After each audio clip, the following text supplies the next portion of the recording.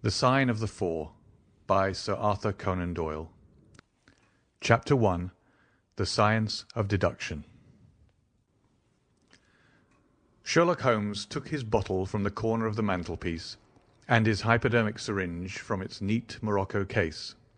With his long, white, nervous fingers he adjusted the delicate needle and rolled back his left shirt cuff. For some little time his eyes rested thoughtfully upon the sinewy forearm and wrist all dotted and scarred with innumerable puncture marks. Finally he thrust the sharp point home, pressed down the tiny piston, and sank back into the velvet-lined armchair with a long sigh of satisfaction. 3 times a day for many months I had witnessed this performance, but custom had not reconciled my mind to it. On the contrary, from day to day I had become more irritable at the sight, and my conscience swelled nightly within me at the thought that I had lacked the courage to protest. Again and again I had registered a vow that I should deliver my soul upon the subject, but there was that in the cool, nonchalant air of my companion which made him the last man with whom one would care to take anything approaching to a liberty. His great powers, his masterly manner, and the experience which I had had of his many extraordinary qualities all made me diffident and backward in crossing him. Yet upon that afternoon, whether it was the bone which I had taken with my lunch, or the additional exasperation produced by the extreme deliberation of his manner, I suddenly felt that I could hold out no longer. "Which is it to-day?" I asked. "Morphine or cocaine?" He raised his eyes languidly from the old black-letter volume which he had opened. "It is cocaine," he said. "A 7% solution. Would you care to try it?" "No, indeed," I answered brusquely. "My constitution has not got over the Afghan campaign yet. I cannot afford to throw any extra strain upon it." He smiled at my vehemence. "Perhaps you are right, Watson," he said. "I suppose that its influence is physically a bad one. I find it, however, so transcendently stimulating and clarifying to the mind that its secondary action is a matter of small moment."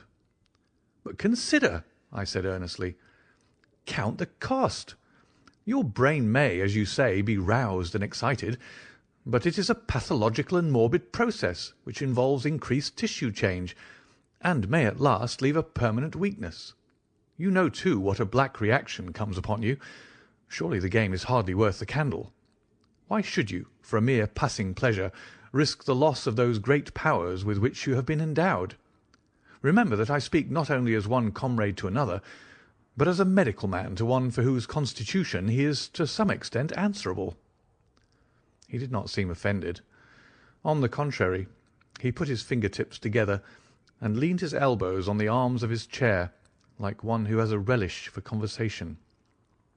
"My mind," he says, "rebels at stagnation. Give me the problems, give me work, give me the most abstruse cryptogram or the most intricate analysis, and I am in my own proper atmosphere. I can dispense then with artificial stimulants, but I abhor the dull routine of existence. I crave for mental exaltation. That is why I have chosen my own particular profession, or rather created it, for I am the only one in the world." "The only unofficial detective?" I said, raising my eyebrows. "The only unofficial consulting detective," he answered. "I am the last and highest court of appeal in detection. When Gregson or Lestrade or Athelney Jones are out of their depths, which, by the way, is their normal state, the matter is laid before me. I examine the data, as an expert, and pronounce a specialist's opinion. I claim no credit in such cases. My name figures in no newspaper. The work itself, the pleasure of finding a field for my peculiar powers, is my highest reward. But you have yourself had some experience of my methods of work in the Jefferson Hope case." "Yes, indeed," said I cordially. "I was never so struck by anything in my life. I even embodied it in a small brochure, with the somewhat fantastic title of A Study in Scarlet. He shook his head sadly. "I glanced over it," said he. "Honestly, I cannot congratulate you upon it. Detection is, or ought to be, an exact science, and should be treated in the same cold and unemotional manner. You have attempted to tinge it with romanticism, which produces much the same effect as if you worked a love story or an elopement into the fifth proposition of Euclid." "But the romance was there," I remonstrated. "I could not tamper with the facts." "Some facts should be suppressed, or at least a just sense of proportion should be observed in treating them.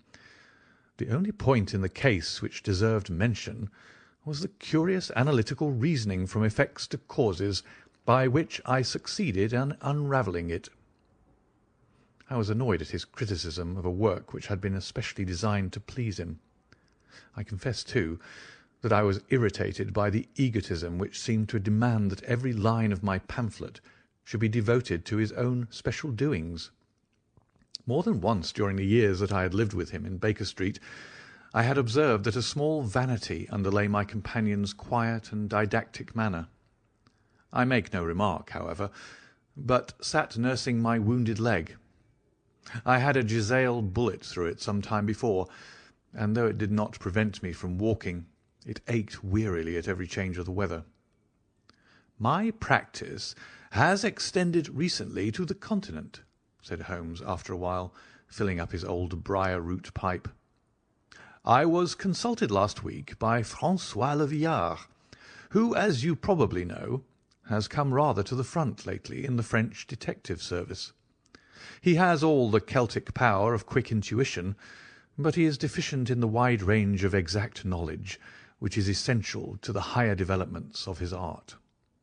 The case was concerned with a will, and possessed some features of interest. I was able to refer him to two parallel cases, the one at Riga in 1857, and the other at St. Louis in 1871, which have suggested to him the true solution. Here is the letter which I had this morning acknowledging my assistance." He tossed over, as he spoke, a crumpled sheet of foreign notepaper. I glanced my eyes down it, catching a profusion of notes of admiration, with stray magnifique, coup de maître, and tour de force, all testifying to the ardent admiration of the Frenchman. "He speaks as a pupil to his master," said I. "Oh, he rates my assistance too highly," said Sherlock Holmes lightly. "He has considerable gifts himself. He possesses two of the three qualities necessary for the ideal detective. He has the power of observation and that of deduction. He is only wanting in knowledge, and that may come in time. He is now translating my small works into French." "Your works?" "Oh, didn't you know?" he cried, laughing. "Ha! Yes, I have been guilty of several monographs. They are all upon technical subjects. Here, for example, is one upon the distinction between the ashes of the various tobaccos. In it I enumerate 140 forms of cigar, cigarette, and pipe tobacco, with coloured plates illustrating the difference in the ash. It is a point which is continually turning up in criminal trials, and which is sometimes of supreme importance as a clue.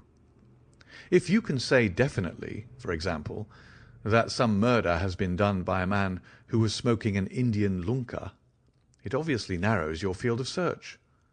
To the trained eye there is as much difference between the black ash of a trichinopoly and the white fluff of bird's eye as there is between a cabbage and a potato. "You have an extraordinary genius for minutiae," I remarked. "I appreciate their importance. Here is my monograph upon the tracing of footsteps, with some remarks upon the uses of plaster of Paris as a preserver of impresses. Here, too, is a curious little work upon the influence of a trade upon the form of the hand, with lithotypes of the hands of slaters, sailors, cork-cutters, compositors, weavers, and diamond polishers. That is a matter of great practical interest to the scientific detective, especially in cases of unclaimed bodies, or in discovering the antecedents of criminals. But I weary you with my hobby." "Not at all," I answered earnestly. "It is of the greatest interest to me, especially since I have had the opportunity of observing your practical application of it. But you spoke just now of observation and deduction. Surely the one to some extent implies the other?" "Why, hardly," he answered, leaning back luxuriously in his armchair and sending up thick blue wreaths from his pipe. "For example, observation shows me that you have been to the Wigmore Street post office this morning, but deduction lets me know that when there you dispatched a telegram." "Right," said I. "Right on both points. But I confess that I don't see how you arrived at it. It was a sudden impulse on my part, and I have mentioned it to no one." "It is simplicity itself," he remarked, chuckling at my surprise. "So absurdly simple that an explanation is superfluous. And yet it may serve to define the limits of observation and of deduction. Observation tells me that you have a little reddish mould adhering to your instep. Just opposite the Seymour Street office they have taken up the pavement and thrown up some earth which lies in such a way that it is difficult to avoid treading in it in entering. The earth is of this peculiar reddish tint, which is found, as far as I know, nowhere else in the neighbourhood. So much is observation. The rest is deduction." "How, then, did you deduce the telegram?" "Why, of course I knew that you had not written a letter, since I sat opposite to you all morning. I see also in your open desk there that you have a sheet of stamps and a thick bundle of postcards.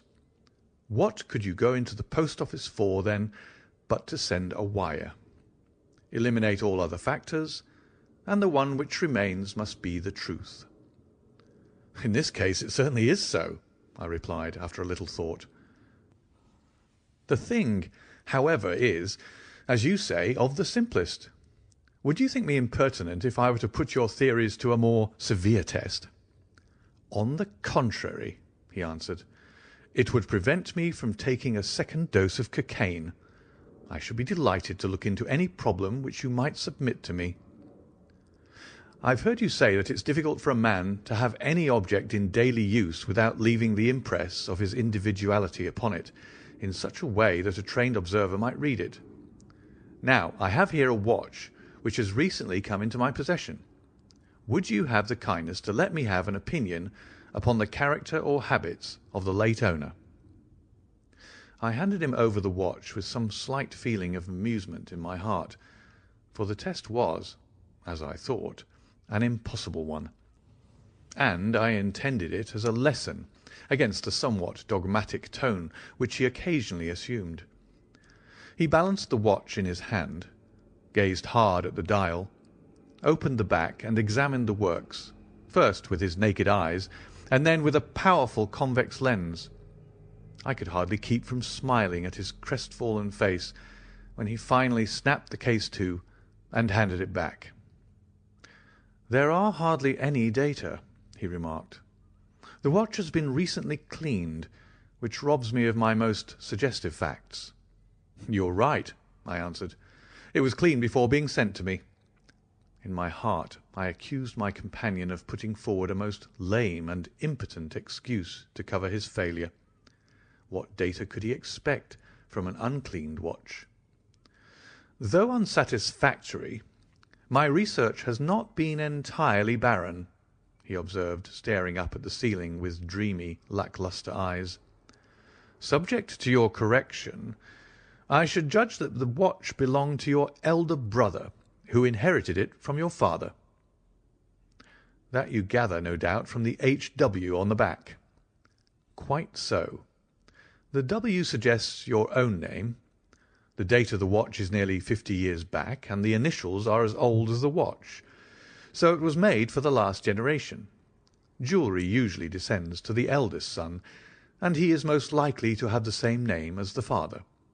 Your father has, if I remember right, been dead many years. It has therefore been in the hands of your eldest brother." "Right so far," said I. "Anything else?" "He was a man of untidy habits, very untidy and careless. He was left with good prospects, but he threw away his chances, lived for some time in poverty with occasional short intervals of prosperity, and finally, taking to drink, he died. That is all I can gather." I sprang from my chair and limped impatiently about the room with considerable bitterness in my heart. "This is unworthy of you, Holmes," I said. "I could not have believed that you would have descended to this. You have made inquiries into the history of my unhappy brother, and you now pretend to deduce this knowledge in some fanciful way. You cannot expect me to believe that you've read all this from his old watch. It is unkind, and, to speak plainly, has a touch of charlatanism in it."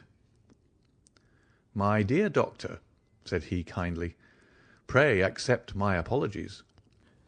Viewing the matter as an abstract problem, I had forgotten how personal and painful a thing it might be to you. I assure you, however, that I never even knew that you had a brother until you handed me the watch." "Then how in the name of all that is wonderful did you get these facts? They're absolutely correct in every particular." "Ah, that is good luck. I could only say what was the balance of probability. I did not at all expect to be so accurate." "But it was not mere guesswork." No, I never guess. It is a shocking habit, destructive to the logical faculty. What seems strange to you is only so because you do not follow my train of thought, or observe the small facts upon which large inferences may depend. For example, I began by stating that your brother was careless. When you observe the lower part of that watch-case, you notice that it is not only dinted in 2 places, but it is cut and marked all over from the habit of keeping other hard objects, such as keys or coins, in the same pocket. Surely it is no great feat to assume that a man who treats a 50-guinea watch so cavalierly must be a careless man. Neither is it a very far-fetched inference that a man who inherits one article of such value is pretty well provided for in other respects."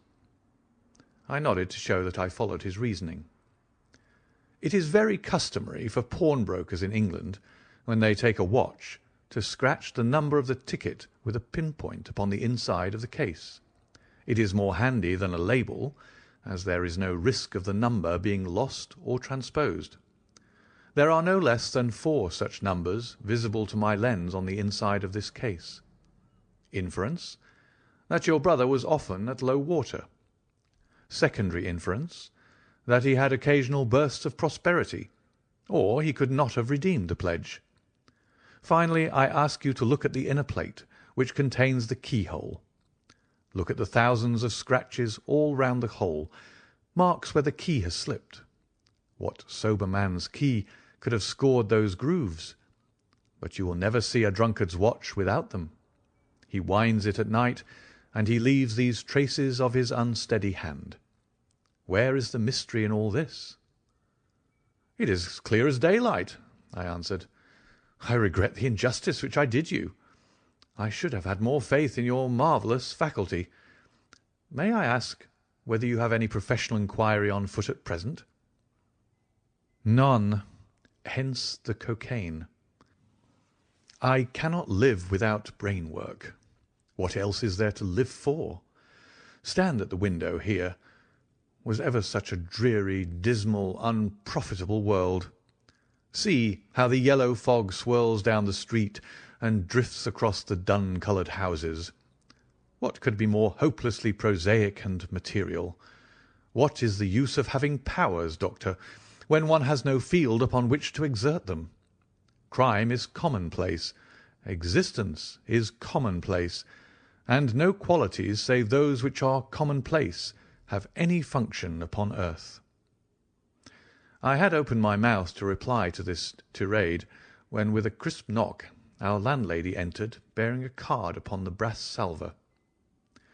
"A young lady for you, sir," she said, addressing my companion. "Miss Mary Morstan," he read. I have no recollection of the name. Ask the young lady to step up, Mrs. Hudson. Don't go, Doctor. I should prefer that you remain. End of Chapter 1.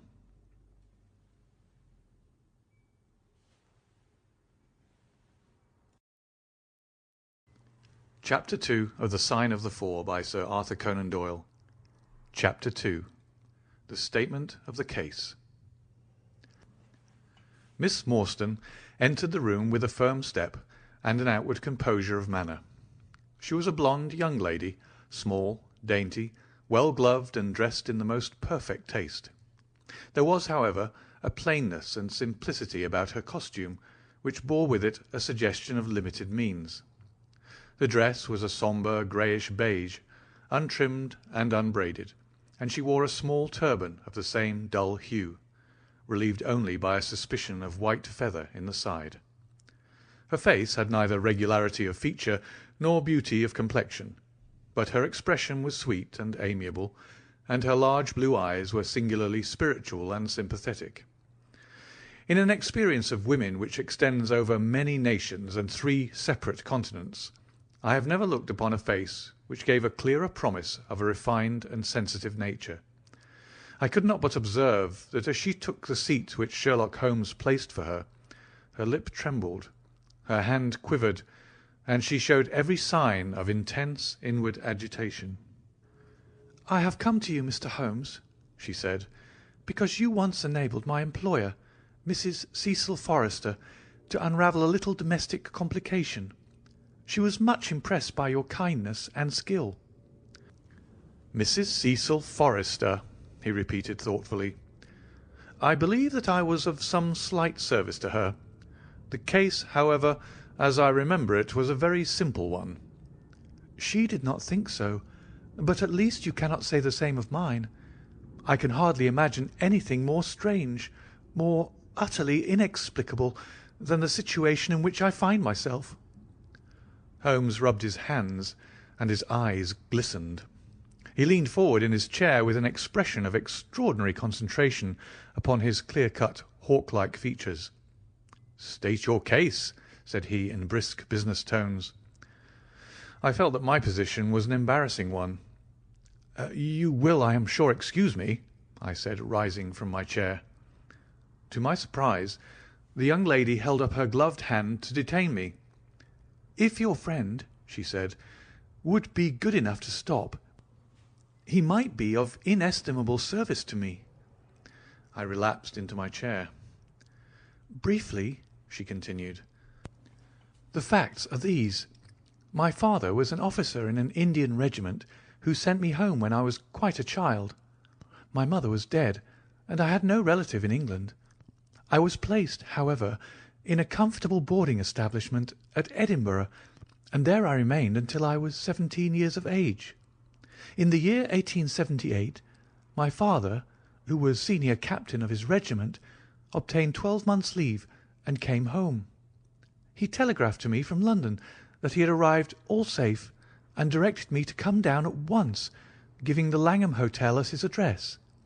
His message, as I remember, was full of kindness and love. On reaching London, I drove to the Langham, and was informed that Captain Morstan was staying there, but that he had gone out the night before and had not yet returned. I waited all day without news of him. That night, on the advice of the manager of the hotel, I communicated with the police, and next morning we advertised in all the papers. Our inquiries led to no result, and from that day to this no word has ever been heard of my unfortunate father. He came home with his heart full of hope, to find some peace, some comfort, and instead—" She put her hand to her throat, and a choking sob cut short the sentence. "The date?" asked Holmes, opening his notebook. He disappeared upon the 3rd of December, 1878, nearly 10 years ago." "His luggage?" "Remained at the hotel. There was nothing in it to suggest a clue. Some clothes, some books, and a considerable number of curiosities from the Andaman Islands. He had been one of the officers in charge of the convict guard there." "Had he any friends in town?" "Only one that we know of, Major Sholto, of his own regiment, the 34th Bombay Infantry. The Major had retired some little time before, and lived at Upper Norwood.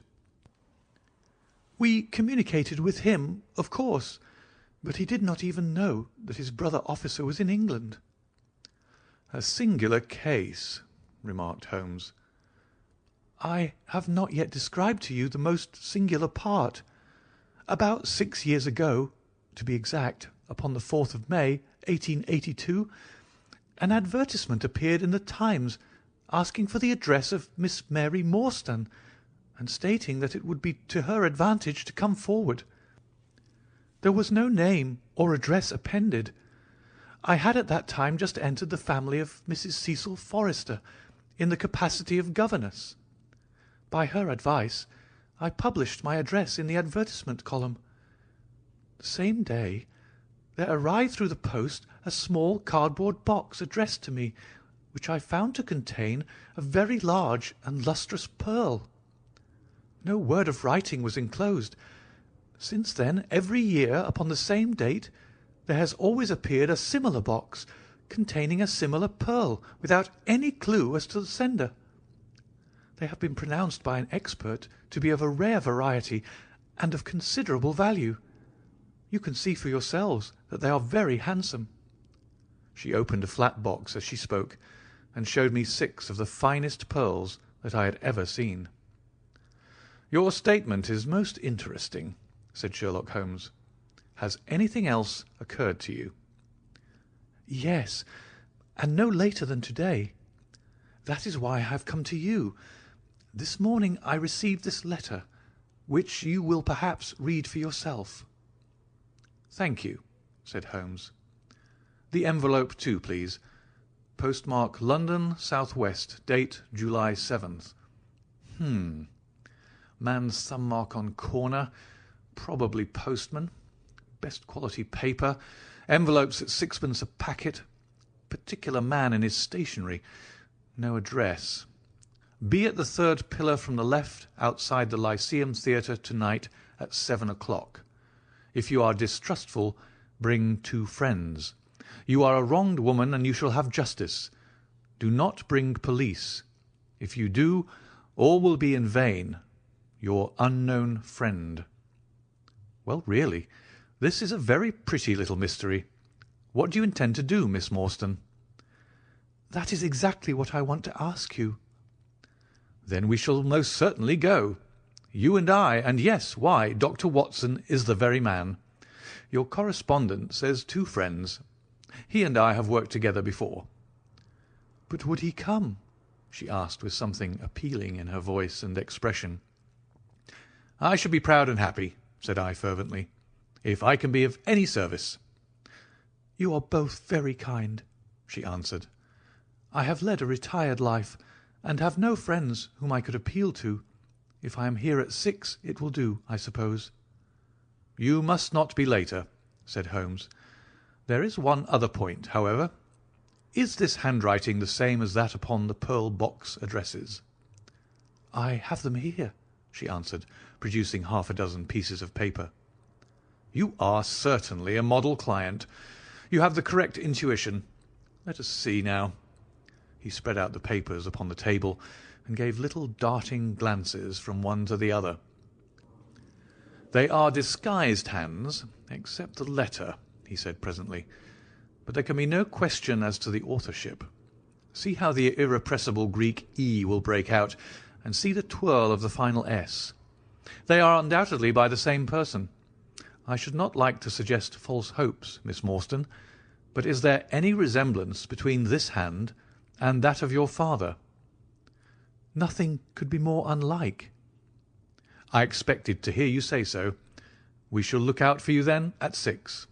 Pray allow me to keep the papers. I may look into the matter before then. It is only 3:30. Au revoir, then." "Au revoir," said our visitor, and with a bright, kindly glance from one to the other of us, she replaced her pearl box in her bosom and hurried away.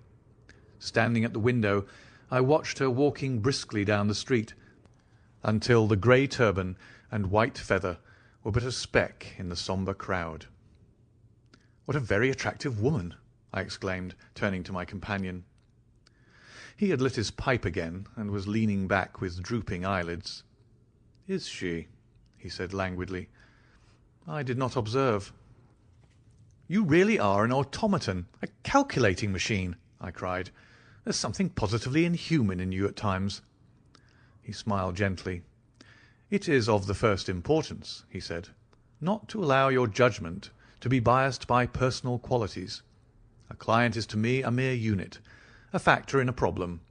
The emotional qualities are antagonistic to clear reasoning. I assure you that the most winning woman I ever knew was hanged for poisoning 3 little children for their insurance money, and the most repellent man of my acquaintance is a philanthropist who has spent nearly £250,000 upon the London poor. In this case, however, I never make exceptions. An exception disproves the rule. Have you ever had occasion to study character in handwriting? What do you make of this fellow's scribble?" "It is legible and regular," I answered. "A man of business habits and some force of character." Holmes shook his head. "Look at his long letters," he said. "They hardly rise above the common herd. That D might be an A, and that L an E. Men of character always differentiate their long letters, however illegibly they may write. There is vacillation in his Ks, and self-esteem in his capitals. I am going out now. I have some few references to make. Let me recommend this book, one of the most remarkable ever penned. It is Winwood Reade's Martyrdom of Man. I shall be back in an hour." I sat in the window with the volume in my hand, but my thoughts were far from the daring speculations of the writer.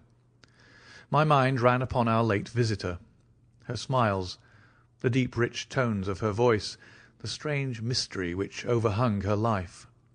If she was 17 at the time of her father's disappearance, she must be 27 now, a sweet age when youth has lost its self-consciousness and become a little sobered by experience. So I sat and mused until such dangerous thoughts came into my head that I hurried away to my desk and plunged furiously into the latest treatise upon pathology. What was I, an army surgeon with a weak leg and a weaker banking account, that I should dare to think of such things? She was a unit, a factor, nothing more. If my future were black, it was better surely to face it like a man than to attempt to brighten it by mere will-o'-the-wisps of the imagination. End of chapter 2.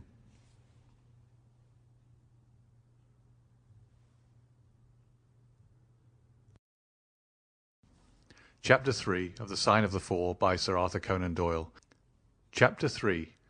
In Quest of a Solution. It was 5:30 before Holmes returned. He was bright, eager, and in excellent spirits, a mood which in his case alternated with fits of the blackest depression. "There is no great mystery in this matter," he said, taking the cup of tea which I had poured out for him. "The facts appear to admit of only one explanation." "What, you've solved it already?" "Well, that would be too much to say. I have discovered a suggestive fact, that is all. It is, however, very suggestive. The details are still to be added. I have just found, on consulting the back files of the Times, that Major Sholto, of Upper Norwood, late of the 34th Bombay Infantry, died upon the 28th of April, 1882. I may be very obtuse, Holmes, but I fail to see what this suggests." "No? You surprise me. Look at it in this way, then. Captain Morstan disappears. The only person in London whom he could have visited is Major Sholto. Major Sholto denies having heard that he was in London. 4 years later, Sholto dies. Within a week of his death, Captain Morstan's daughter receives a valuable present, which is repeated from year to year, and now culminates in a letter which describes her as a wronged woman. What wrong can it refer to except this deprivation of her father? And why should the presents begin immediately after Sholto's death, unless it is that Sholto's heir knows something of the mystery and desires to make compensation? Have you any alternative theory which will meet the facts? But what a strange compensation! And how strangely made! Why, too, should he write a letter now, rather than 6 years ago? Again, the letter speaks of giving her justice. What justice can she have? It is too much to suppose that her father is still alive. There is no other injustice in her case that you know of. There are difficulties. There are certainly difficulties, said Sherlock Holmes pensively. But our expedition of tonight will solve them all. Ah, here is a four-wheeler, and Miss Morstan is inside. Are you all ready? Then we had better go down, for it is a little past the hour. I picked up my hat and my heaviest stick, but I observed that Holmes took his revolver from his drawer and slipped it into his pocket. It was clear that he thought that our night's work might be a serious one. Miss Morstan was muffled in a dark cloak, and her sensitive face was composed but pale. She must have been more than woman if she did not feel some uneasiness at the strange enterprise upon which we were embarking, yet her self-control was perfect, and she readily answered the few additional questions which Sherlock Holmes put to her. "Major Sholto was a very particular friend of papa's," she said. "His letters were full of allusions to the Major. He and papa were in command of the troops at the Andaman Islands, so they were thrown a great deal together. By the way, a curious paper was found in papa's desk which no one could understand. I don't suppose that it is of the slightest importance, but I thought you might care to see it, so I brought it with me. It is here." Holmes unfolded the paper carefully and smoothed it out upon his knee. He then very methodically examined it all over with his double lens. "It is paper of native Indian manufacture," he remarked. "It has at some time been pinned to a board. The diagram upon it appears to be a plan of part of a large building with numerous halls, corridors, and passages. At one point is a small cross done in red ink, and above it is a 337 from left in faded pencil writing. In the left-hand corner is a curious hieroglyphic like 4 crosses in a line with their arms touching. Beside it is written in very rough and coarse characters the sign of the 4, Jonathan Small, Mahomet Singh, Abdullah Khan, Dost Akbar. No, I confess that I do not see how this bears upon the matter, yet it is evidently a document of importance. It has been kept carefully in a pocket-book, for the one side is as clean as the other." "It was in this pocket-book that we found it." "Preserve it carefully, then, Miss Morstan, for it may prove to be of use to us. I begin to suspect that this matter may turn out to be much deeper and more subtle than I at first supposed.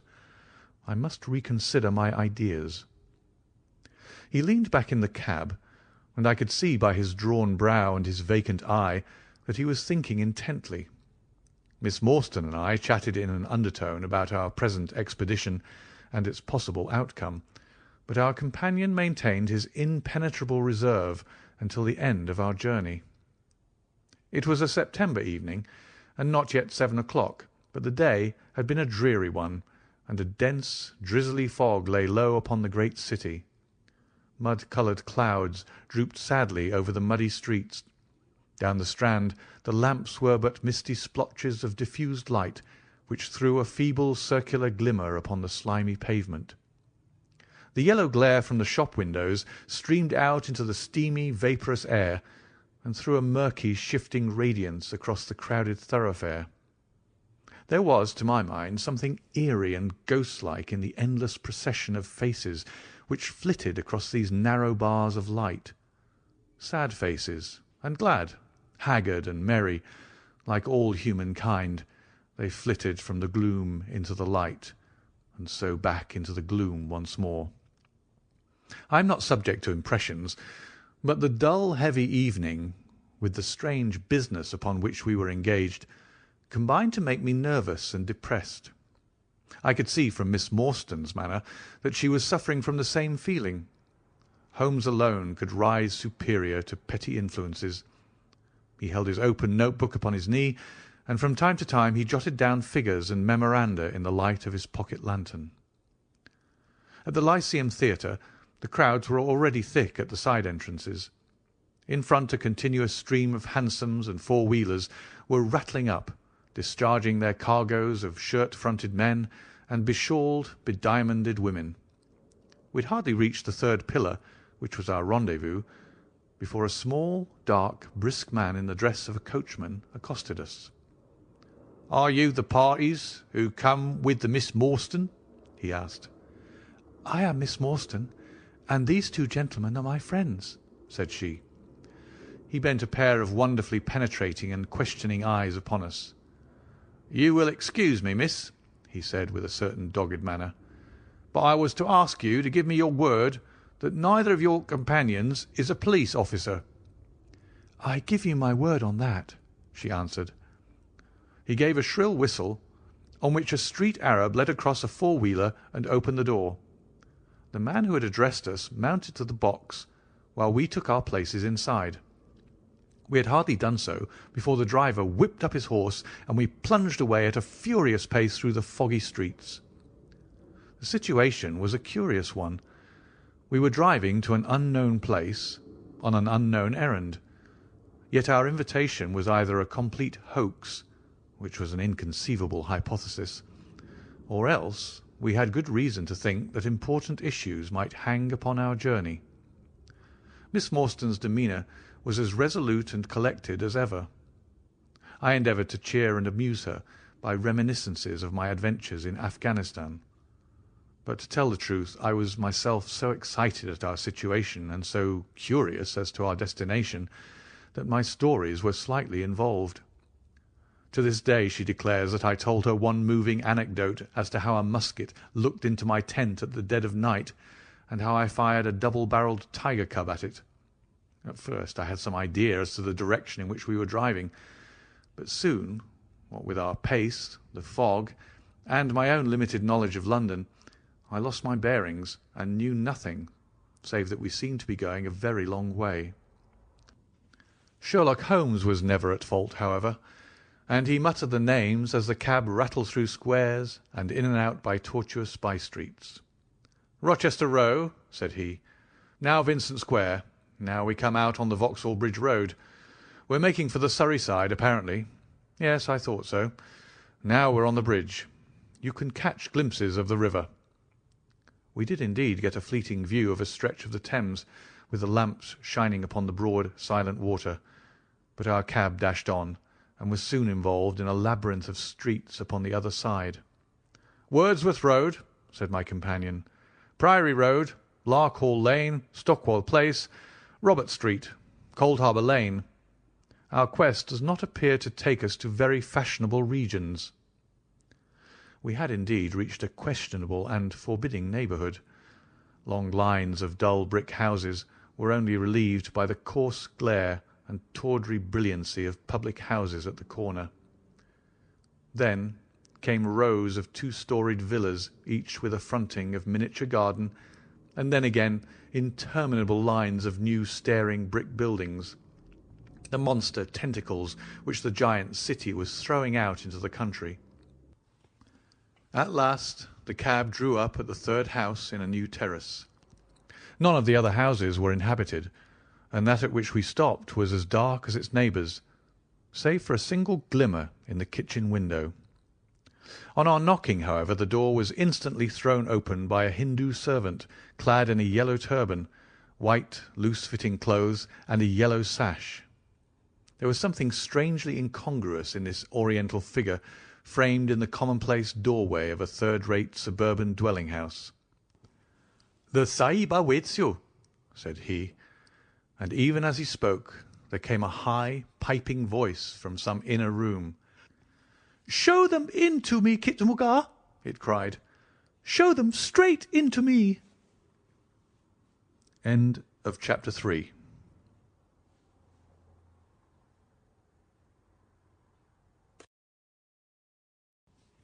Chapter 4 of The Sign of the Four by Sir Arthur Conan Doyle.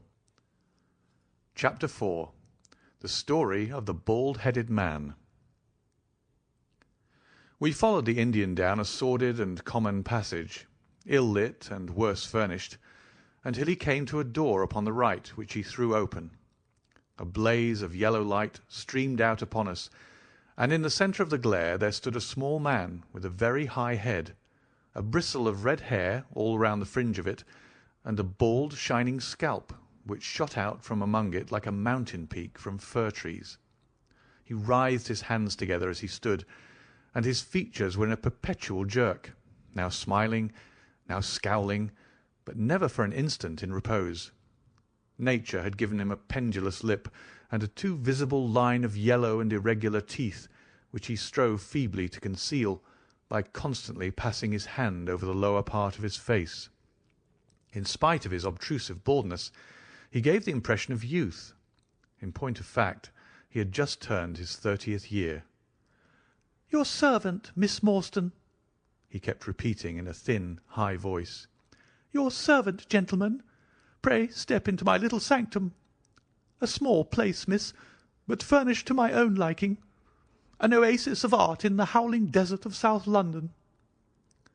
We were all astonished by the appearance of the apartment into which he invited us. In that sorry house it looked as out of place as a diamond of the first water in a setting of brass. The richest and glossiest of curtains and tapestries draped the walls, looped back here and there to expose some richly mounted painting or oriental vase. The carpet was of amber and black, so soft and so thick that the foot sank pleasantly into it, as into a bed of moss.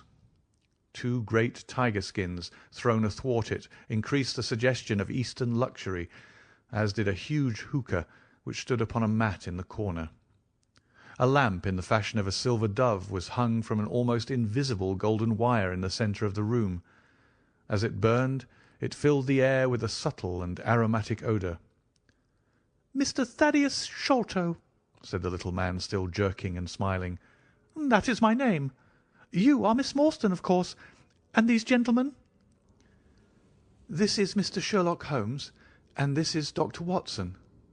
"Ah, doctor, hey?" cried he, much excited. "Have you your stethoscope? Might I ask you, would you have the kindness? I have grave doubts as to my mitral valve. If you would be so very good. The aortic I may rely upon, but I should value your opinion upon the mitral."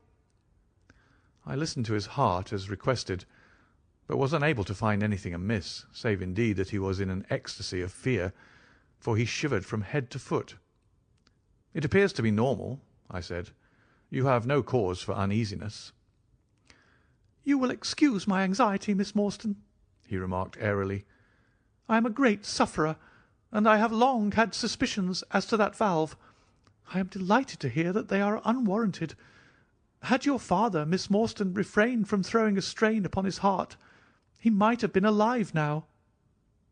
I could have struck the man across the face, so hot was I at this callous and off-hand reference to so delicate a matter. Miss Morstan sat down, and her face grew white to the lips. "I knew in my heart that he was dead," said she.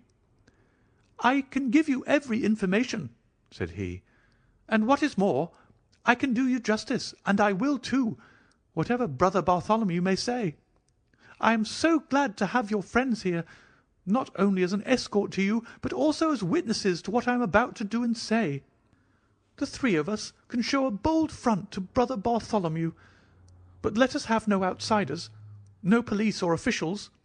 We can settle everything satisfactorily among ourselves, without any interference. Nothing would annoy Brother Bartholomew more than any publicity." He sat down upon a low settee, and blinked at us inquiringly with his weak, watery blue eyes. "For my part," said Holmes, "whatever you may choose to say will go no further." I nodded to show my agreement. "That is well, said he. "May I offer you a glass of Chianti, Miss Morstan, or of Tokay? I keep no other wines. Shall I open a flask? No? Well, then I trust that you have no objection to tobacco smoke. to the mild balsamic odour of the Eastern tobacco. I am a little nervous, and I find my hookah an invaluable sedative." He applied a taper to the great bowl, and the smoke bubbled merrily through the rose-water. We sat all three in a semicircle with our heads advanced and our chins upon our hands, while the strange, jerky little fellow, with his high, shining head, puffed uneasily in the centre. "When I first determined to make this communication to you," said he, "I might have given you my address, but I feared that you might disregard my request and bring unpleasant people with you. I took the liberty, therefore, of making an appointment in such a way that my man Williams might be able to see you first. I have complete confidence in his discretion, and he had orders, if he were dissatisfied, to proceed no further in the matter. You will excuse these precautions, but I am a man of somewhat retiring, and I might even say refined tastes, and there is nothing more unaesthetic than a policeman. I have a natural shrinking from all forms of rough materialism. I seldom come in contact with the rough crowd. I live, as you see, with some little atmosphere of elegance around me. I may call myself a patron of the arts. It is my weakness. The landscape is a genuine Corot, and though a connoisseur might perhaps throw a doubt upon that Salvator Rosa, there cannot be the least question about the Bouguereau. I am partial to the modern French school." "You will excuse me, Mr. Sholto," said Miss Morstan, "but I am here at your request to learn something which you desire to tell me. It is very late, and I should desire the interview to be as short as possible." "At the best it must take some time," he answered, "for we shall certainly have to go to Norwood and see Brother Bartholomew. We shall all go and try if we can get the better of Brother Bartholomew. He is very angry with me for taking the course which has seemed right to me. I had quite high words with him last night. You cannot imagine what a terrible fellow he is when he's angry." "If we're to go to Norwood, it would perhaps be as well to start at once," I ventured to remark. He laughed until his ears were quite red. "That would hardly do," he cried. "I don't know what he would say if I brought you in that sudden way. No, I must prepare you by showing you how we all stand to each other. In the first place, I must tell you that there are several points in the story of which I am myself ignorant. I can only lay the facts before you as far as I know them myself. My father was, as you may have guessed, Major John Sholto, once of the Indian Army. He retired some 11 years ago and came to live at Pondicherry Lodge in Upper Norwood. He had prospered in India and brought back with him a considerable sum of money, a large collection of valuable curiosities, and a staff of native servants. With these advantages he bought himself a house, and lived in great luxury. My twin brother Bartholomew and I were the only children. I very well remember the sensation which was caused by the disappearance of Captain Morstan. We read the details in the papers, and, knowing that he had been a friend of our father's, we discussed the case freely in his presence. He used to join in our speculations as to what could have happened. Never for an instant did we suspect that he had the whole secret hidden in his own breast, that of all men he alone knew the fate of Arthur Morstan.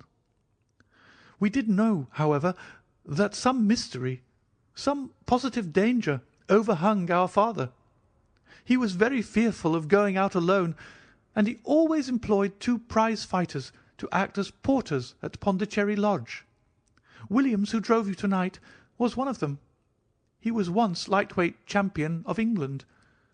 Our father would never tell us what it was he feared, but he had a most marked aversion to men with wooden legs. On one occasion he actually fired his revolver at a wooden-legged man, who proved to be a harmless tradesman canvassing for orders. We had to pay a large sum to hush the matter up. My brother and I used to think this is a mere whim of my father's, but events have since led us to change our opinion. Early in 1882 my father received a letter from India, which was a great shock to him.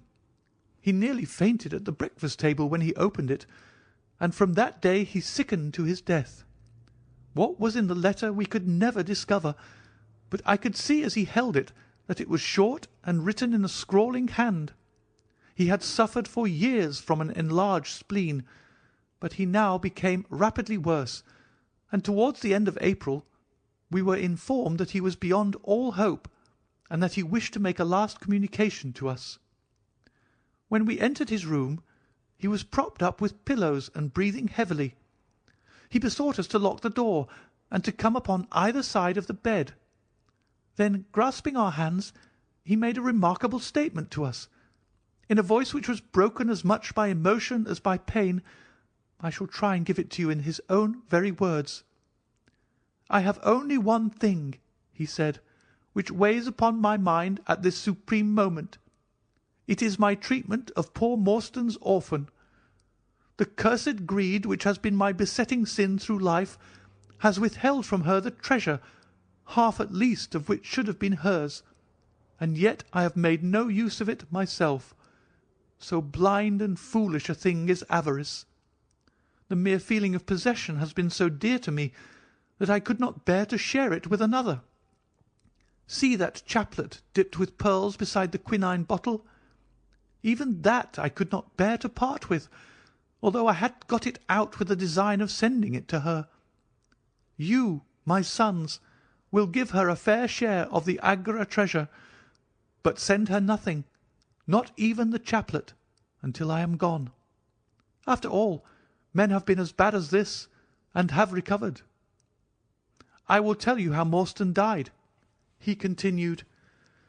"He had suffered for years from a weak heart, but he concealed it from everyone. I alone knew it.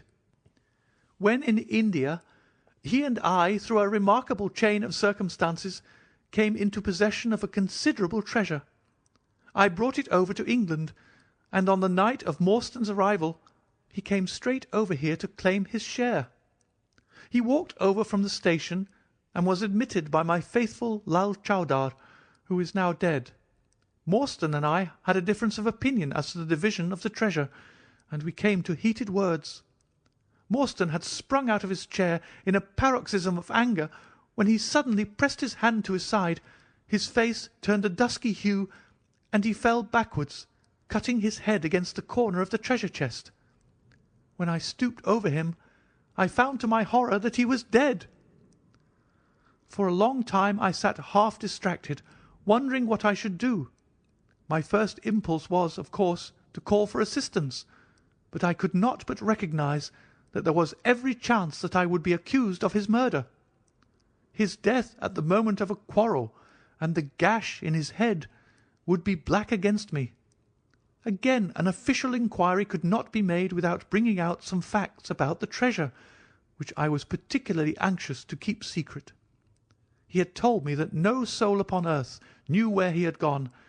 There seemed to be no necessity why any soul ever should know. I was still pondering over the matter, when, looking up, I saw my servant Lal Chowdar in the doorway. He stole in and bolted the door behind him. "Do not fear, Sahib," he said. "No one need know that you have killed him. Let us hide him away, and who is the wiser?"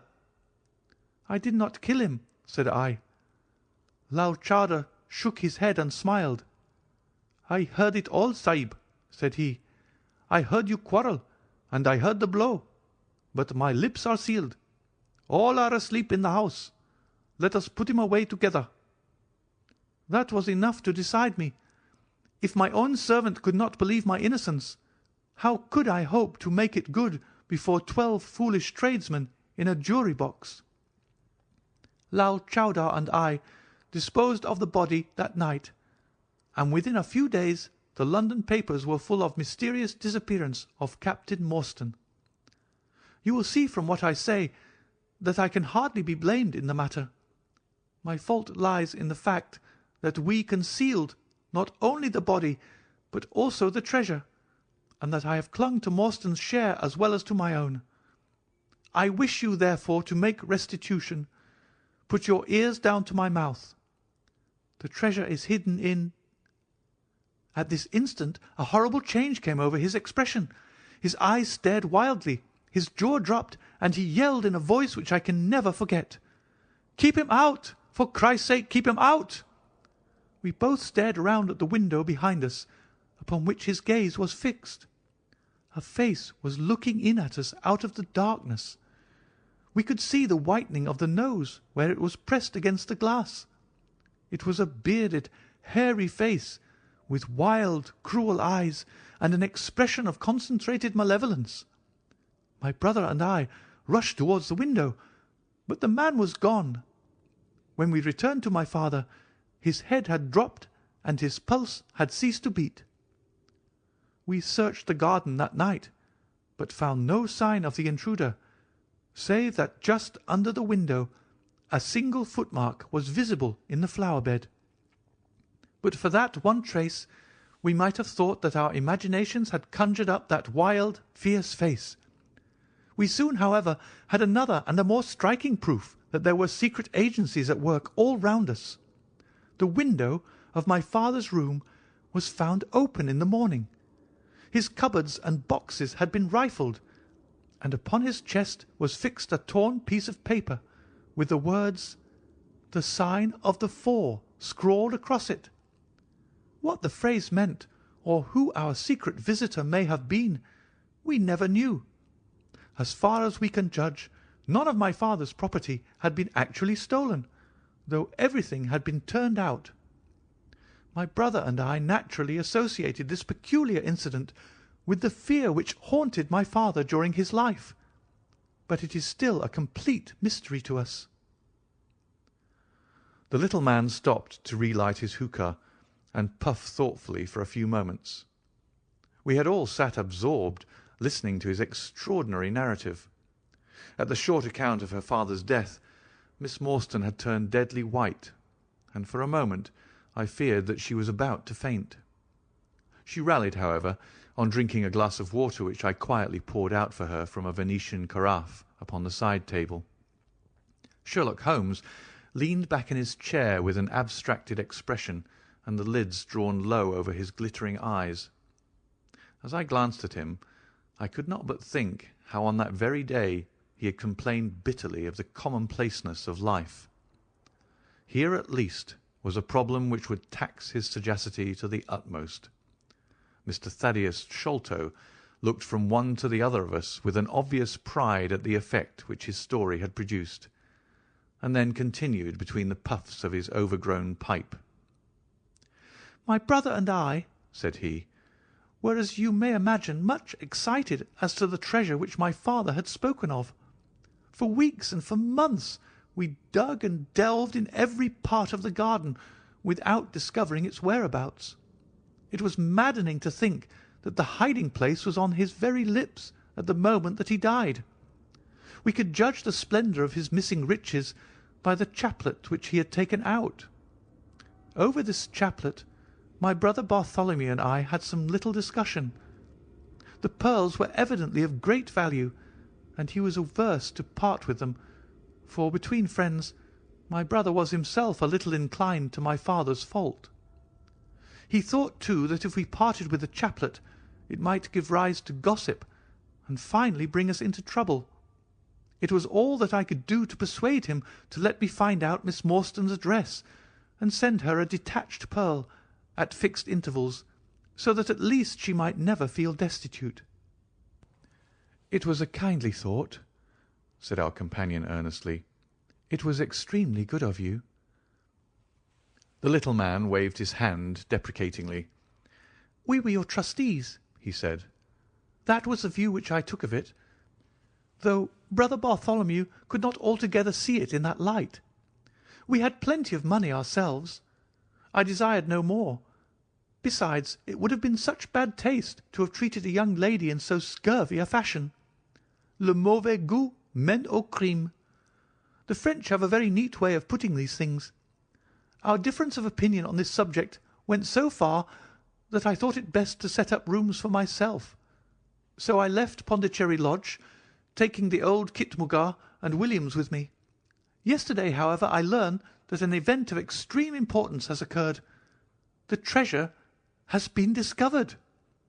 I instantly communicated with Miss Morstan, and it only remains for us to drive out to Norwood and demand our share. I explained my views last night to Brother Bartholomew, so we shall be expected, if not welcome, visitors." Mr. Thaddeus Sholto ceased, and sat twitching on his luxurious settee. We all remained silent, with our thoughts upon the new development which the mysterious business had taken. Holmes was the first to spring to his feet. "You have done well, sir, from first to last," said he. "It is possible that we may be able to make you some small return by throwing some light upon that which is still dark to you.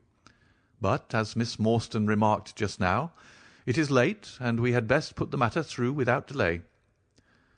Our new acquaintance very deliberately coiled up the tube of his hookah, and produced from behind a curtain a very long, befrogged top-coat, with astrakhan collar and cuffs. This he buttoned tightly up in spite of the extreme closeness of the night, and finished his attire by putting on a rabbit-skin cap with hanging lappets which covered the ears, so that no part of him was visible save his mobile and peaky face. "My health is somewhat fragile," he remarked, as he led the way down the passage. "I am compelled to be a valetudinarian." Our cab was awaiting us outside, and our programme was evidently prearranged, for the driver started off at once at a rapid pace. Thaddeus Sholto talked incessantly, in a voice which rose high above the rattle of the wheels. "Bartholomew is a clever fellow," said he. "How do you think he found out where the treasure was? He had come to the conclusion that it was somewhere indoors. So he worked out all the cubic space of the house and made measurements everywhere, so that not 1 inch should be unaccounted for.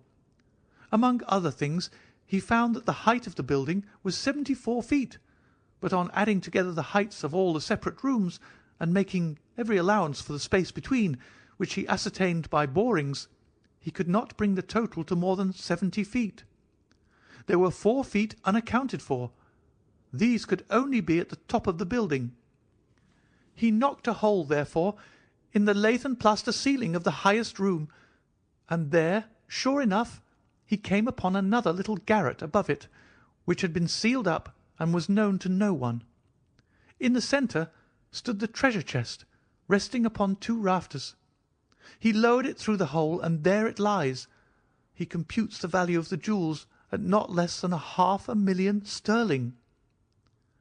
At the mention of this gigantic sum we all stared at one another open-eyed. Miss Morstan, could we secure her rights, would change from a needy governess to the richest heiress in England.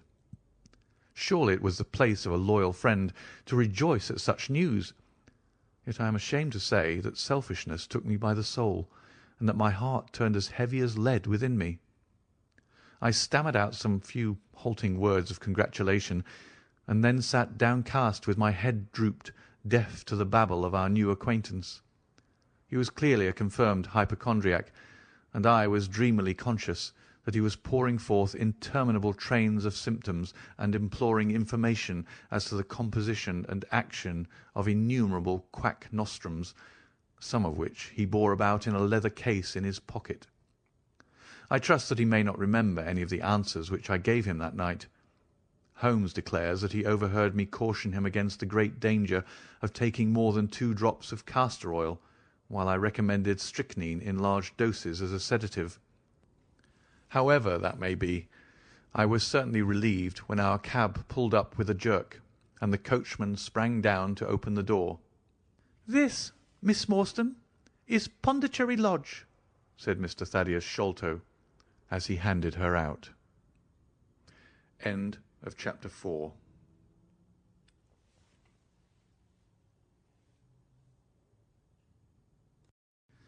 Chapter 5 of The Sign of the Four by Sir Arthur Conan Doyle. Chapter 5. The Tragedy of Pondicherry Lodge. It was nearly 11 o'clock when we reached this final stage of our night's adventures. We had left the damp fog of the great city behind us, and the night was fairly fine. A warm wind blew from the westward, and heavy clouds moved slowly across the sky, with half a moon peeping occasionally through the rifts.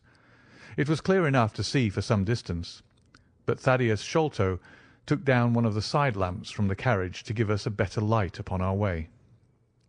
Pondicherry Lodge stood in its own grounds, and was girt round with a very high stone wall topped with broken glass. A single, narrow, iron-clamped door formed the only means of entrance. On this our guide knocked with a peculiar postman-like rat-tat. "Who is there?" cried a gruff voice from within. "It is I, McMurdo. You surely know my knock by this time." There was a grumbling sound and a clanking and jarring of keys. The door swung heavily back, and a short, deep-chested man stood in the opening, with the yellow light of the lantern shining upon his protruded face and twinkling, distrustful eyes. "That you, Mr. Thaddeus? But who are the others? I had no orders about them from the master." "No, McMurdo. You surprise me. I told my brother last night that I should bring some friends." "He ain't been out his room to-day, Mr. Thaddeus, and I have no orders. You know very well that I must stick to regulations. I can let you in, but your friends must just stop where they are." This was an unexpected obstacle. Thaddeus Sholto looked about him in a perplexed and helpless manner. "This is too bad of you, McMurdo," he said. "If I guarantee them, that is enough for you. There is the young lady, too. She cannot wait on the public road at this hour." "Very sorry, Mr. Thaddeus," said the porter inexorably. "Folk may be friends of yours, and yet no friends of the master's. He pays me well to do my duty, and my duty I'll do. I don't know none of your friends." "Oh, yes, you do, McMurdo," cried Sherlock Holmes genially. "I don't think you can have forgotten me. Don't you remember the amateur who fought 3 rounds with you at Alison's rooms on the night of your benefit tour years back?" "Not Mr. Sherlock Holmes!" roared the prize-fighter. "God's truth, how could I have mistook you? If instead of standing there so quiet you just stepped up and given me that cross hit of yours under the jaw, I'd have known you without question. Ah, you're one that has wasted your gifts, you have. You might have aimed high if you'd joined the fancy." "You see, Watson, if all else fails me, I have still one of the scientific professions open to me," said Holmes, laughing. "Our friend won't keep us out in the cold now, I am sure." "In you come, sir, in you come. You and your friends," he answered. "Very sorry, Mr. Thaddeus, but orders are very strict. Had to be certain of your friends before I let 'em in." Inside, a gravel path wound through desolate grounds to a huge clump of a house, square and prosaic, all plunged in shadow save where a moonbeam struck one corner and glimmered in a garret window. The vast size of the building, with its gloom and its deathly silence, struck a chill to the heart. Even Thaddeus Sholto seemed ill at ease, and the lantern quivered and rattled in his hand. "I cannot understand it," he said. "There must be some mistake. I distinctly told Bartholomew that we should be here, and yet there is no light in his window. I do not know what to make of it." "Does he always guard the premises in this way?" asked Holmes. "Yes. He has followed my father's custom. He was the favourite son, you know, and I sometimes think that my father may have told him more than he ever told me. That is Bartholomew's window up there, where the moonshine strikes. It is quite bright, but there is no light from within, I think." "None," said Holmes, "but I see the glint of light in that little window beside the door." "Ah, that is the housekeeper's room. That is where old Mrs. Bernstone sits. She can tell us all about it. But perhaps you would not mind waiting here for a minute or two, for if we all go in together and she has no word of our coming, she may be alarmed. But hush! What is that?" He held up the lantern, and his hand shook until the circles of light flickered and wavered all around us. Miss Morstan seized my wrist, and we all stood with thumping hearts, straining our ears. From the great black house there sounded through the silent night the saddest and most pitiful of sounds, the shrill, broken whimpering of a frightened woman. "It is Mrs. Bernstone," said Sholto. "She is the only woman in the house. Wait here. I shall be back in a moment." He hurried for the door and knocked in his peculiar way. We could see a tall old woman admit him, and sway with pleasure at the very sight of him. "Oh, Mr. Thaddeus, sir, I'm so glad you've come. I am so glad you've come, Mr. Thaddeus, sir." We heard her reiterated rejoicings until the door was closed and her voice died away into a muffled monotone. Our guide had left us the lantern. Holmes swung it slowly round and peered keenly at the house and at the great rubbish heaps which cumbered the grounds. Miss Morstan and I stood together, and her hand was in mine. A wondrous subtle thing is love, for here we were, two who had never seen each other before that day, between whom no word or even look of affection had ever passed, and yet now, in an hour of trouble, our hands instinctively sought for each other. I have marvelled at it since, but at the time it seemed the most natural thing that I should go out to her so, and, as she has often told me, there was in her also the instinct to turn to me for comfort and protection. So we stood hand in hand like two children, and there was peace in our hearts for all the dark things that surrounded us. "What a strange place," she said, looking round. "It looks as though all the moles in England have been let loose in it. I've seen something of the sort on the side of a hill near Ballarat, where the prospectors have been at work." "And from the same cause," said Holmes. "These are the traces of the treasure-seekers. You must remember that they were 6 years looking for it. No wonder that the grounds look like a gravel pit."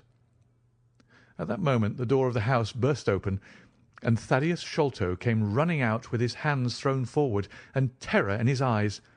"There is something amiss with Bartholomew," he cried. "I am frightened. My nerves cannot stand it." He was indeed half blubbering with fear, and his twitching, feeble face, peeping out from the great Astrakhan collar, had the helpless, appealing expression of a terrified child. "Come into the house," said Holmes in his crisp, firm way. "Yes, do," pleaded Thaddeus Sholto. "I really do not feel equal to giving directions." We all followed him into the housekeeper's room, which stood upon the left-hand side of the passage. The old woman was pacing up and down with a scared look and restless, picking fingers, but the sight of Miss Morstan appeared to have a soothing effect upon her. "God bless your sweet, calm face," she cried with an hysterical sob. "It does me good to see you. Oh, but I have been sorely tried this day." Our companion patted her thin, work-worn hand and murmured some few words of kindly, womanly comfort, which brought the colour back into the other's bloodless cheeks. "Master has locked himself in, and will not answer me," she explained. "All day I've waited to hear from him, for he often likes to be alone, but an hour ago I feared that something was amiss, so I went up and peeped through the keyhole. You must go up, Mr. Thaddeus. You must go up and look for yourself. I've seen Mr. Bartholomew Sholto in joy and in sorrow for 10 long years, but I never saw him with such a face on him as that." Sherlock Holmes took the lamp and led the way, for Thaddeus Sholto's teeth were chattering in his head. So shaken was he that I had to pass my hand under his arm as we went up the stairs, for his knees were trembling under him. Twice as we ascended, Holmes whipped his lens out of his pocket and carefully examined marks which appeared to me to be mere shapeless smudges of dust upon the cocoa-nut matting which served as a stair carpet. He walked slowly from step to step, holding the lamp and shooting keen glances to right and left. Miss Morstan had remained behind with the frightened housekeeper. The third flight of stairs ended in a straight passage of some length, with a great picture in Indian tapestry upon the right of it, and 3 doors upon the left. Holmes advanced along it in the same slow and methodical way, while we kept close at his heels, with our long black shadows streaming backwards down the corridor. The third door was that which we were seeking. Holmes knocked without receiving any answer, and then tried to turn the handle and force it open. It was locked on the inside, however, and by a broad and powerful bolt, as we could see when we set our lamp up against it. The key being turned, however, the hole was not entirely closed. Sherlock Holmes bent down to it and instantly rose again with a sharp intaking of the breath. "There is something devilish in this, Watson," said he, more moved than I had ever before seen him. "What do you make of it?" I stooped to the hole and recoiled in horror. Moonlight was streaming into the room, and it was bright with a vague and shifty radiance.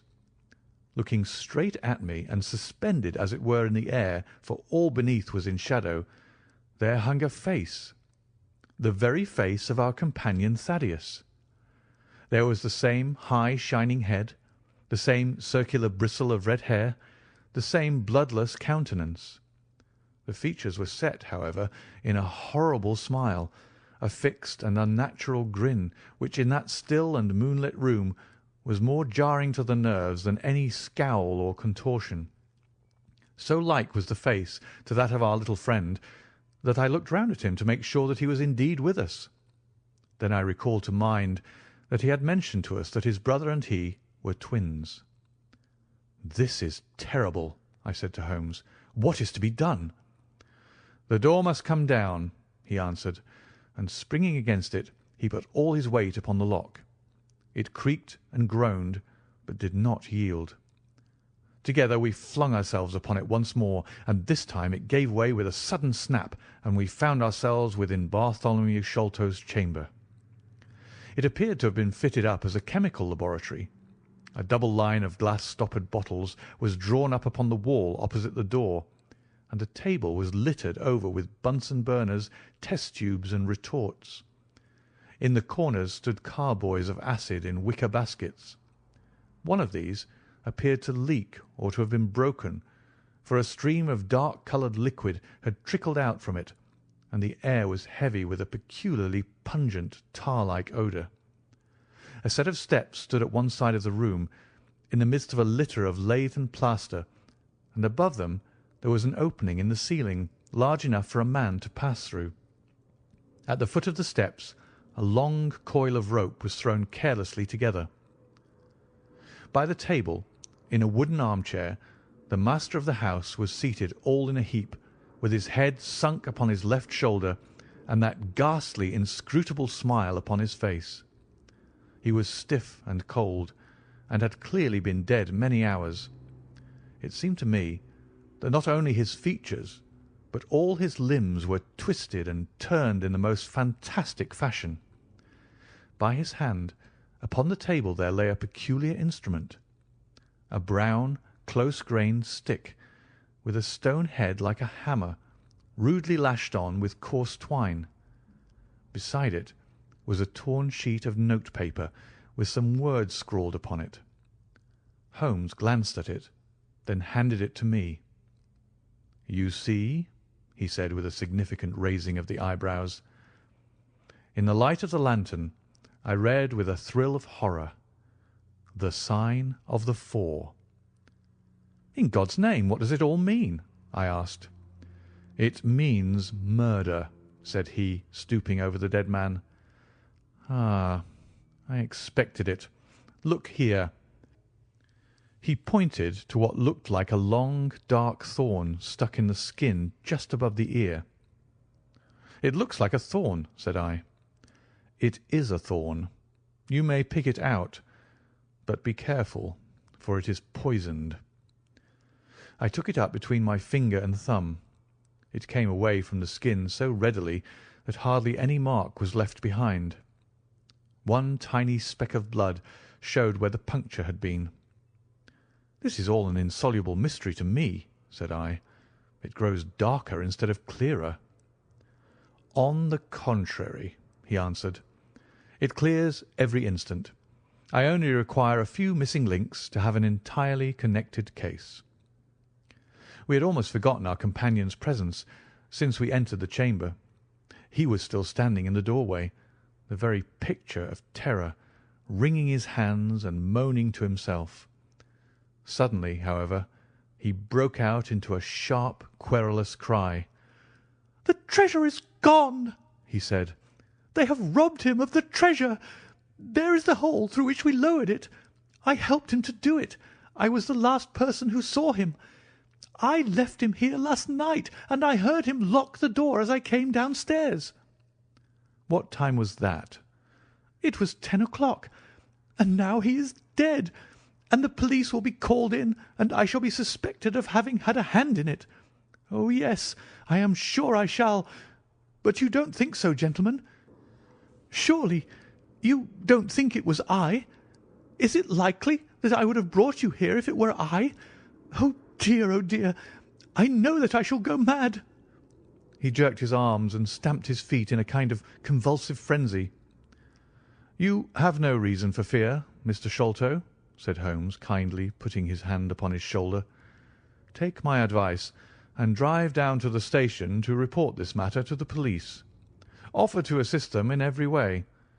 We shall wait here until your return." The little man obeyed in a half-stupefied fashion, and we heard him stumbling down the stairs in the dark. End of chapter 5.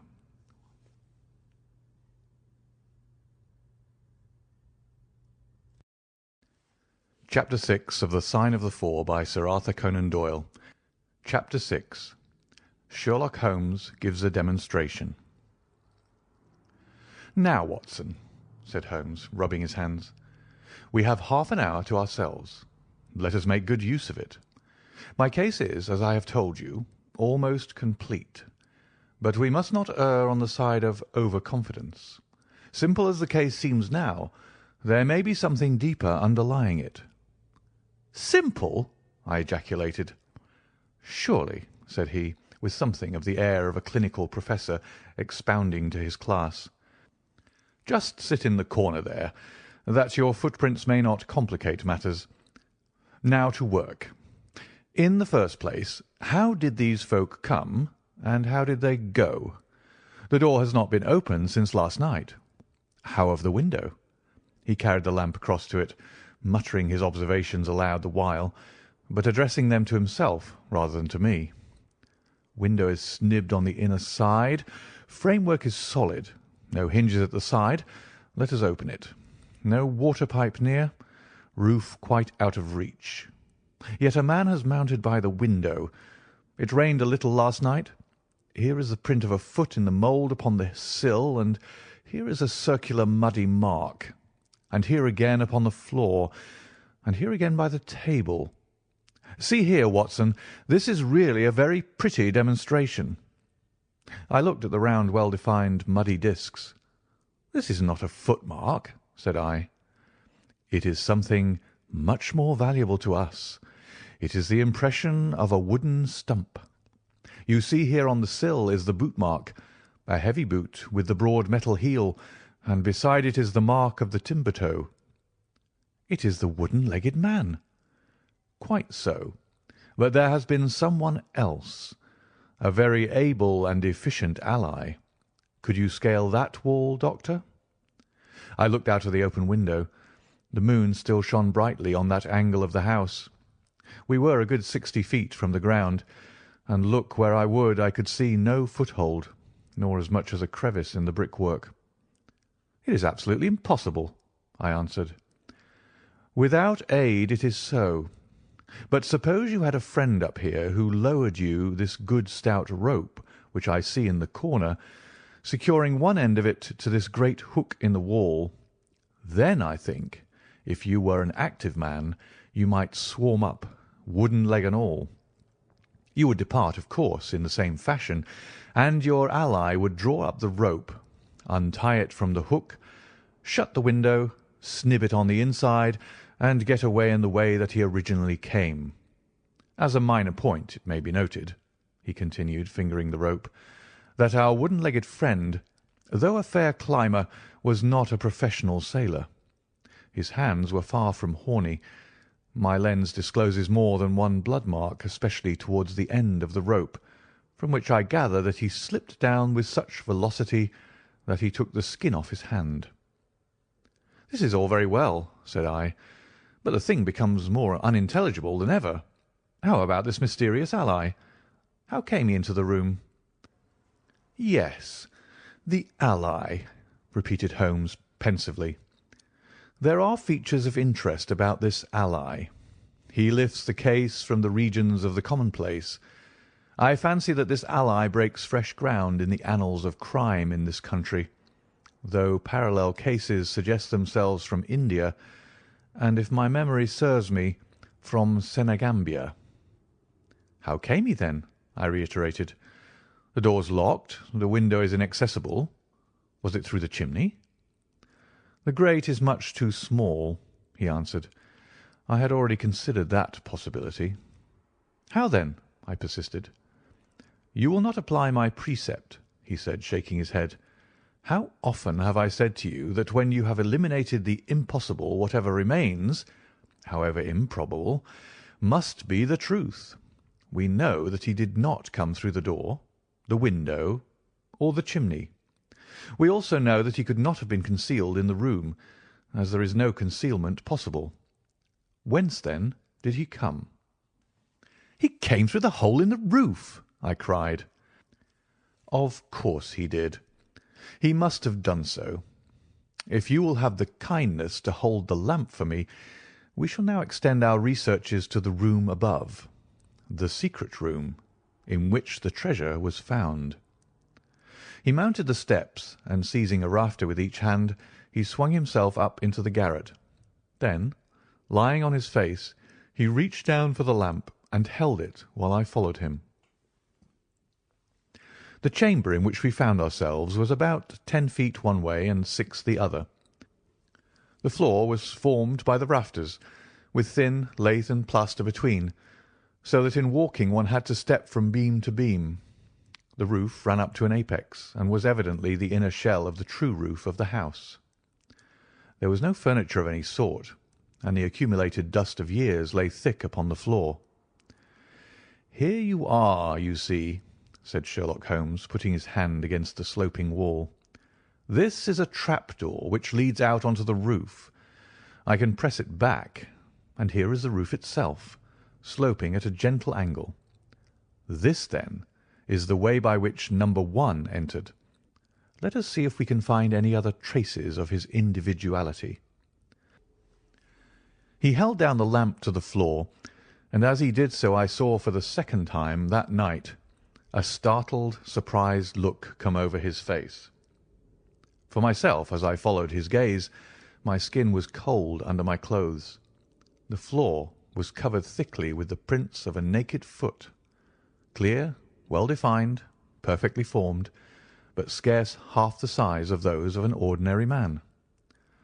"Holmes," I said in a whisper, "a child has done the horrid thing." He had recovered his self-possession in an instant. "I was staggered for the moment," he said, "but the thing is quite natural.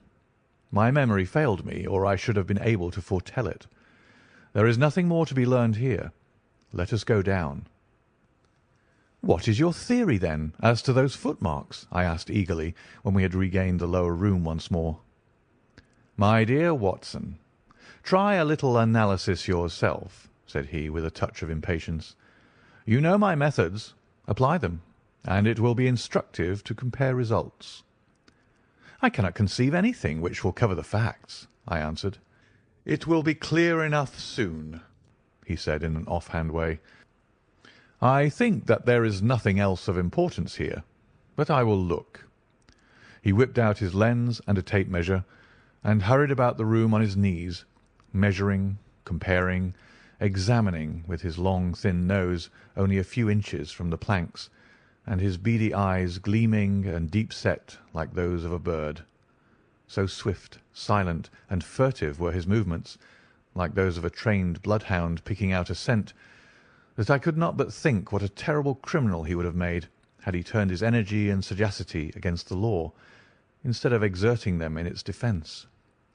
As he hunted about, he kept muttering to himself, and finally he broke out into a loud crow of delight. "We are certainly in luck," said he. "We ought to have very little trouble now. Number 1 has had the misfortune to tread in the creosote. You can see the outline of the edge of his small foot here at the side of this evil-smelling mess. The carboy has been cracked, you see, and the stuff has leaked out." "What then?" I asked. "Why, we have got him, that's all," said he. "I know a dog that would follow that scent to the world's end. If a pack can track a trailed herring across a shire, how far can a specially trained hound follow so pungent a smell as this? It sounds like a sum in the rule of 3. The answer should give us the— But hullo! Here are the accredited representatives of the law." Heavy steps and the clamour of loud voices were audible from below, and the hall door shut with a loud crash. "Before they come," said Holmes, "just put your hand here on this poor fellow's arm, and here on his leg. What do you feel?" "The muscles are as hard as a board," I answered. "Quite so. They are in a state of extreme contraction, far exceeding the usual rigor mortis. Coupled with this distortion of the face, this Hippocratic smile, or rhesus sardonicus, as the old writers called it, what conclusion would it suggest to your mind?" "Death from some powerful vegetable alkaloid," I answered. "Some strychnine-like substance which would produce tetanus." That was the idea which occurred to me the instant I saw the drawn muscles of the face. On getting into the room, I at once looked for the means by which the poison had entered the system. As you saw, I discovered a thorn which had been driven or shot with no great force into the scalp.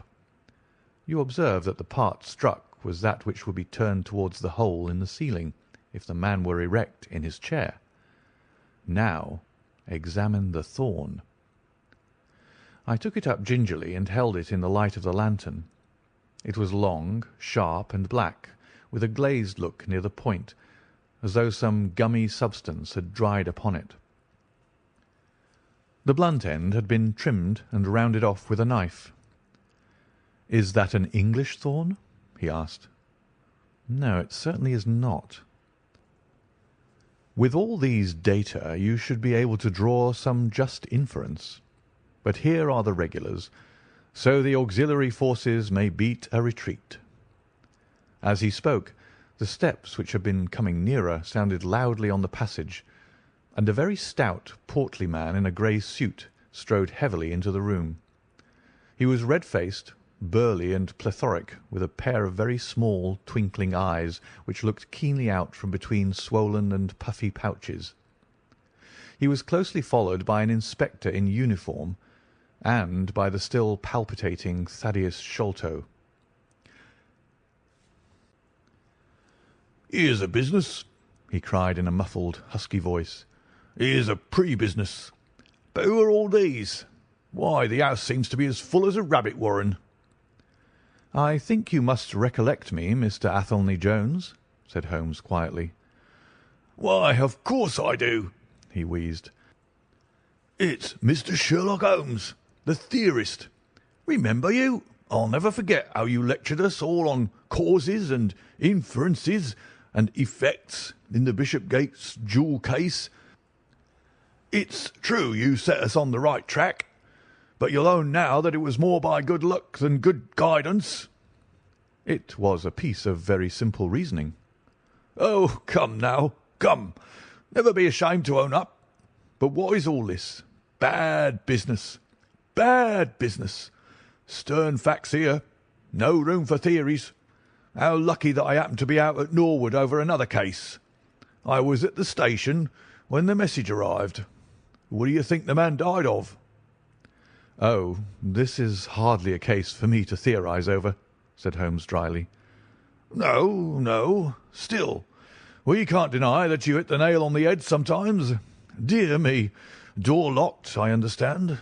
Jewels worth £500,000 missing. How was the window?" "Fastened, but there are steps on the sill." "Well, well. If it was fastened, the steps could have nothing to do with the matter. That's common sense. Man might have died in a fit, but then the jewels are missing. Ha! I have a theory. These flashes come upon me at times. Just step outside, Sergeant, and you, Mr. Sholto. Your friend can remain. What do you think of this, Holmes? Sholto was, on his own confession, with his brother last night. The brother died in a fit, on which Sholto walked off with the treasure." How's that?" On which the dead man very considerately got up and locked the door on the inside. There's a flaw there. Let us apply common sense to the matter. This Thaddeus Sholto was with his brother. There was a quarrel. So much we know. The brother is dead and the jewels are gone. So much also we know. No one saw the brother from the time Thaddeus left him. His bed had not been slept in. Thaddeus is evidently in a most disturbed state of mind. His appearance is, well, not attractive. You see that I'm weaving my web round Thaddeus. The net begins to close upon him." "You are not quite in possession of the facts yet," said Holmes. "This splinter of wood, which I have every reason to believe to be poisoned, was in the man's scalp, where you will see the mark. This card, inscribed as you see it, was on the table, and beside it lay this rather curious stone-headed instrument. How does all that fit into your theory?" "Confirms it in every respect," said the fat detective pompously. "House is full of Indian curiosities. Thaddeus brought this up, and if this splinter be poisonous, Thaddeus may as well have made murderous use of it as any other man. The card is some hocus-pocus. A blind, as like as not. The only question is, how did he depart? Ah, of course. There is a hole in the roof." With great activity, considering his bulk, he sprang up the steps and squeezed through into the garret, and immediately afterwards we heard his exulting voice proclaiming that he had found the trapdoor. "He can find something," remarked Holmes, shrugging his shoulders. "He has occasional glimmerings of reason. Il n'y a pas de sot si incommode que ceux qui ont de l'esprit." "You see," said Athelney Jones, reappearing down the steps again, "facts are better than mere theories after all. My view of the case is confirmed. There is a trapdoor communicating with the roof, and it is partly open." "It was I who opened it." "Oh, indeed. You did notice it, then?" He seemed a little crestfallen at the discovery. "Well, whoever noticed it, it shows how our gentleman got away, Inspector." "Yes, sir," from the passage. "Ask Mr. Sholto to step this way. Mr. Sholto, it is my duty to inform you that anything which you may say will be used against you. I arrest you in the Queen's name as being concerned in the death of your brother." "There now, didn't I tell you?" cried the poor little man, throwing out his hands and looking from one to the other of us. "Don't trouble yourself about it, Mr. Sholto," said Holmes. "I think that I can engage to clear you of the charge." "Don't promise too much, Mr. Theorist. Don't promise too much," snapped the detective. "You may find it a harder matter than you think."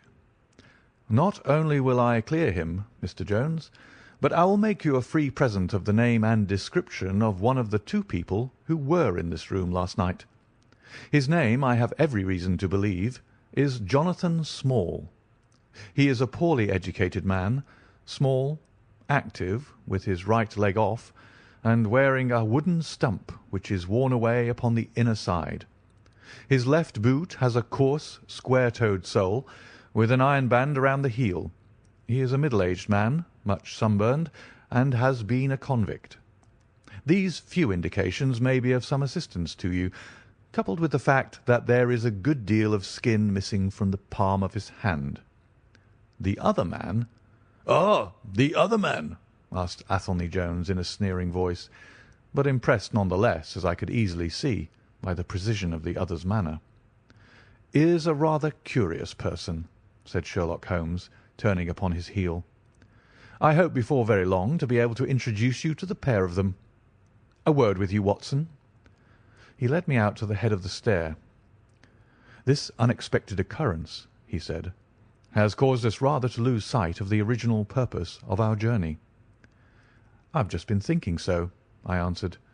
"It is not right that Miss Morstan should remain in this stricken house." "No, you must escort her home. She lives with Mrs. Cecil Forrester in Lower Camberwell, so it is not very far.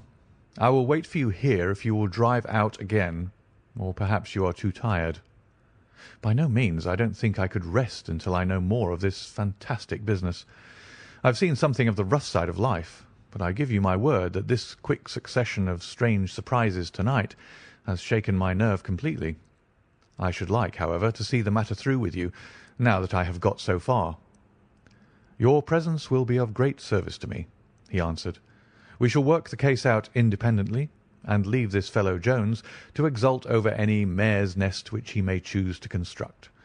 When you have dropped Miss Morstan, I wish you to go on to No. 3 Pinchin Lane, down near the water's edge at Lambeth. The third house on the right-hand side is a bird stuffer's. Sherman is the name. You will see a weasel holding a young rabbit in the window. Knock old Sherman up and tell him with my compliments that I want Toby at once. You'll bring Toby back in the cab with you. A dog, I suppose? Yes, a queer mongrel with a most amazing power of scent. I would rather have Toby's help than that of the whole detective force of London. I shall bring him then, said I. It is 1 now. I ought to be back before 3, if I can get a fresh horse. And I, said Holmes, shall see what I can learn from Mrs. Bernstone, and from the Indian servant, who Mr. Thaddeus tells me sleeps in the next garret. Then I shall study the great Jones's methods and listen to his not too delicate sarcasms. Wir sind gewohnt, dass die Menschen verhöhnen, was sie nicht verstehen. Goethe is always pithy. End of chapter 6.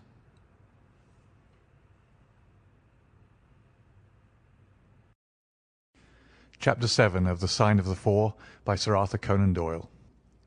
Chapter 7. The Episode of the Barrel. The police had brought a cab with them, and in this I escorted Miss Morstan back to her home. After the angelic fashion of women, she had borne trouble with a calm face as long as there was someone weaker than herself to support, and I had found her bright and placid by the side of the frightened housekeeper. In the cab, however, she first turned faint, and then burst into a passion of weeping. So sorely had she been tried by the adventures of the night. She has told me since that she thought me cold and distant upon that journey. She little guessed the struggle within my breast, or the effort of self-restraint which held me back. My sympathies and my love went out to her, even as my hand had in the garden. I felt that years of the conventionalities of life could not teach me to know her sweet, brave nature, as had this one day of strange experiences. Yet there were 2 thoughts which sealed the words of affection upon my lips. She was weak and helpless, shaken in mind and nerve. It was to take her at a disadvantage to obtrude love upon her at such a time. Worse still, she was rich. If Holmes's researches were successful, she would be an heiress. Was it fair, was it honourable, that a half-pay surgeon should take such advantage of an intimacy which chance had brought about? Might she not look upon me as a mere vulgar fortune-seeker? I could not bear to risk that such a thought should cross her mind. This Agra treasure intervened like an impassable barrier between us. It was nearly 2 o'clock when we reached Mrs. Cecil Forrester's. The servants had retired hours ago, but Mrs. Forrester had been so interested by the strange message which Miss Morstan had received that she had sat up in the hope of her return. She opened the door herself, a middle-aged, graceful woman, and it gave me joy to see how tenderly her arm stole around the other's waist, and how motherly was the voice in which she greeted her. She was clearly no mere paid dependent, but an honoured friend. I was introduced, and Mrs. Forrester earnestly begged me to step in and tell her our adventures. I explained, however, the importance of my errand, and promised faithfully to call and report any progress which we might make with the case. As we drove away, I stole a glance back, and I still seemed to see that little group on the step, the 2 graceful, clinging figures, the half-open door, the hall light shining through stained glass, the barometer, and the bright stair-rods. It was soothing to catch even that passing glimpse of a tranquil English home in the midst of the wild, dark business which had absorbed us. The more I thought of what had happened, the wilder and darker it grew. I reviewed the whole extraordinary sequence of events as I rattled on through the silent gaslit streets. There was the original problem. That at least was pretty clear now. The death of Captain Morstan, the sending of the pearls, the advertisement, the letter. We had only light upon all those events. They had only led us, however, to a deeper and far more tragic mystery. The Indian treasure, the curious plan found among Morstan's baggage, the strange scene at Major Sholto's death, the rediscovery of the treasure immediately followed by the murder of the discoverer, the very singular accompaniments to the crime, the footsteps, the remarkable weapons, the words upon the card corresponding with those upon Captain Morstan's chart. Here was indeed a labyrinth in which a man less singularly endowed than my fellow lodger might well despair of ever finding the clue.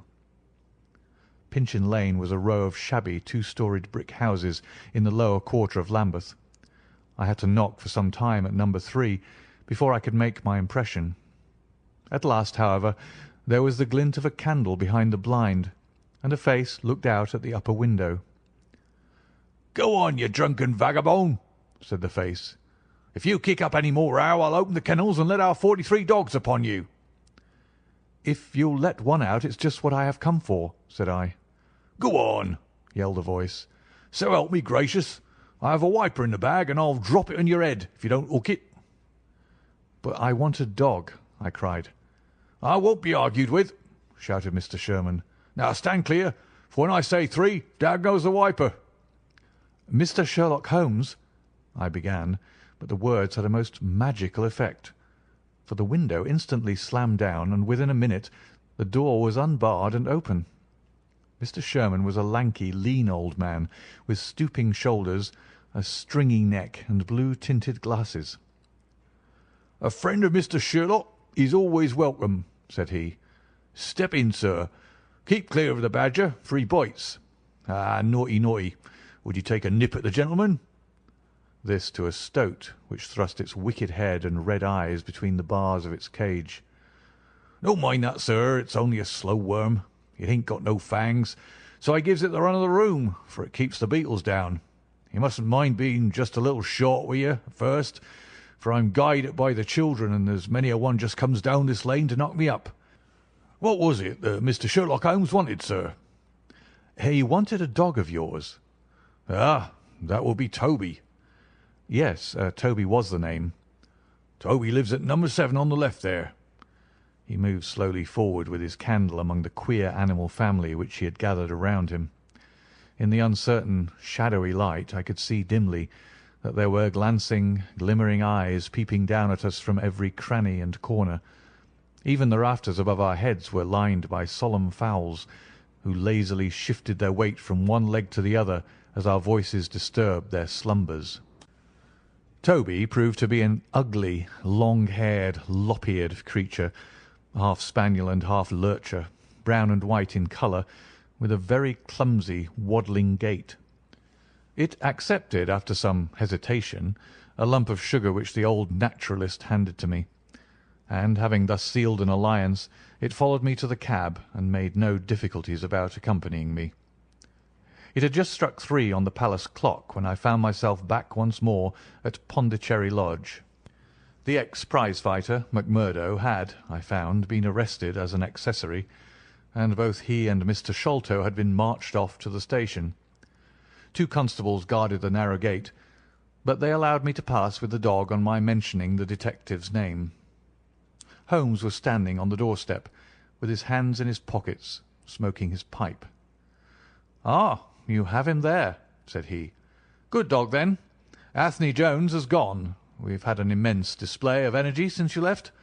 He has arrested not only friend Thaddeus, but the gatekeeper, the housekeeper, and the Indian servant. We have the place to ourselves, but for a sergeant upstairs. Leave the dog here and come up." We tied Toby to the hall table and reascended the stairs. The room was as he had left it, save that a sheet had been draped over the central figure. A weary-looking police sergeant reclined in the corner. "Lend me your bull's-eye, Sergeant," said my companion. "Now, tie this bit of card round my neck so as to hang it in front of me. Thank you. Now I must kick off my boots and stockings. Just you carry them down with you, Watson. I'm going to do a little climbing and dip my handkerchief into the creosote. That will do. Now, come up into the garret with me for a moment."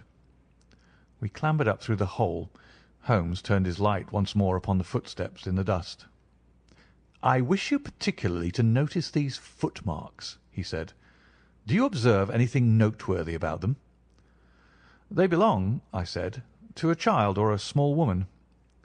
"Apart from their size, though, is there nothing else?" "They appear to be much as other footmarks." "Not at all. Look here. This is the print of right foot in the dust. Now I make one with my naked foot beside it. What is the chief difference?" "Your toes are all cramped together. The other print has each toe distinctly divided." "Quite so. That is the point. Bear that in mind. Now, would you kindly step over to that flap window and smell the edge of the woodwork? I shall stay here, as I have this handkerchief in my hand." I did as he directed, and was instantly conscious of a strong tarry smell. That is where he put his foot in getting out. If you can trace him, I should think that Toby will have no difficulty. Now run downstairs, loose the dog, and look out for Blondin. By the time that I got out into the grounds, Sherlock Holmes was on the roof, and I could see him like an enormous glowworm crawling very slowly along the ridge. I lost sight of him behind a stack of chimneys, but he presently reappeared and then vanished once more upon the opposite side. When I made my way round there, I found him seated at one of the corner eaves. "That's you, Watson," he cried. "Yes. This is the place. What is that black thing down there?" "A water barrel." "Top on it?" "Yes." "No sign of a ladder?" "No." "Confound the fellow! It's a most breakneck place.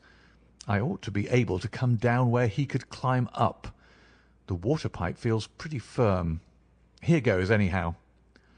There was a scuffling of feet, and the lantern began to come steadily down the side of the wall. Then with a light spring he came on to the barrel, and from there to the earth. "It was easy to follow him," he said, drawing on his stockings and boots. "Tiles were loosened the whole way long, and in his hurry he had dropped this. It confirms my diagnosis, as you doctors express it." The object which he held up to me was a small pocket or pouch woven out of coloured grasses, and with a few tawdry beads strung around it. In shape and size it was not unlike a cigarette case. Inside were half a dozen spines of dark wood, sharp at one end and rounded at the other, like that which had struck Bartholomew Sholto. "They are hellish things," said he. "Look out that you don't prick yourself. I'm delighted to have them, for the chances are that they are all he has. There is the less fear of you or me finding one in our skin before long. I would sooner face a Martini bullet myself. Are you game for a 6-mile trudge, Watson?" "Certainly," I answered. "Your leg will stand it?" "Oh, yes." "Here you are, doggy. Good old Toby. Smell it, Toby, smell it." He pushed the creosote handkerchief under the dog's nose, while the creature stood with its fluffy legs separated, and with a most comical cock to its head, like a connoisseur sniffing the bouquet of a famous vintage. Holmes then threw the handkerchief to a distance, fastened a stout cord to the mongrel's collar, and led him to the foot of the water barrel. The creature instantly broke into a succession of high, tremulous yelps, and, with his nose on the ground and his tail in the air, pattered off upon the trail at a pace which strained his leash and kept us at the top of our speed. The east had been gradually whitening, and we could now see some distance in the cold grey light. The square, massive house, with its black, empty windows and high, bare walls, towered up sad and forlorn behind us. Our course led right across the grounds, in and out among the trenches and pits with which they were scarred and intersected. The whole place, with its scattered dirt heaps and ill-grown shrubs, had a blighted, ill-omened look which harmonized with the black tragedy which hung over it. On reaching the boundary wall, Toby ran along, whining eagerly underneath its shadow, and stopped finally in a corner screened by a young beech. Where the two walls joined, several bricks had been loosened, and the crevices left were worn down and rounded upon the lower side, as though they had frequently been used as a ladder. Holmes clambered up, and, taking the dog from me, he dropped it over upon the other side. "There's the print of Wooden-leg's hand," he remarked, as I mounted up beside him. "You see the slight smudge of blood upon the white plaster. What a lucky thing it is that we have had no very heavy rain since yesterday. The scent will lie upon the road in spite of their 28 hours' start." I confess that I had my doubts myself when I reflected upon the great traffic which had passed along the London road in the interval. My fears were soon appeased, however. Toby never hesitated or swerved, but waddled on in his peculiar rolling fashion. Clearly the pungent smell of the creosote rose high above all other contending scents. "Do not imagine," said Holmes, "that I depend for my success in this case upon the mere chance of one of these fellows having put his foot in the chemical. I have knowledge now which would enable me to trace them in many different ways. This, however, is the readiest, and, since fortune has put it into our hands, I should be culpable if I neglected it. It has, however, prevented the case from becoming the pretty little intellectual problem which it at one time promised to be. There might have been some credit to be gained out of it, but for this too palpable clue." "There is credit and to spare," said I. "I assure you, Holmes, that I marvel at the means by which you obtain your results in this case even more than I did in the Jefferson Hope murder. The thing seems to me to be deeper and more inexplicable. How, for example, could you describe with such confidence the wooden-legged man?" "Pah, my dear boy, it was simplicity itself. I don't wish to be theatrical. It is all patent and above board. Two officers who are in command of a convict guard learn an important secret as to buried treasure. A map is drawn for them by an Englishman named Jonathan Small. You remember that we saw the name upon the chart in Captain Morstan's possession. He had signed it in behalf of himself and his associates, the sign of the four, as he somewhat dramatically called it. Aided by this chart, the officers, or one of them, gets the treasure and brings it to England, leaving, we will suppose, some condition under which he received it unfulfilled. Now then, why did not Jonathan Small get the treasure himself? The answer is obvious. The chart is dated at a time when Morstan was brought into close association with convicts. Jonathan Small did not get the treasure because he and his associates were themselves convicts and could not get away." "But that's mere speculation," said I. "It is more than that. It is the only hypothesis which covers the facts. Let us see how it fits in with the sequel. Major Sholto remains at peace for some years, happy in the possession of his treasure. Then he receives a letter from India which gives him a great fright. What was that? A letter to say that the men whom he had wronged had been set free, or had escaped. That is much more likely, for he would have known what their term of imprisonment was. It would not have been a surprise to him. What does he do then? He guards himself against a wooden-legged man, a white man, mark you, for he mistakes a white tradesman for him and actually fires a pistol at him. Now only one white man's name is on the chart. The others are Hindus or Mohammedans. There is no other white man.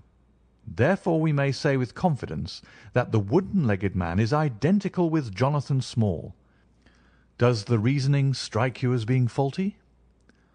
"No, it's clear and concise." "Well now, let us put ourselves in the place of Jonathan Small. Let us look at it from his point of view. He comes to England with the double idea of regaining what he would consider to be his rights, and of having his revenge upon the man who had wronged him. He found out where Sholto lived, and very possibly he established communications with someone inside the house. There is this butler, Lal Rao, whom we have not seen.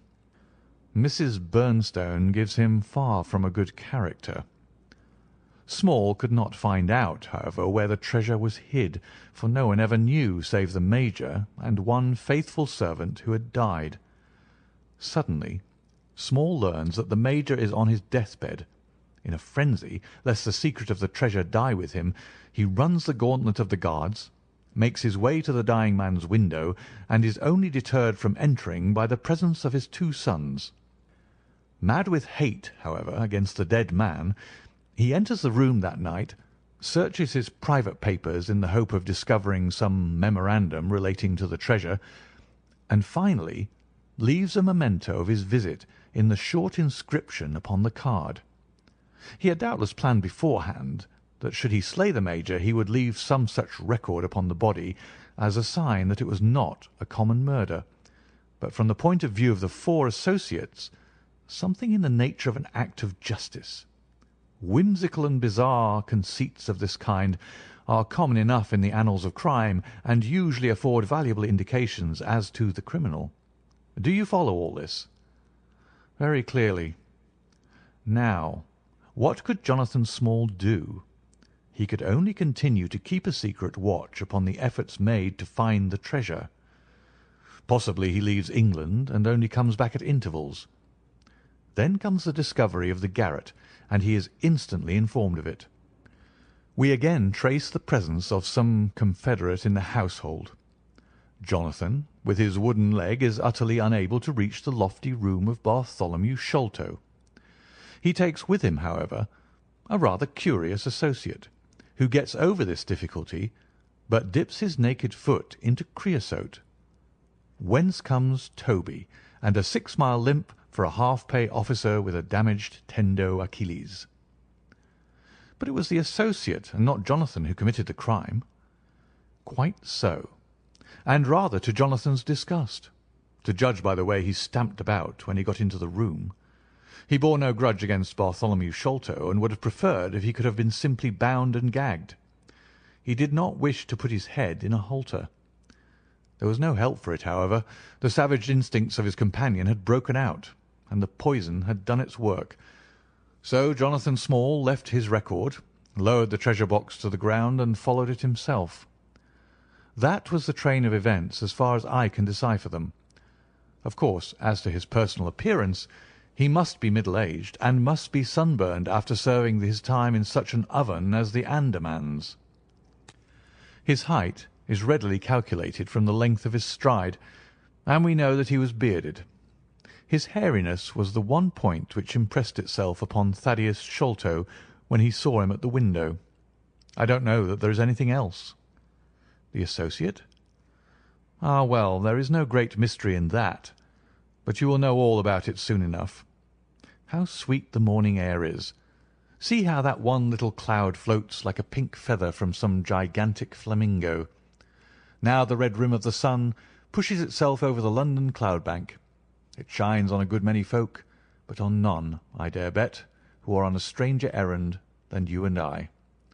How small we feel with our petty ambitions and strivings in the presence of the great elemental forces of nature. Are you well up in your Jean Paul? Fairly so. I worked back to him through Carlyle. That was like following the brook to the parent lake. He makes one curious but profound remark. It is that the chief proof of man's real greatness lies in his perception of his own smallness. It argues, you see, a power of comparison and of appreciation, which is in itself a proof of nobility.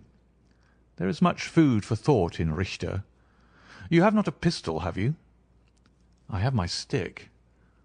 It is just possible that we may need something of the sort if we get to their lair. Jonathan I shall leave to you, but if the other turns nasty I shall shoot him dead. He took out his revolver as he spoke, and having loaded 2 of the chambers, he put it back into the right-hand pocket of his jacket. We had during this time been following the guidance of Toby down the half-rural villa-lined roads which lead to the metropolis.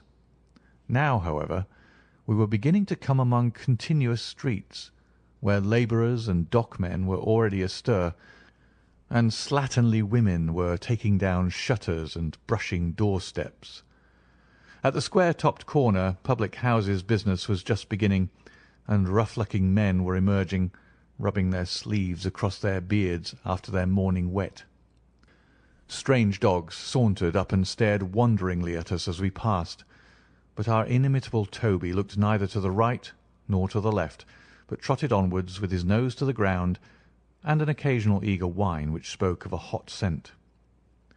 We had traversed Streatham, Brixton, Camberwell, and now found ourselves in Kennington Lane, having borne away through the side streets to the east of the Oval.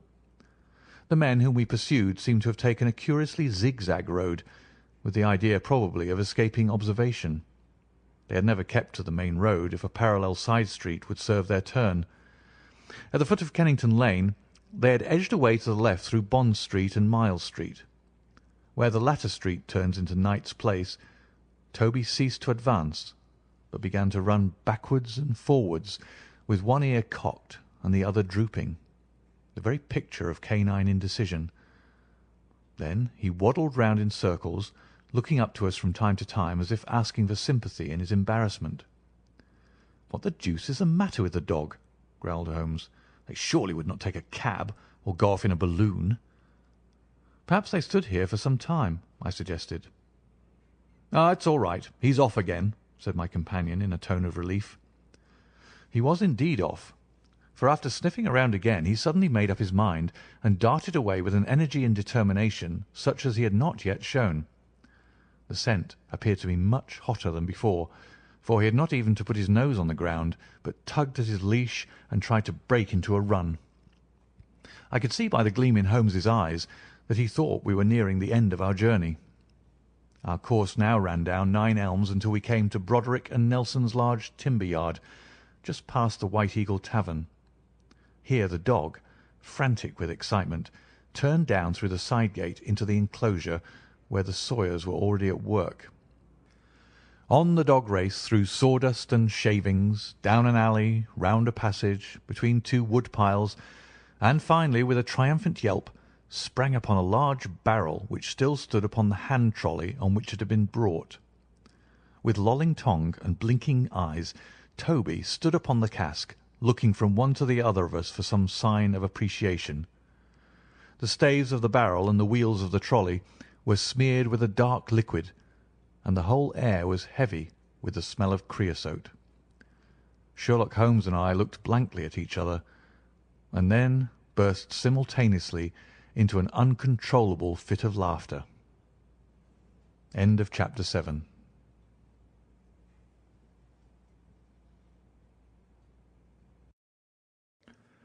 Chapter 8 of The Sign of the Four by Sir Arthur Conan Doyle. Chapter 8. The Baker Street Irregulars. "What now?" I asked. "Toby has lost his character for infallibility." "He acted according to his lights," said Holmes, lifting him down from the barrel and walking him out of the timber yard. "If you consider how much creosote is carted about London in one day, it is no great wonder that our trail should have been crossed. It is much used now, especially for the seasoning of wood. Poor Toby is not to blame. We must get on the main scent again, I suppose." "Yes, and fortunately we have no distance to go."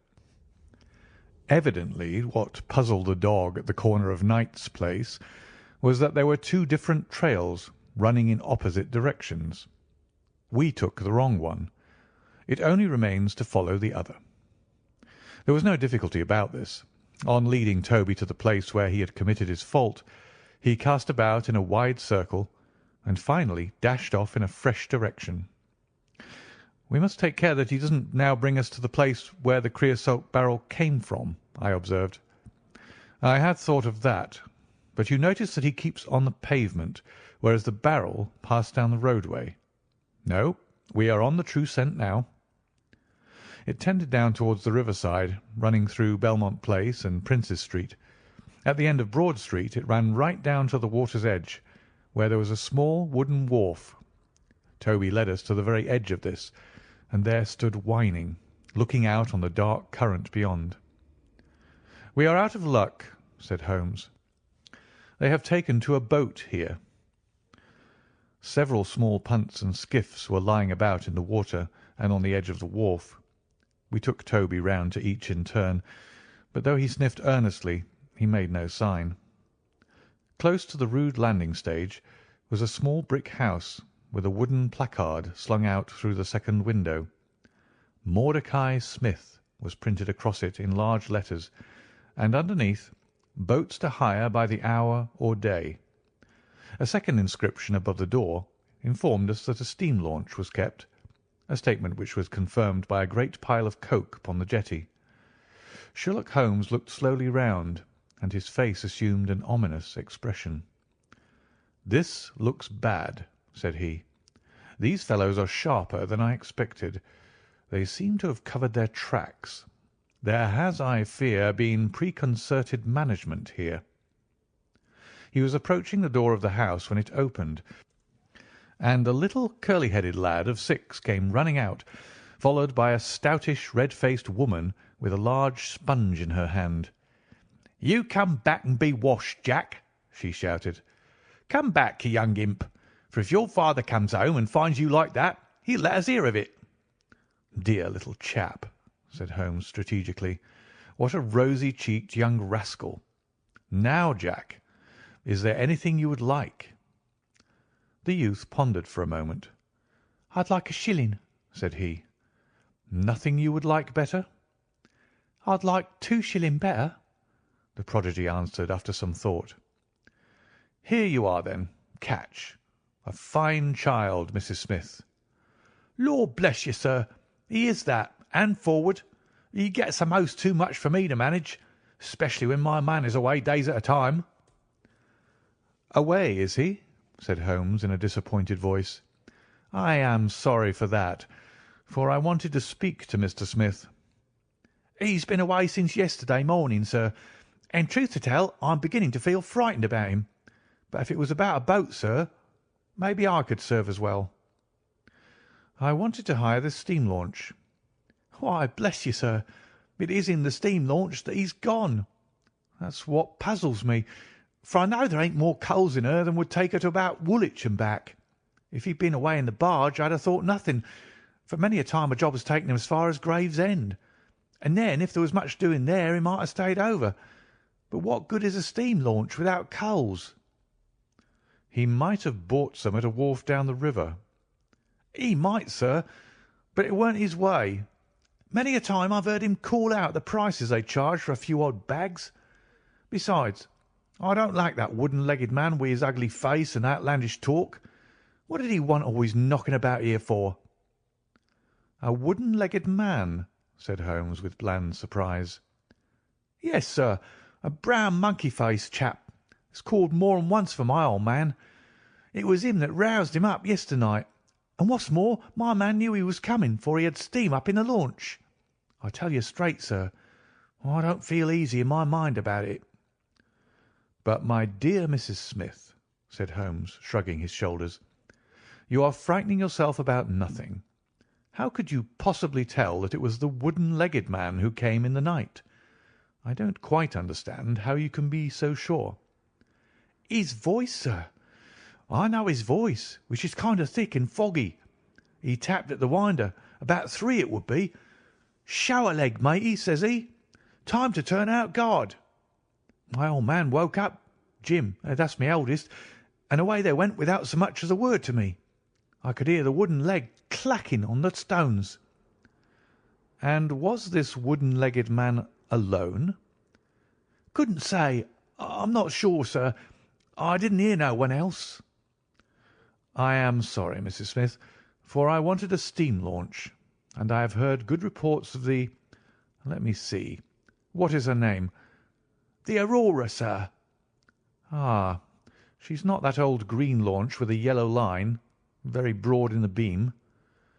"No, indeed. She's as trim a little thing as any on the river. She's been fresh painted, black with 2 red streaks." "Thanks. I hope you will hear soon from Mr. Smith. I am going down the river, and if I should see anything of the Aurora, I shall let him know that you're uneasy. A black funnel, you say?" "No, sir. Black with a white band." "Ah, of course. It was the sides which were black. Good morning, Mrs. Smith. There is a boatman here with a wherry, Watson. We shall take it and cross the river." "The main thing with people of that sort," said Holmes, as we sat in the sheets of the wherry, "is never to let them think that their information can be of the slightest importance to you. If you do, they will instantly shut up like an oyster. If you listen to them under protest, as it were, you are very likely to get what you want." "Our course now seems pretty clear," said I. "What would you do, then?" "I would engage a launch and go down the river on the track of the Aurora." "My dear fellow, it would be a colossal task. She may have touched at any wharf on either side of the stream between here and Greenwich. Below the bridge there is a perfect labyrinth of landing places for miles. It would take you days and days to exhaust them, if you set about it alone." "Employ the police, then?" "No, I shall probably call Athelney Jones in at the last moment. He is not a bad fellow, and I should not like to do anything which would injure him professionally. But I have a fancy for working it out myself, now that we have gone so far."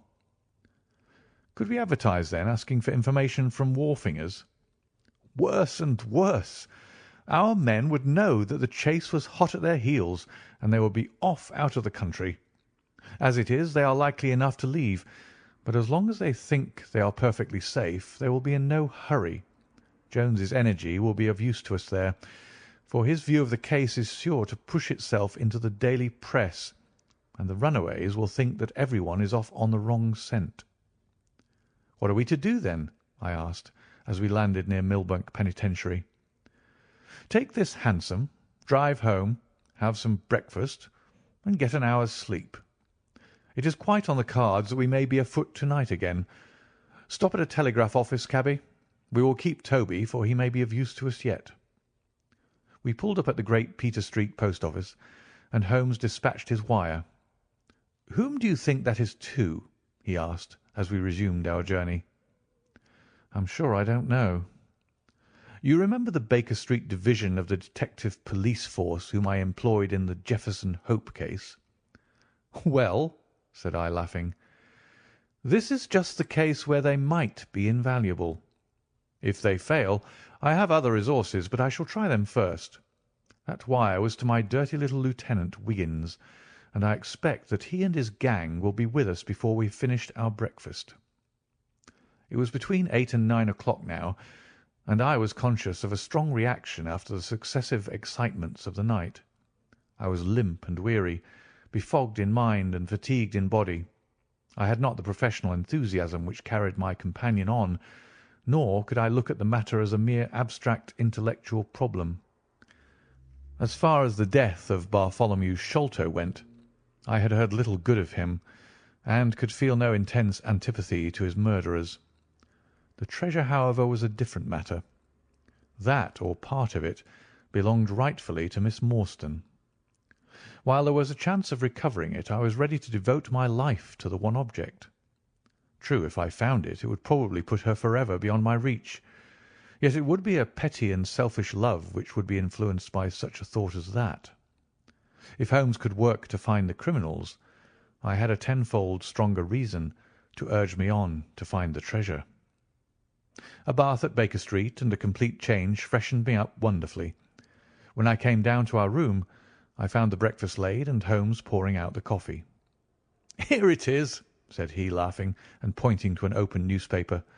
"The energetic Jones and the ubiquitous reporter have fixed it up between them. But you've had enough of the case. Better have your ham and eggs first." I took the paper from him and read the short notice, which was headed "Mysterious Business at Upper Norwood." "About 12 o'clock last night," said the Standard, "Mr. Bartholomew Sholto of Pondicherry Lodge, Upper Norwood, was found dead in his room under circumstances which point to foul play. As far as we can learn, no actual traces of violence were found upon Mr. Sholto's person, but a valuable collection of Indian gems, which the deceased gentleman had inherited from his father, has been carried off. The discovery was first made by Mr. Sherlock Holmes and Dr. Watson, who had called at the house with Mr. Thaddeus Sholto, brother of the deceased. By a singular piece of good fortune, Mr. Athelney Jones, the well-known member of the detective police force, happened to be at the Norwood police station, and was on the ground within half an hour of the first alarm. His trained and experienced faculties were at once directed towards the detection of the criminals, with the gratifying result that the brother, Thaddeus Sholto, has already been arrested, together with the housekeeper, Mrs. Bernstone, an Indian butler named Lal Rao, and a porter or gatekeeper named McMurdo. It is quite certain that the thief or thieves were well acquainted with the house, for Mr. Jones's well-known technical knowledge and his powers of minute observation have enabled him to prove conclusively that the miscreants could not have entered by the door or by the window, but must have made their way across the roof of the building, and so through a trap-door into a room which communicated with that in which the body was found. This fact, which has been very clearly made out, proves conclusively that it was no mere haphazard burglary. The prompt and energetic action of the officers of the law shows the great advantage of the presence on such occasions of a single, vigorous, and masterful mind. We cannot but think that it supplies an argument to those who would wish to see our detectives more decentralized, and so brought into closer and more effective touch with the cases which it is their duty to investigate. "Isn't it gorgeous?" said Holmes, grinning over his coffee cup. "What do you think of it?" "I think that we have had a close shave ourselves of being arrested for the crime." "So do I. I wouldn't answer for our safety now, if he should happen to have another of his attacks of energy." At this moment there was a loud ring at the bell, and I could hear Mrs. Hudson, our landlady, raising her voice in a wail of expostulation and dismay. "By heavens, Holmes," I said, half rising, "I believe that they are really after us." "No, it's not quite so bad as that. It is the unofficial force, the Baker Street Irregulars." As he spoke, there came a swift pattering of naked feet upon the stairs, a clatter of high voices, and in rushed a dozen dirty and ragged little street Arabs. There was some show of discipline among them, despite their tumultuous entry, for they instantly drew up in line and stood facing us with expectant faces. One of their number, taller and older than the others, stood forward with an air of lounging superiority, which was very funny in such a disreputable little scarecrow. "Got your message, sir," said he, "and brought 'em on sharp. 3 bob and a tanner for tickets." "Here you are," said Holmes, producing some silver. "In future they can report to you, Wiggins, and you to me. I cannot have the house invaded in this way. However, it is just as well that you should all hear the instructions. I want to find the whereabouts of a steam launch called the Aurora. Owner, Mordecai Smith, black with 2 red streaks, funnel black with a white band. She is down the river somewhere. I want one boy to be at Mordecai Smith's landing stage opposite Millbank to say if the boat comes back. You must divide it out among yourselves, and do both banks thoroughly. Let me know the moment you have news. Is that all clear?" "Yes, governor," said Wiggins. "The old scale of pay, and a guinea to the boy who finds the boat. Here's a day in advance. Now off you go." He handed them a shilling each, and away they buzzed down the stairs, and I saw them a moment later streaming down the street. "If the launch is above water they will find her," said Holmes, as he rose from the table and lit his pipe. "They can go everywhere, see everything, overhear everyone. I expect to hear before evening that they have spotted her. In the meanwhile, we can do nothing but await results. We cannot pick up the broken trail until we find either the Aurora or Mr. Mordecai Smith. Toby could eat these scraps, I dare say. Are you going to bed, Holmes?" "No, I am not tired. I have a curious constitution. I never remember feeling tired by work, though idleness exhausts me completely. I'm going to smoke and to think over this queer business to which my fair client has introduced us. If ever man had an easy task, this of ours ought to be. Wooden-legged men are not so common, but the other man must, I shouldn't think, be absolutely unique. That other man again. I have no wish to make a mystery of him, to you anyway, but you must have formed your own opinion. Now do consider the data. Diminutive footmarks, toes never fettered by boots, naked feet, stone-headed wooden mace, great agility, small poisoned darts. What do you make of all this? A savage, I exclaimed. Perhaps one of those Indians who were the associates of Jonathan Small. Hardly that, said he. When first I saw signs of strange weapons, I was inclined to think so. But the remarkable character of the footmarks caused me to reconsider my views. Some of the inhabitants of the Indian peninsula are small men, but none could have left such marks as that. The Hindu proper has long and thin feet. The sandal-wearing Mohammedan has the great toe well separated from the others, because the thong is commonly passed between. These little darts, too, could only be shot in one way. They are from a blowpipe. Now then, where are we to find our savage? South American? I hazarded. He stretched his hand up and took down a bulky volume from the shelf. This is the first volume of a gazetteer which is now being published. It may be looked upon as the very latest authority. What have we here? Andaman Islands, situated 340 miles to the north of Sumatra in the Bay of Bengal. Hum. What's all this? Moist climate, coral reefs, sharks, Port Blair, convict barracks, Rutland Island, cottonwoods. Ah, here we are.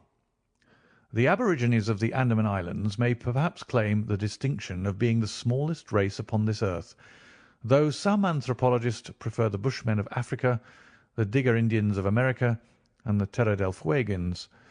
The average height is rather below 4 feet, although many full-grown adults may be found who are very much smaller than this.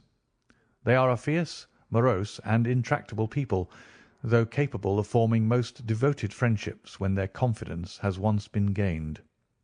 Mark that, Watson. Now then, listen to this. They are naturally hideous, having large misshapen heads, small fierce eyes, and distorted features. Their feet and hands, however, are remarkably small. So intractable and fierce are they that all the efforts of the British official have failed to win them over in any degree.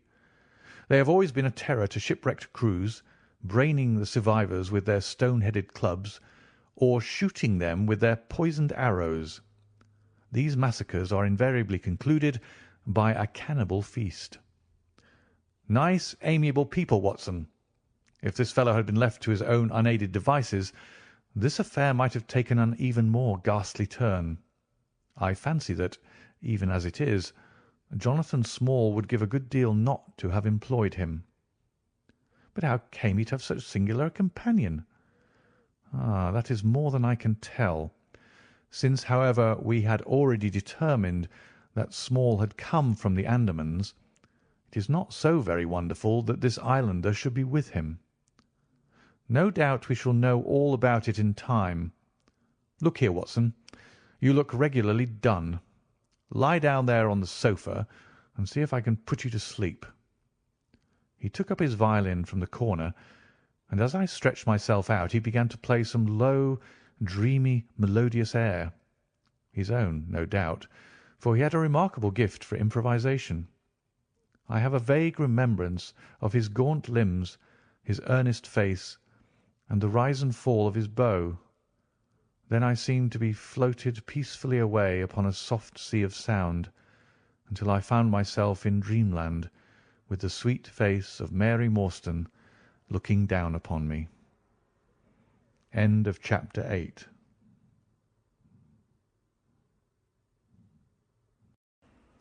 Chapter 9 of The Sign of the Four by Sir Arthur Conan Doyle. Chapter 9. A Break in the Chain. It was late in the afternoon before I woke, strengthened and refreshed. Sherlock Holmes still sat exactly as I had left him, save that he had laid aside his violin and was deep in a book. He looked across at me as I stirred, and I noticed that his face was dark and troubled. "You have slept soundly," he said. "I feared that our talk would wake you." "I heard nothing," I answered. "Have you had fresh news, then?" "Unfortunately, no. I confess that I am surprised and disappointed. I expected something definite by this time. Wiggins has just been up to report. He says that no trace can be found of the launch. It is a provoking check, for every hour is of importance. Can I do anything? I am perfectly fresh now and quite ready for another night's outing." "No, we can do nothing. We can only wait. If we go ourselves, the message might come in our absence and delay be caused. You can do what you will, but I must remain on guard." "Then I shall run over to Camberwell and call upon Mrs. Cecil Forrester. She asked me to yesterday." "On Mrs. Cecil Forrester?" asked Holmes, with the twinkle of a smile in his eyes. "Well, of course, Miss Morstan too. They were anxious to hear what happened." "I would not tell them too much," said Holmes. "Women are never to be entirely trusted. Not the best of them." I did not pause to argue over this atrocious sentiment. "I shall be back in an hour or two," I remarked. "All right. Good luck. But I say, if you are crossing the river you may as well return Toby, for I don't think it is at all likely that we shall have any use for him now." I took our mongrel accordingly and left him, together with a half-sovereign, at the old naturalist's in Pinchin Lane. At Camberwell I found Miss Morstan a little weary after her night's adventures, but very eager to hear the news. Mrs. Forrester, too, was full of curiosity. I told them all that we had done, suppressing, however, the more dreadful parts of the tragedy. Thus, although I spoke of Mr. Sholto's death, I said nothing of the exact manner and method of it. With all my omissions, however, there was enough to startle and amaze them. "It is a romance," cried Mrs. Forrester.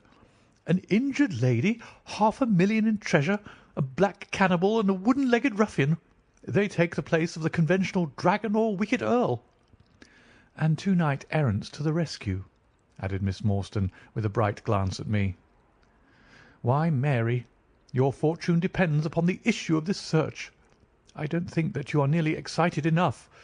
Just imagine what it must be to be so rich and to have the world at your feet."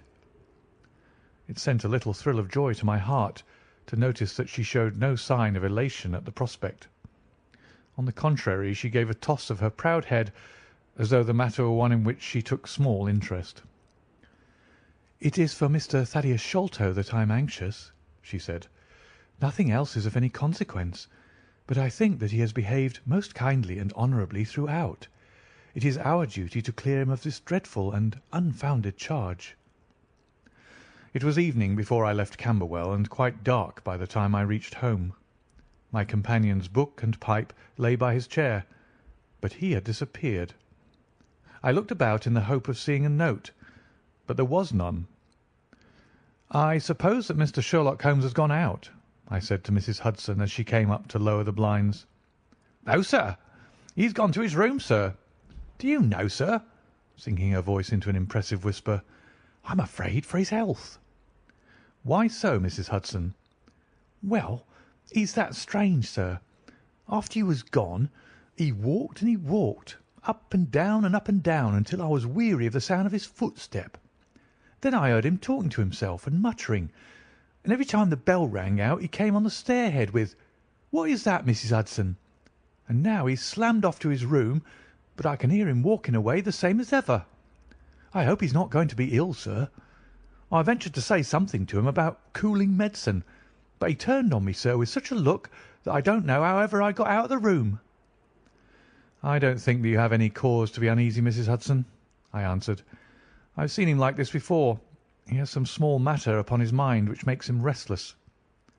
I tried to speak lightly to our worthy landlady, but I was myself somewhat uneasy when through the long night I still from time to time heard the dull sound of his tread, and knew how his keen spirit was chafing against this involuntary inaction. At breakfast time he looked worn and haggard, with a little fleck of feverish colour upon either cheek. "You are knocking yourself up, old man," I remarked. "I heard you marching about in the night." "No, I could not sleep," he answered. "This infernal problem is consuming me. It is too much to be balked by so petty an obstacle. When all else had been overcome, I know the men, the launch, everything, and yet I can get no news. I have set other agencies at work and used every means at my disposal. The whole river has been searched on either side, but there is no news, nor has Mrs. Smith heard of her husband. I shall come to the conclusion soon that they have scuttled the craft, but there are objections to that. Or that Mrs. Smith has put us on a wrong scent. No, I think that may be dismissed. I had inquiries made, and there is a launch of that description." "Could it have gone up the river?" "I have considered that possibility too, and there is a search party who will work up as far as Richmond. If no news comes to-day, I shall start off myself to-morrow and go for the men rather than the boat. But surely we shall hear something." We did not, however. Not a word came to us either from Wiggins or from the other agencies. There were articles in most of the papers upon the Norwood tragedy. They all appeared to be rather hostile to the unfortunate Thaddeus Sholto. No fresh details were to be found, however, in any of them, save that an inquest was to be held upon the following day. I walked over to Camberwell in the evening to report our ill success to the ladies, and on my return I found Holmes dejected and somewhat morose. He would hardly reply to my questions, and busied himself all evening in an abstruse chemical analysis which involved much heating of retorts and distilling of vapours, ending at last in a smell which fairly drove me out of the apartment. Up to the small hours of the morning I could hear the clinking of his test tubes, which told me that he was still engaged in his malodorous experiment. In the early dawn I woke with a start and was surprised to find him standing by my bedside, clad in a rude sailor dress with a pea-jacket and a coarse red scarf round his neck. "I am off down the river, Watson," said he. "I have been turning it over in my mind, and I can see only one way out of it. It is worth trying at all events." "Surely I can come with you, then?" said I. "No, you can be much more useful if you will remain here as my representative. I am loath to go, for it is quite on the cards that some message may come during the day, though Wiggins was despondent about it last night. I want you to open all notes and telegrams, and to act on your own judgment if any news should come. Can I rely upon you?" "Most certainly." "I am afraid that you will not be able to wire to me, for I can hardly tell yet where I may find myself. If I am in luck, however, I may not be gone so very long. I shall have news of some sort or other before I get back." I had heard nothing of him by breakfast time. On opening the Standard, however, I found that there was a fresh allusion to the business. "With reference to the Upper Norwood tragedy," it remarked, "we have reason to believe that the matter promises to be even more complex and mysterious than was originally supposed. Fresh evidence has shown that it is quite impossible that Mr. Thaddeus Sholto could have been in any way concerned in the matter. He and the housekeeper, Mrs. Bernstone, were both released yesterday evening. It is believed, however, that the police have a clue as to the real culprits, and that it is being prosecuted by Mr. Athelney Jones of Scotland Yard, with all his well-known energy and sagacity. Further arrests may be expected at any moment." That is satisfactory so far as it goes, thought I. Friend Sholto is safe, at any rate. I wonder what the fresh clue may be, though it seems to be a stereotype form whenever the police have made a blunder. I tossed the paper down upon the table, but at that moment my eye caught an advertisement in the agony column. It ran in this way: "Lost.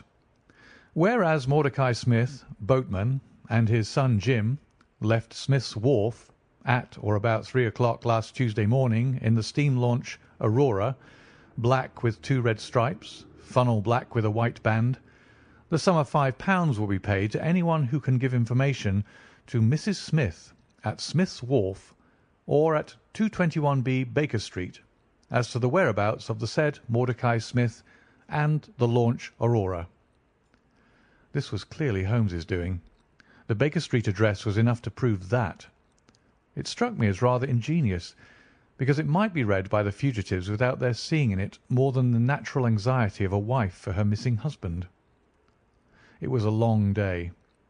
Every time that a knock came to the door or a sharp step passed in the street, I imagined that it was either Holmes returning or an answer to his advertisement. I tried to read, but my thoughts would wander off to our strange quest and to the ill-assorted and villainous pair whom we were pursuing. Could there be, I wondered, some radical flaw in my companion's reasoning? Might he be suffering from some huge self-deception? Was it not possible that his nimble and speculative mind had built up this wild theory upon faulty premises? I had never known him to be wrong, and yet the keenest reasoner may occasionally be deceived.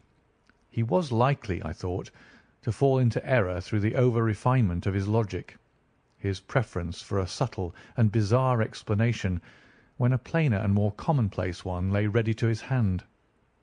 Yet, on the other hand, I had myself seen the evidence, and I had heard the reasons for his deductions. When I looked back on the long chain of curious circumstances, many of them trivial in themselves, but all tending in the same direction, I could not disguise from myself that even if Holmes's explanation were incorrect, the true theory must be equally outre and startling. At 3 o'clock in the afternoon there was a loud peal at the bell, an authoritative voice in the hall, and, to my surprise, no less a person than Mr. Athelney Jones was shown up to me. Very different was he, however, from the brusque and masterful professor of common sense who had taken over the case so confidently at Upper Norwood. His expression was downcast, and his bearing meek, and even apologetic. "Good day, sir, good day," said he. "Mr. Sherlock Holmes is out, I understand?" "Yes, and I cannot be sure when he'll be back, but perhaps you would care to wait. Take that chair and try one of these cigars." "Thank you. I don't mind if I do," said he, mopping his face with a red bandana handkerchief. "And a whisky and soda?" "Well, half a glass. It is very hot for the time of year, and I have had a good deal to worry and try me. You know my theory about this Norwood case?" "I remember that you expressed one." "Well, I've been obliged to reconsider it. I had my net drawn tightly round Mr. Sholto, sir, when pop, he went through a hole in the middle of it. He was able to prove an alibi which could not be shaken. From the time that he left his brother's room he was never out of sight of some one or other, so it could not be he who climbed over roofs and through trapdoors.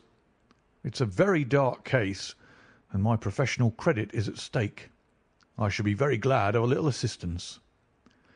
"We all need help sometimes," said I. "Your friend, Mr. Sherlock Holmes, is a wonderful man, sir," said he, in a husky and confidential voice. "He's a man who is not to be beat.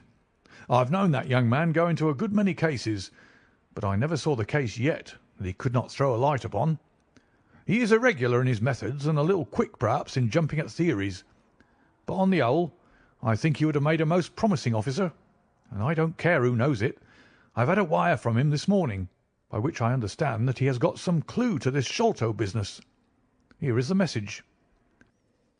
He took the telegram out of his pocket and handed it to me. It was dated from Poplar at 12 o'clock. "Go to Baker Street at once," it said. "If I have not returned, wait for me. I am close on the track of the Sholto gang. You can come with us tonight if you want to be in at the finish." "This sounds well. He has evidently picked up the scent again," said I. "Ah, then he has been at fault too," exclaimed Jones, with evident satisfaction. "Even the best of us are thrown off sometimes. Of course, this may prove to be a false alarm, but it is my duty as an officer of the law to allow no chance to slip. But there is someone at the door. Perhaps this is he." A heavy step was heard ascending the stair, with a great wheezing and rattling as from a man who was sorely put to it for breath. Once or twice he stopped, as though the climb were too much for him, but at last he made his way to our door and entered. His appearance corresponded to the sounds which we had heard. He was an aged man, clad in seafaring garb, with an old pea-jacket buttoned up to his throat. His back was bowed, his knees were shaky, and his breathing was painfully asthmatic. As he leaned upon a thick oaken cudgel, his shoulders heaved in the effort to draw the air into his lungs. He had a coloured scarf round his chin, and I could see little of his face save a pair of keen dark eyes, overhung by bushy white brows and long grey side whiskers. Altogether, he gave me the impression of a respectable master mariner who had fallen into years and poverty. "What is it, my man?" I asked. He looked about him in the slow, methodical fashion of old age. "Is Mr. Sherlock Holmes here?" said he. "No, but I am acting for him. You can tell me any message you have for him." "It was to him himself I was to tell it," said he. "But I tell you that I am acting for him. Was it about Mordecai Smith's boat?" "Yes, I knows well where it is, and I knows where the men he is after are, and I knows where the treasure is. I knows all about it." "Then tell me, and I shall let him know." "It was to him I was to tell it," he repeated with the petulant obstinacy of a very old man. "Well, you must wait for him." "No, no, I ain't going to lose a whole day to please no one. If Mr. Holmes ain't here, then Mr. Holmes must find it all out for himself. I don't care about the look of either of you, and I won't tell a word." He shuffled towards the door, but Athelney Jones got in front of him. "Wait a bit, my friend," said he. "You have important information, and you must not walk off. We shall keep you whether you like it or not until our friend returns." The old man made a little run towards the door, but as Athelney Jones put his broad back up against it, he recognised the uselessness of resistance. "Pretty sore treatment, this," he cried, stamping his stick. "I come here to see a gentleman, and you two, who I never saw in my life, seize me and treat me in this fashion." "You will be none the worse," I said. "We shall recompense you for the loss of your time. Sit over here on the sofa, and you will not have long to wait." He came across sullenly enough and seated himself with his face resting on his hands. Jones and I resumed our cigars and our talk. Suddenly, however, Holmes's voice broke in upon us. "I think that you might offer me a cigar too," he said. We both started in our chairs. There was Holmes sitting close to us with an air of quiet amusement. "Holmes!" I exclaimed. "You here? But where's the old man?" "Here is the old man," said he, holding out a heap of white hair. "Here he is. Wig, whiskers, eyebrows and all. I thought my disguise was pretty good, but I hardly expected that it would stand that test." "Ah, you rogue!" cried Jones, highly delighted. "You would have made an actor, and a rare one. You had the proper workhouse cough, and those weak legs of yours are worth £10 a week. I thought I knew the glint of your eye, though. You didn't get away from us so easily, you see." "I have been working in that get-up all day," said he, lighting his cigar. "You see, a good many of the criminal classes begin to know me, especially since our friend here took to publishing some of my cases. So I can only go on the warpath under some simple disguise like this." "You got my wire?" "Yes, that was what brought me here." "How has your case prospered?" "It has all come to nothing. I've had to release 2 of my prisoners, and there is no evidence against the other 2. "Never mind. We shall give you 2 others in the place of them. But you must put yourself under my orders. You are welcome to all the official credit, but you must act on the line that I point out. Is that agreed?" "Entirely, if you'll help me to the men." "Well, then, in the first place I shall want a fast police boat, a steam launch, to be at the Westminster Stairs at 7 o'clock." "That is easily managed. There's always one about there, but I can step across the road and telephone to make sure." "Then I shall want 2 stanch men in case of resistance." "There will be 2 or 3 in the boat. What else?" "When we secure the men we shall get the treasure. I think that it would be a pleasure to my friend here to take the box round to the young lady to whom half of it rightfully belongs. Let her be the first to open it. Eh, Watson? It would be a great pleasure to me." "Rather an irregular proceeding," said Jones, shaking his head. "However, the whole thing is irregular, and I suppose we must wink at it. The treasure must afterwards be handed over to the authorities until after the official investigation." "Certainly. That is easily managed. One other point. I should much like to have a few details about this matter from the lips of Jonathan Small himself. You know I like to work the detail of my cases out. There is no objection to my having an unofficial interview with him, either here in my rooms or elsewhere, as long as he is efficiently guarded." "Well, you're a master of the situation. I've had no proof yet of the existence of this Jonathan Small. However, if you can catch him, I don't see how I can refuse you an interview with him." "That is understood, then." "Perfectly. Is there anything else?" "Only that I insist upon your dining with us. It will be ready in half an hour. I have oysters and a brace of grouse, with something a little choice in white wines. Watson, you have never yet recognised my merits as a housekeeper." End of chapter 9.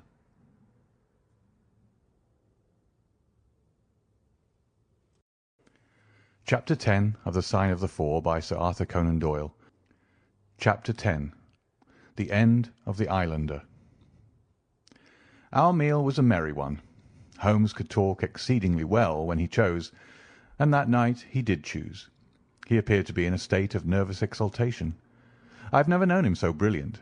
He spoke on a quick succession of subjects, on miracle plays, on medieval pottery, on Stradivarius violins, on the Buddhism of Ceylon, and on the warships of the future, handling each as though he had made a special study of it.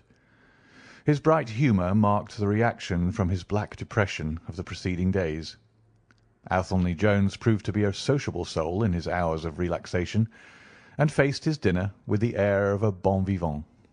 For myself, I felt elated at the thought that we were nearing the end of our task, and I caught something of Holmes's gaiety.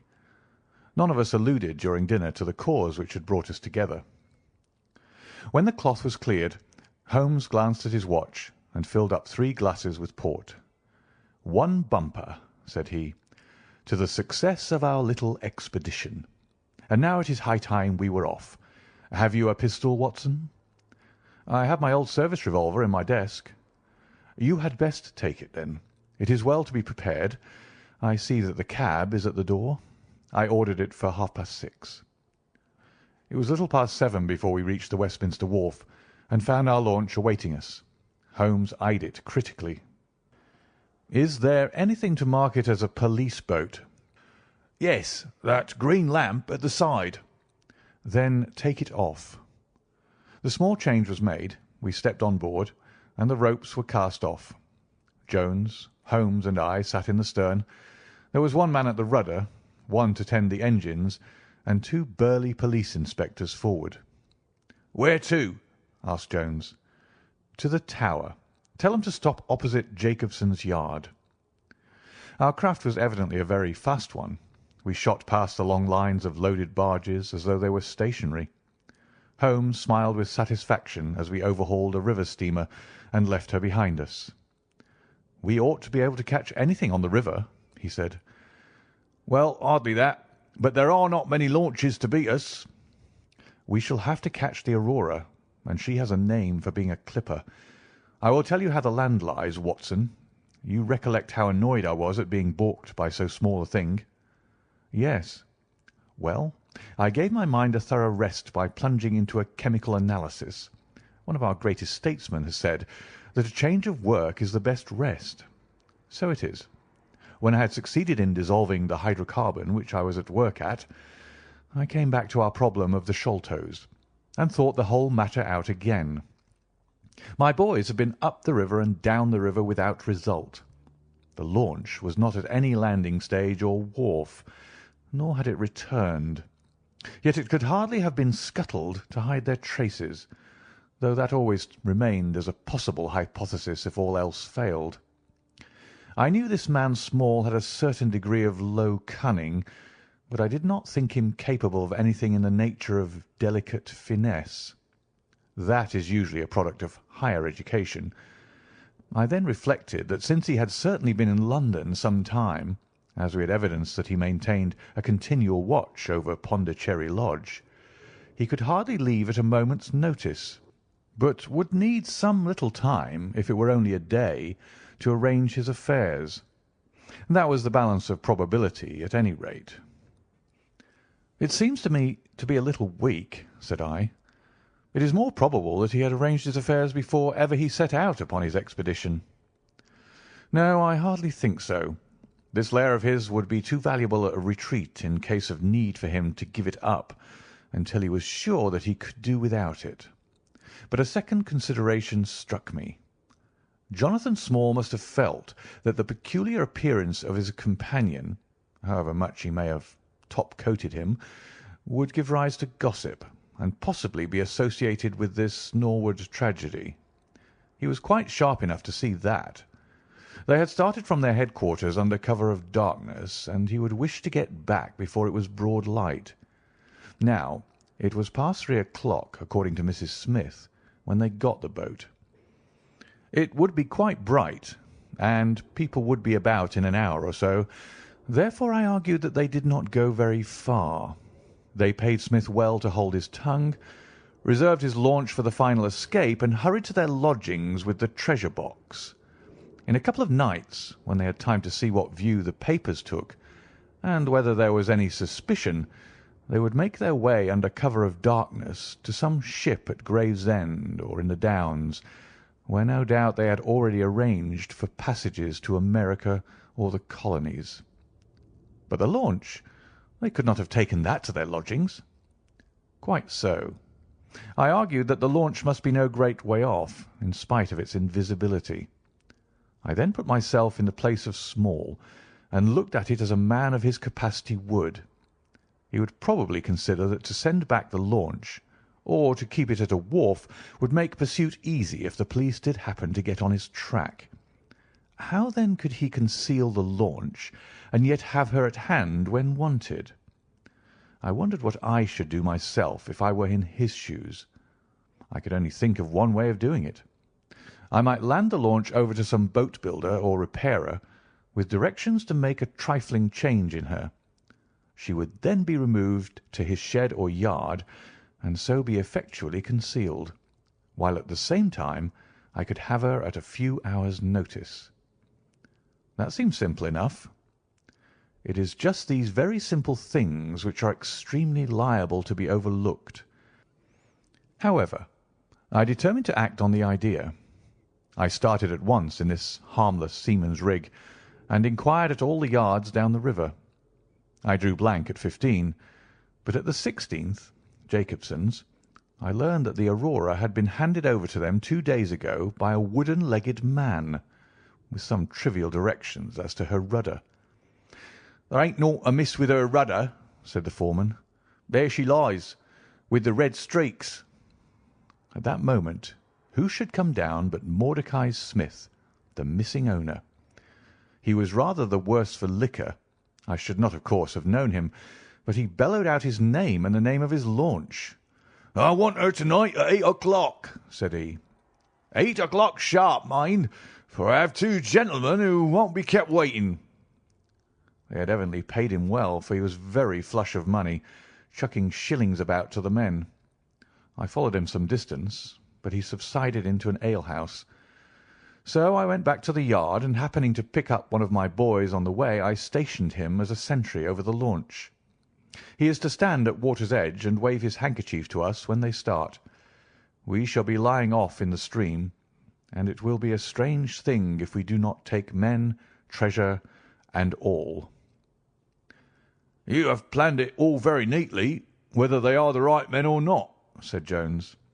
"But if the affair were in my hands, I should have had a body of police in Jacobson's yard and arrested them when they came down."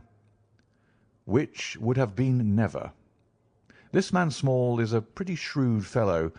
He would send a scout on ahead, and if anything made him suspicious, lie snug for another week. "But you might have stuck to Mordecai Smith, and so been led to their hiding-place," said I. In that case I would have wasted my day. I think that it is 100 to 1 against Smith knowing where they live. As long as he has liquor and a good pay, why should he ask questions? They send him messages what to do. No, I thought every possible course, and this is the best." While this conversation had been proceeding, we had been shooting the long series of bridges which span the Thames. As we passed the city, the last rays of the sun were gilding the cross upon the summit of St. Paul's. It was twilight before we reached the tower. "That is Jacobson's Yard," said Holmes, pointing to a bristle of masts and rigging on the Surrey side. "Cruise gently up and down here under cover of this string of lighters." He took a pair of night glasses from his pocket and gazed some time at the shore. "I see my sentry at his post," he remarked, "but no sign of a handkerchief." "Suppose we go downstream a short way and lie in wait for them," said Jones eagerly. We were all eager by this time, even the policemen and stokers, who had a very vague idea of what was going forward. "We have no right to take anything for granted," Holmes answered. "It is certainly 10 to 1 that they go downstream, but we cannot be certain. From this point we can see the entrance of the yard, and they can hardly see us. It will be a clear night and plenty of light. We must stay where we are. See how the folk swarm over yonder in the gaslight." "They are coming from work in the yard."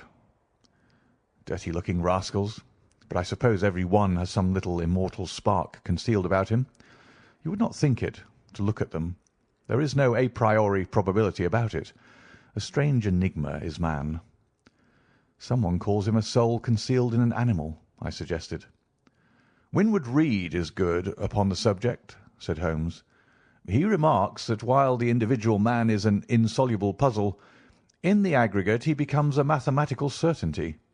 You can, for example, never foretell what any one man will do, but you can say with precision what an average number will be up to. Individuals vary, but percentages remain constant. So says the statistician. But do I see a handkerchief? Surely there is a white flutter over yonder." "Yes, it is your boy," I cried. "I can see him plainly." "And there is the Aurora," exclaimed Holmes, "and going like the devil. Full speed ahead, engineer. Make after that launch with the yellow light. By heaven, I shall never forgive myself if she proves to have the heels of us." She had slipped unseen through the yard entrance and passed behind 2 or 3 small craft, so that she had fairly got her speed up before we saw her. Now she was flying down the stream, near into the shore, going at a tremendous rate. Jones looked gravely at her and shook his head. "She's very fast," he said. "I doubt if we shall catch her." "We must catch her," cried Holmes between his teeth. "Heap it on, stokers. Make her do all she can. If we burn the boat we must have them." We were fairly after her now. The furnaces roared and the powerful engines whizzed and clanked like a great metallic heart. Her sharp, steep prow cut through the river water and sent 2 rolling waves to right and to left of us. With every throb of the engines we sprang and quivered like a living thing. One great yellow lantern in our bows threw a long, flickering funnel of light in front of us. Right ahead a dark blur upon the water showed where the Aurora lay, and a swirl of white foam behind her spoke of the pace at which she was going. We flashed past barges, steamers, merchant vessels, in and out, behind this one and round the other. Voices hailed us out of the darkness, but still the Aurora thundered on, and still we followed close upon her track. "Pile it on, men! Pile it on!" cried Holmes, looking down into the engine-room, while the fierce glow from below beat upon his eager, aquiline face. "Get every pound of steam you can." "I think we can gain a little," said Jones, with his eyes on the Aurora. "I'm sure of it," said I. "We shall be up with her in a very few minutes." At that moment, however, as our evil fate would have it, a tug with 3 barges in tow blundered in between us. It was only by putting our helm hard down that we avoided a collision, and before we could round them and recover our way, the Aurora had gained a good 200 yards. She was still, however, well in view, and the murky, uncertain twilight was setting into a clear, starlit night. Our boilers were strained to their utmost, and the frail shell vibrated and creaked with the fierce energy which was driving us along. We had shot through the Pool, past the West India Docks, down the long Deptford Reach, and up again after rounding the Isle of Dogs. The dull blur in front of us resolved itself now clearly enough into the dainty Aurora. Jones turned our searchlight upon her so that we could plainly see the figures upon her deck. One man sat by the stern with something black between his knees, over which he stooped. Beside him lay a dark mass which looked like a Newfoundland dog. The boy held the tiller, while against the red glare of the furnace I could see old Smith, stripped to the waist and shovelling coals for dear life. They may have had some doubt at first as to whether we were really pursuing them, but now, as we followed every winding and turning which they took, there could be no longer any question about it. At Greenwich we were about 300 paces behind them. At Blackwall we could not have been more than 250. I have coursed many creatures in many countries during my checkered career, but never did sport give me such a wild thrill as this mad flying man-hunt down the Thames. Steadily we drew in upon them, yard by yard. In the silence of the night we could hear the panting and clanking of their machinery. The man in the stern still crouched upon the deck, and his arms were moving as though he were busy, while every now and then he would look up and measure with a glance the distance which still separated us. Nearer we came, and nearer. Jones yelled to them to stop. We were not more than 4 boats' lengths behind them, both boats flying at a tremendous pace. It was a clear reach of the river, with Barking level upon one side and the melancholy Plumstead marshes upon the other. At our hail, the man in the stern sprang up from the deck and shook his 2 clenched fists at us, cursing the while in a high, cracked voice. He was a good-sized, powerful man, and as he stood poising himself with legs astride, I could see that from the thigh downwards there was but a wooden stump upon the right side. At the sound of his strident, angry cries, there was movement in the huddled bundle upon the deck. It straightened itself into a little black man, the smallest I have ever seen, with a great misshapen head and a shock of tangled, dishevelled hair. Holmes had already drawn his revolver, and I whipped out mine at the sight of this savage, distorted creature. He was wrapped in some sort of dark ulster or blanket, which left only his face exposed. But that face was enough to give a man a sleepless night. Never have I seen features so deeply marked with all bestiality and cruelty. His small eyes glowed and burned with a sombre light, and his thick lips were writhed back from his teeth, which grinned and chattered at us with a half-animal fury. "Fire if he raises his hand," said Holmes quietly. We were within a boat's length by this time, and almost within touch of our quarry. I can see the 2 of them now as they stood, the white man with his legs far apart, shrieking out curses, and the unhallowed dwarf with his hideous face and his strong yellow teeth gnashing at us in the light of our lantern. It was well that we had so clear a view of him. Even as we looked, he plucked out from under his covering a short, round piece of wood like a school ruler and clapped it to his lips. Our pistols rang out together. He whirled round, threw up his arms, and with a kind of choking cough fell sideways into the stream. I caught one glimpse of his venomous, menacing eyes amid the white swirl of the waters. At the same moment the wooden-legged man threw himself upon the rudder and put it hard down so that his boat made straight in for the southern bank, while we shot past her stern, only clearing her by a few feet. We were round after her in an instant, but she was already nearly at the bank. It was a wild and desolate place where the moon glimmered upon a wide expanse of marshland, with pools of stagnant water and beds of decaying vegetation. The launch, with a dull thud, ran up upon the mudbank with her bow in the air and her stern flush with the water. The fugitive sprang out, but his stump instantly sank its whole length into the sodden soil. In vain he struggled and writhed. Not one step could he possibly take, either forwards or backwards? He yelled in impotent rage, and kicked frantically into the mud with his other foot. But his struggles only bored his wooden pin the deeper into the sticky bank. When we brought our launch alongside, he was so firmly anchored that it was only by throwing the end of a rope over his shoulders that we were able to haul him out and to drag him, like some evil fish, over our side. The two Smiths, father and son, sat sullenly in their launch, but came aboard meekly enough when commanded. The Aurora herself was hauled off and made fast to our stern. A solid iron chest of Indian workmanship stood upon the deck. This, there could be no question, was the same that had contained the ill-omened treasure of the Sholtos. There was no key, but it was of considerable weight, so we transferred it carefully to our own little cabin. As we steamed slowly upstream again, we flashed our searchlight in every direction, but there was no sign of the islander.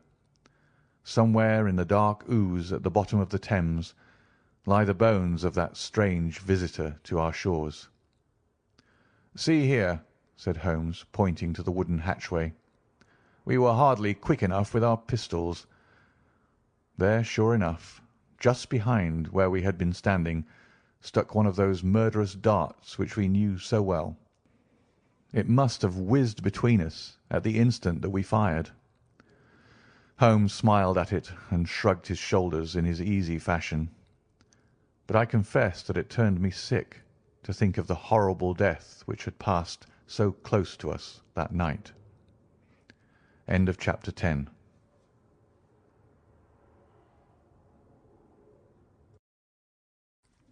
Chapter 11 of The Sign of the Four by Sir Arthur Conan Doyle.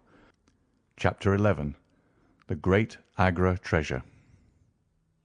Our captive sat in the cabin opposite to the iron box which he had done so much and waited so long to gain. He was a sunburned, reckless-eyed fellow with a network of lines and wrinkles all over his mahogany features, which told of a hard, open-air life. There was a singular prominence about his bearded chin, which marked a man who was not to be easily turned from his purpose. His age may have been 50 or thereabouts, for his black curly hair was thickly shot with grey. His face in repose was not an unpleasing one, though his heavy brows and aggressive chin gave him, as I had lately seen, a terrible expression when moved to anger. He sat now with his handcuffed hands upon his lap and his head sunk upon his breast, while he looked with his keen twinkling eyes at the box which had been the cause of his ill-doings. It seemed to me that there was more sorrow than anger in his rigid and contained countenance. Once he looked up at me with a gleam of something like humour in his eyes. "Well, Jonathan Small," said Holmes, lighting a cigar, "I am sorry that it has come to this." "And so am I, sir," he answered frankly. "I don't believe that I can swing over the job. I give you my word on the book that I never raised a hand against Mr. Sholto. It was that little hellhound Tonga who shot one of his cursed darts into him. I had no part in it, sir. I was as grieved as if it had been my blood relation. I welted the little devil with the slack end of the rope for it, but it was done, and I could not undo it again." "Have a cigar," said Holmes, "and you had best take a pull out of my flask, for you're very wet. How could you expect so small and weak a man as this black fellow to overpower Mr. Sholto and hold him while you were climbing the rope?" "You seem to know as much about it as if you were there, sir. The truth is I had hoped to find the room clear. I knew the habits of the house pretty well, and it was the time when Mr. Sholto usually went down to his supper. I shall make no secret of the business. The best defence that I can make is just the simple truth. Now, if it had been the old Major, I would have swung for him with a light heart. I would have thought no more of knifing him than of smoking this cigar. But it's cursed hard that I should be lagged over this young Sholto, with whom I had no quarrel whatever." "You are under the charge of Mr. Athelney Jones of Scotland Yard. He is going to bring you up to my rooms, and I shall ask you for a true account of the matter. You must make a clean breast of it, for if you do I hope that I may be of use to you. I think I can prove that the poison acts so quickly that the man was dead before ever you reached the room." "That he was, sir. I never got such a turn in my life as when I saw him grinning at me with his head on his shoulder as I climbed through the window. It fairly shook me, sir. I'd have half killed Tonga for it if he had not scrambled off.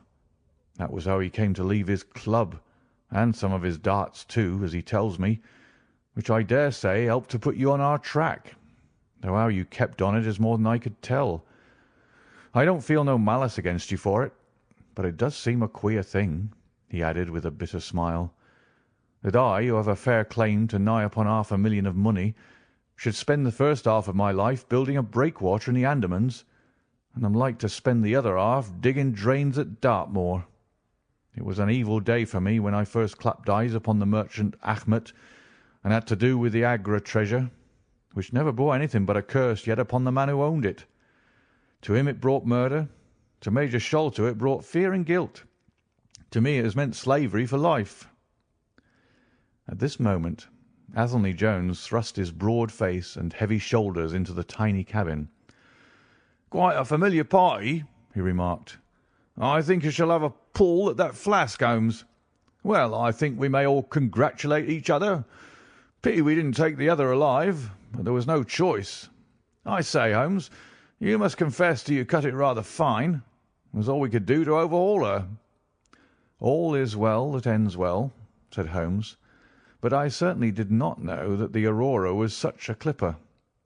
"Smith says she's one of the fastest launches on the river, and that if he had another man to help him with the engines, we should never have caught her. He swears he knew nothing of this Norwood business." "Neither did he," cried our prisoner. "Not a word. I chose his launch because I heard that she was a flyer. We told him nothing, but we paid him well, and he was to get something handsome if we reached our vessel, the Esmeralda, at Gravesend, outward bound for the Brazils." "Well, if he's done no wrong, we shall see that no wrong comes to him. If we are pretty quick in catching our men, we are not so quick in condemning them." It was amusing to notice how the consequential Jones was already beginning to give himself airs on the strength of the capture. From the slight smile which played over Sherlock Holmes's face, I could see that the speech had not been lost upon him. "We will be at Vauxhall Bridge presently," said Jones, "and shall land you, Dr. Watson, with the treasure box. I need hardly tell you that I am taking a very grave responsibility upon myself in doing this. It is most irregular, but of course an agreement is an agreement. I must, however, as a matter of duty, send an inspector with you, since you have so valuable a charge. You will drive, no doubt?" "Yes, I shall drive." "It is a pity there is no key, that we may make an inventory first. You will have to break it open. Where is the key, my man?" "At the bottom of the river," said Small shortly. "Hum! There was no use you giving this unnecessary trouble. We have had work enough already through you. However, Doctor, I need not warn you to be careful. Bring the box back with you to the Baker Street rooms. You will find us there on our way to the station." They landed me at Vauxhall with my heavy iron box, and with a bluff, genial inspector as my companion. A quarter of an hour's drive brought us to Mrs. Cecil Forrester's. The servant seemed surprised at so late a visitor. Mrs. Cecil Forrester was out for the evening, she explained, and likely to be very late. Miss Morstan, however, was in the drawing-room, so to the drawing-room I went, box in hand, leaving the obliging inspector in the cab. She was seated by the open window, dressed in some sort of white diaphanous material, with a little touch of scarlet at the neck and waist. The soft light of a shaded lamp fell upon her as she leaned back in the basket chair, playing over her sweet, grave face and tinting with a dull metallic spark the rich coils of her luxuriant hair. One white arm and hand drooped over the side of the chair, and her whole pose and figure spoke of an absorbing melancholy. At the sound of my footfall she sprang to her feet, however, and a bright flush of surprise and of pleasure coloured her pale cheeks. "I heard a cab drive up," she said. "I thought that Mrs. Forrester had come back very early, but I never dreamed that it might be you. What news have you brought me?" "I have brought you something better than news," said I, putting down the box upon the table and speaking jovially and boisterously, though my heart was heavy within me. "I have brought you something which is worth all the news in the world. I have brought you a fortune." She glanced at the iron box. "Is that the treasure, then?" she asked coolly enough. "Yes, this is the great Agra treasure. Half of it is yours and half is Thaddeus Sholto's. You will have a couple of 100,000 each. Think of that!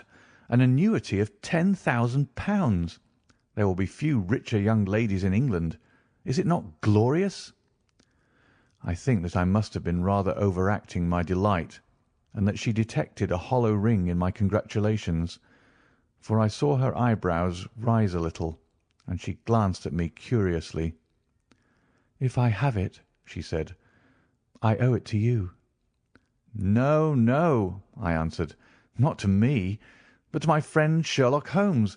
With all the will in the world I could never have followed up a clue which has taxed even his analytical genius. As it was, we very nearly lost it at the last moment."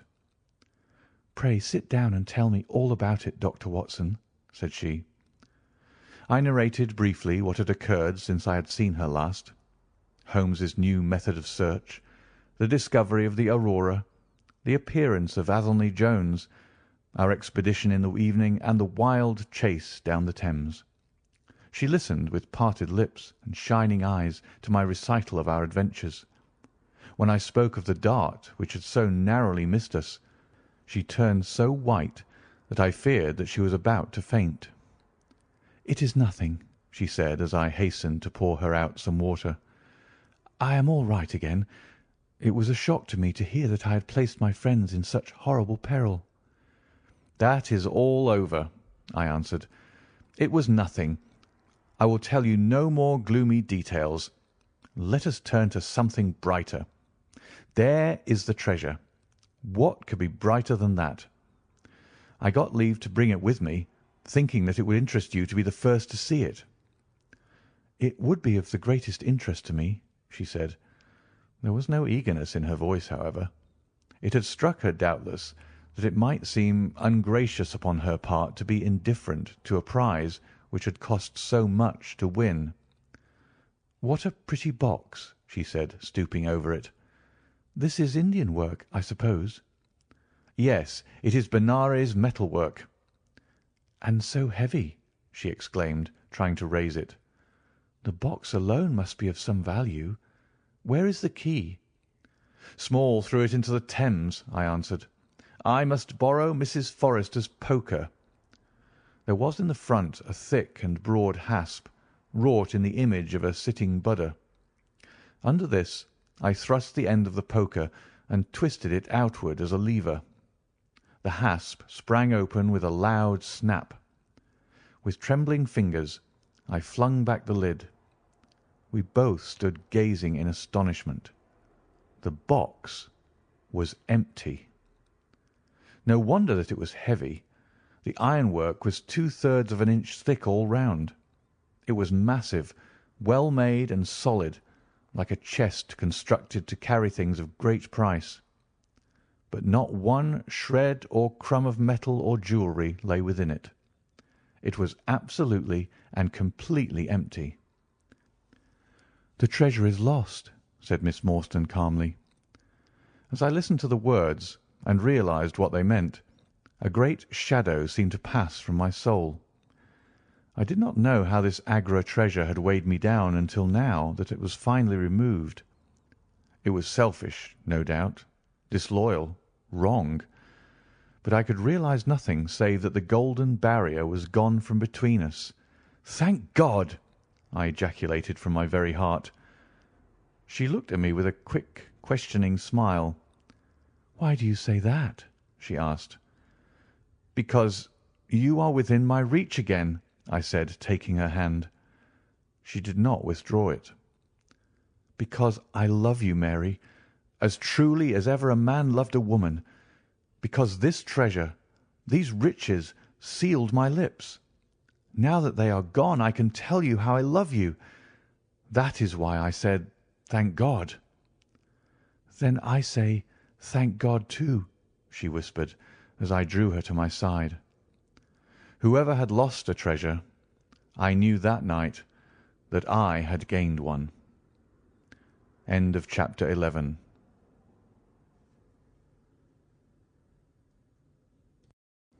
Chapter 12 of The Sign of the Four by Sir Arthur Conan Doyle. Chapter 12. The Strange Story of Jonathan Small. A very patient man was that inspector in the cab, for it was a weary time before I rejoined him. His face clouded over when I showed him the empty box. "There goes the reward," said he gloomily. "Where there's no money there's no pay. This night's work would have been worth a tenner each to Sam Brown and me if the treasure had been there." "Mr. Thaddeus Sholto is a rich man," I said. "He'll see that you're rewarded, treasure or no." The inspector shook his head despondently, however. "It's a bad job," he repeated, "and so Mr. Athelney Jones will think." His forecast proved to be correct, for the detective looked blank enough when I got to Baker Street and showed him the empty box. They had only just arrived, Holmes, the prisoner, and he, for they had changed their plans so far as to report themselves at a station upon the way. My companion lounged in his armchair with his usual listless expression, while Small sat stolidly opposite to him with his wooden leg cocked over his sound one. As I exhibited the empty box, he leaned back in his chair and laughed aloud. "This is your doing, Small," said Athelney Jones angrily. "Yes, I've put it away where you shall never lay hand upon it," he cried exultantly. "It is my treasure, and if I can't have the loot, I'll take darn good care that no one else does. I tell you that no living man has any right to it, unless it is 3 men who are in the Andaman convict barracks and myself. I know now that I cannot have the use of it, and I know that they cannot. I have acted all through for them as much as for myself. It's been the sign of 4 with us always. Well, I know now that they would have had me do just what I've done, and throw the treasure into the Thames, rather than let it go to kith or kin of Sholto or of Morstan. It was not to make them rich that we did for Achmet. You'll find the treasure where the key is, and where little Tonga is. When I saw that your launch must catch us, I put the loot away in a safe place. There are no rupees for you this journey." "You are deceiving us, Small," said Athelney Jones sternly. "If you had wished to throw the treasure into the Thames, it would have been easier for you to have thrown box and all." "Easier for me to throw, and easier for you to recover," he answered, with a shrewd, sidelong look. "The man that was clever enough to hunt me down is clever enough to pick an iron box from the bottom of a river. Now that they are scattered over 5 miles or so, it may be a harder job. It went to my heart to do it, though. I was half mad when you came up with us. However, there's no good grieving over it. I've had ups in my life and I've had downs, but I've learned not to cry over spilled milk." "This is a very serious matter, Small," said the detective. "If you had helped justice instead of thwarting it in this way, you'd have had a better chance at your trial." "Justice!" snarled the ex-convict. "A pretty justice! Whose loot is this, if it is not ours? Where is the justice that I should give it up to those who have never earned it? Look how I have earned it. 20 long years in that fever-ridden swamp, all day at work under the mangrove tree, all night chained up in the filthy convict huts, bitten by mosquitoes, racked with ague, bullied by every cursed black-faced policeman who loved to take it out of a white man. That was how I earned the Agra treasure. And you talk to me of justice, because I cannot bear to feel that I have paid this price, only that another may enjoy it. I would rather swing a score of times, or have one of the Tonga's darts in my hide, than live in a convict cell and feel that another man is at his ease in a palace with the money that should be mine." Small had dropped his mask of stoicism, and all this came out in a wild whirl of words, while his eyes blazed and the handcuffs clanked together with the impassioned movement of his hands. I could understand, as I saw the fury and the passion of the man, that it was no groundless or unnatural terror which had possessed Major Sholto, when he first learned that the injured convict was upon his track. "You forget that we know nothing of all this," said Holmes quietly. "We have not heard your story, and we cannot tell how far justice may originally have been on your side." "Well, sir, you've been very fair spoken to me, though I can see that I have you to thank that I have these bracelets upon my wrists. Still, I bear no grudge for that. It is all fair and above board. If you want to hear my story, I have no wish to hold it back. What I say to you is God's truth, every word of it. Thank you. You can put the glass beside me here, and I'll put my lips to it if I'm dry.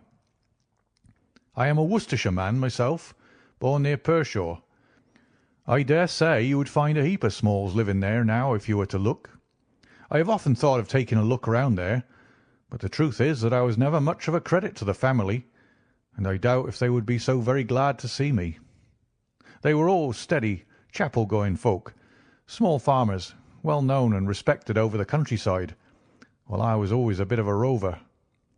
At last, however, when I was about 18, I gave them no more trouble, for I got into a mess over a girl, and could only get out of it again by taking the Queen's shilling and joined the 3D Buffs, which was just starting for India.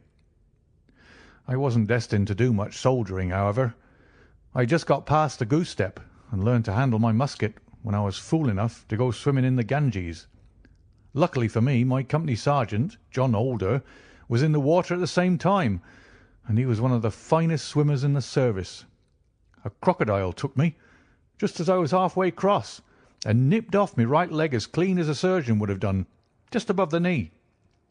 What with the shock and the loss of blood, I fainted, and should have drowned if Holder had not caught hold of me and paddled for the bank. I was 5 months in hospital over it, and when at last I was able to limp out of it with this timber toe strapped to my stump, I found myself invalided out of the army and unfitted for any active occupation. I was, as you can imagine, pretty down on my luck at this time, for I was a useless cripple, though not yet in my 20th year. However, my misfortune soon proving to be a blessing in disguise, a man named Ablewhite, who had come out there as an indigo planter, wanted an overseer to look after his coolies and keep them up to their work. He'd happened to be a friend of our colonel's, who had taken to an interest in me since the accident. To make a long story short, the colonel recommended me strongly for the post, and as the work was mostly to be done on horseback, my leg was no great obstacle, for I had enough knee left to keep good grip on the saddle. What I had to do was to ride over the plantation, to keep an eye on the men as they worked, and to report the idlers. The pay was fair, I had comfortable quarters, and altogether I was content to spend the remainder of my life in indigo planting. Mr. Ablewhite was a kind man, and he would often drop into my little shanty and smoke a pipe with me, for white folk out there feel their hearts warm to each other as they never do here at home. Well, I was never in luck's way long. Suddenly, without a note of warning, the great mutiny broke upon us. 1 month, India lay as still and peaceful to all appearance as Surrey and Kent. The next, there were 200,000 black devils let loose, and the country was a perfect hell. Of course, you know all about it, gentlemen. A deal more than I do, very like, since reading is not in my line. I only know what I saw with my own eyes. Our plantation was at a place called Muttra, near the border of the northwest provinces.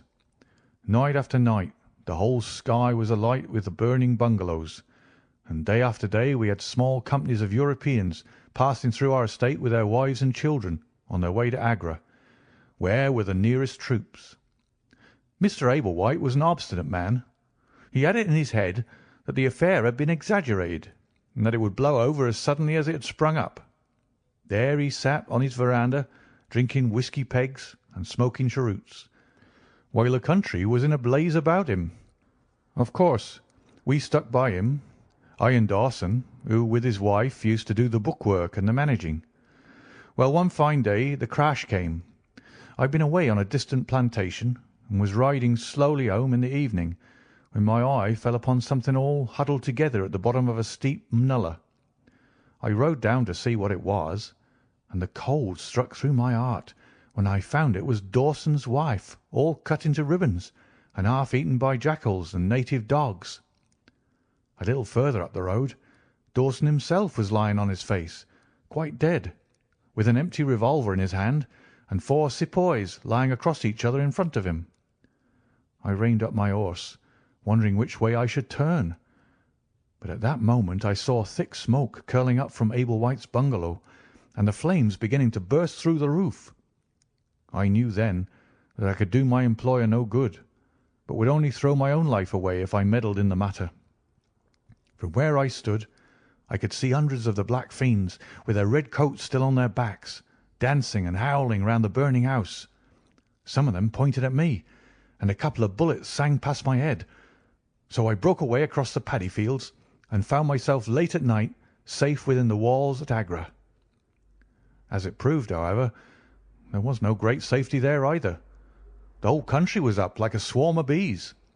Wherever the English could collect in little bands, they held just the ground that their guns commanded. Everywhere else they were helpless fugitives. It was a fight of the millions against the hundreds, and the cruellest part of it was that these men that we fought against, foot, horse, and gunners, were our own picked troops, whom we had taught and trained, handling our own weapons and blowing our own bugle calls. At Agra there were the 3D Bengal Fusiliers, some Sikhs, 2 troops of horse, and a battery of artillery. A volunteer corps of clerks and merchants had been formed, and this I joined, wooden leg and all. We went out to meet the rebels at Shah Gunj early in July, and we beat them back for a time, but our powder gave out, and we had to fall back upon the city. Nothing but the worst news came to us from every side, which is not to be wondered at, for if you look at the map, you will see that we were right in the heart of it. Lucknow is rather better than 100 miles to the east, and Cawnpore about as far to the south. For every point on the compass there was nothing but torture and murder and outrage. The city of Agra is a great place, swarming with fanatics and fierce devil worshippers of all sorts. Our handful of men were lost among the narrow winding streets. Our leader moved across the river, therefore, and took up his position in the old fort at Agra. I don't know if any of you gentlemen have ever read or heard anything of that old fort. It is a very queer place, the queerest that ever I was in, and I have been in some rum corners too. First of all, it is enormous in size. I should think that the enclosure must be acres and acres. There is a modern part, which took all our garrison, women, children, stores, and everything else, with plenty of room over. But the modern part is nothing like the size of the old quarter, where nobody goes, and which is given over to the scorpions and the centipedes. It is all full of great deserted halls, and winding passages, and long corridors, twisting in and out, so that it is easy enough for folk to get lost in it. For this reason, it was seldom that anyone went into it, though now and again a party with torches might go exploring. The river washes along the front of the old fort, and so protects it. But on the sides and behind there are many doors, and these had to be guarded, of course, in the old quarter as well as in that which was actually held by our troops. We were short-handed, with hardly men enough to man the angles of the building, and to serve the guns. It was impossible for us, therefore, to station a strong guard at every one of the innumerable gates.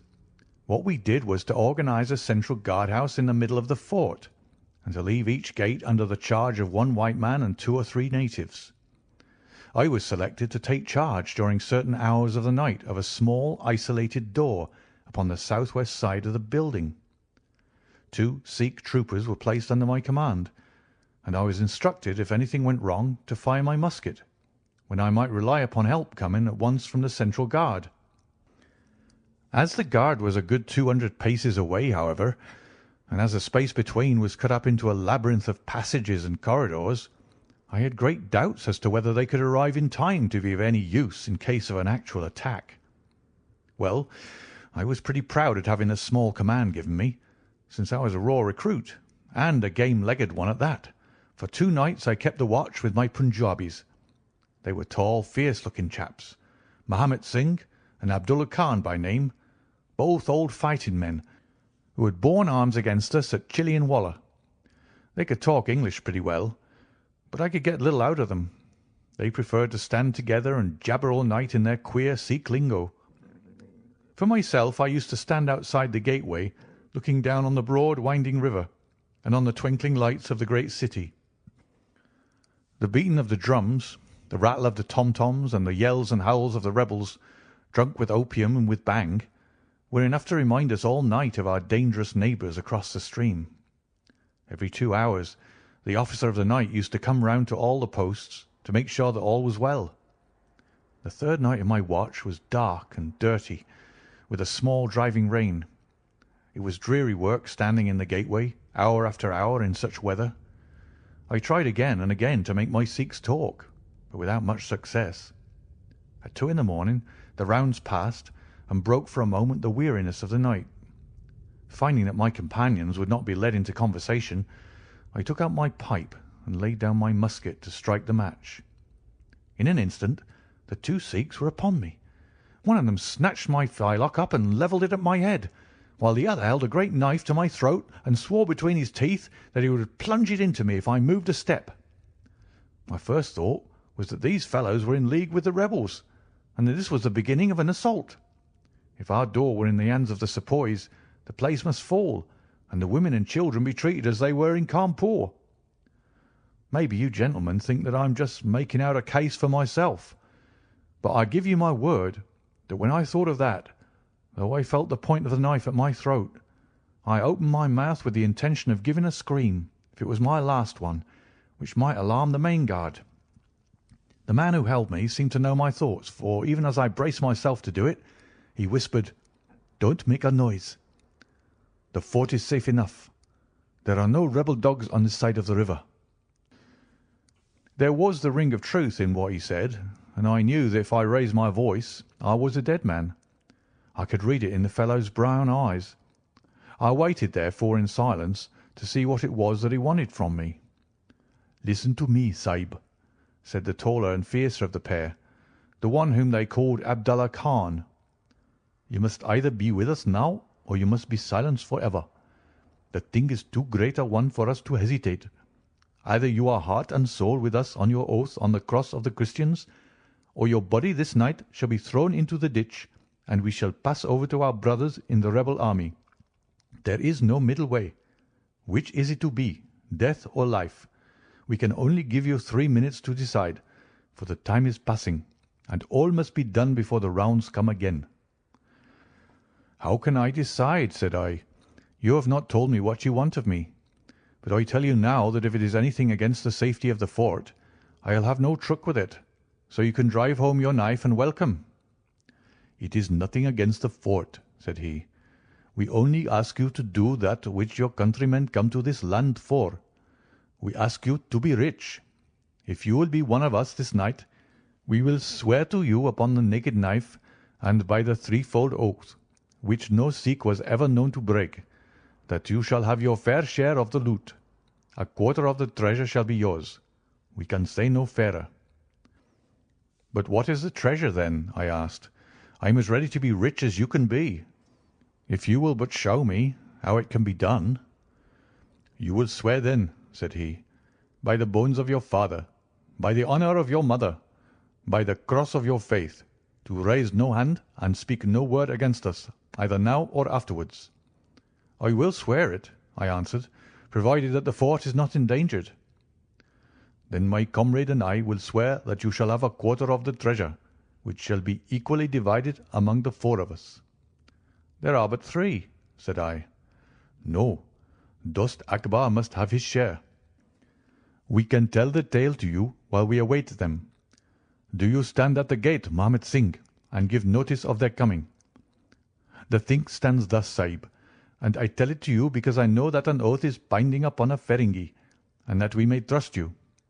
Had you been a lying Hindu, though you had sworn by all the gods in their false temples, your blood would have been put upon the knife, and your body in the water. But the Sikh knows the Englishman, and the Englishman knows the Sikh.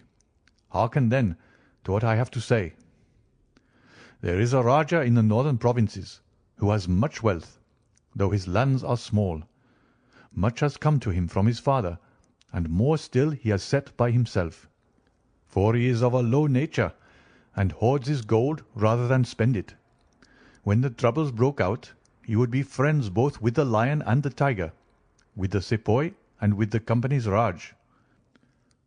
Soon, however, it seemed to him that the white men's day was come, for through all the land he could hear of nothing but their death and their overthrow.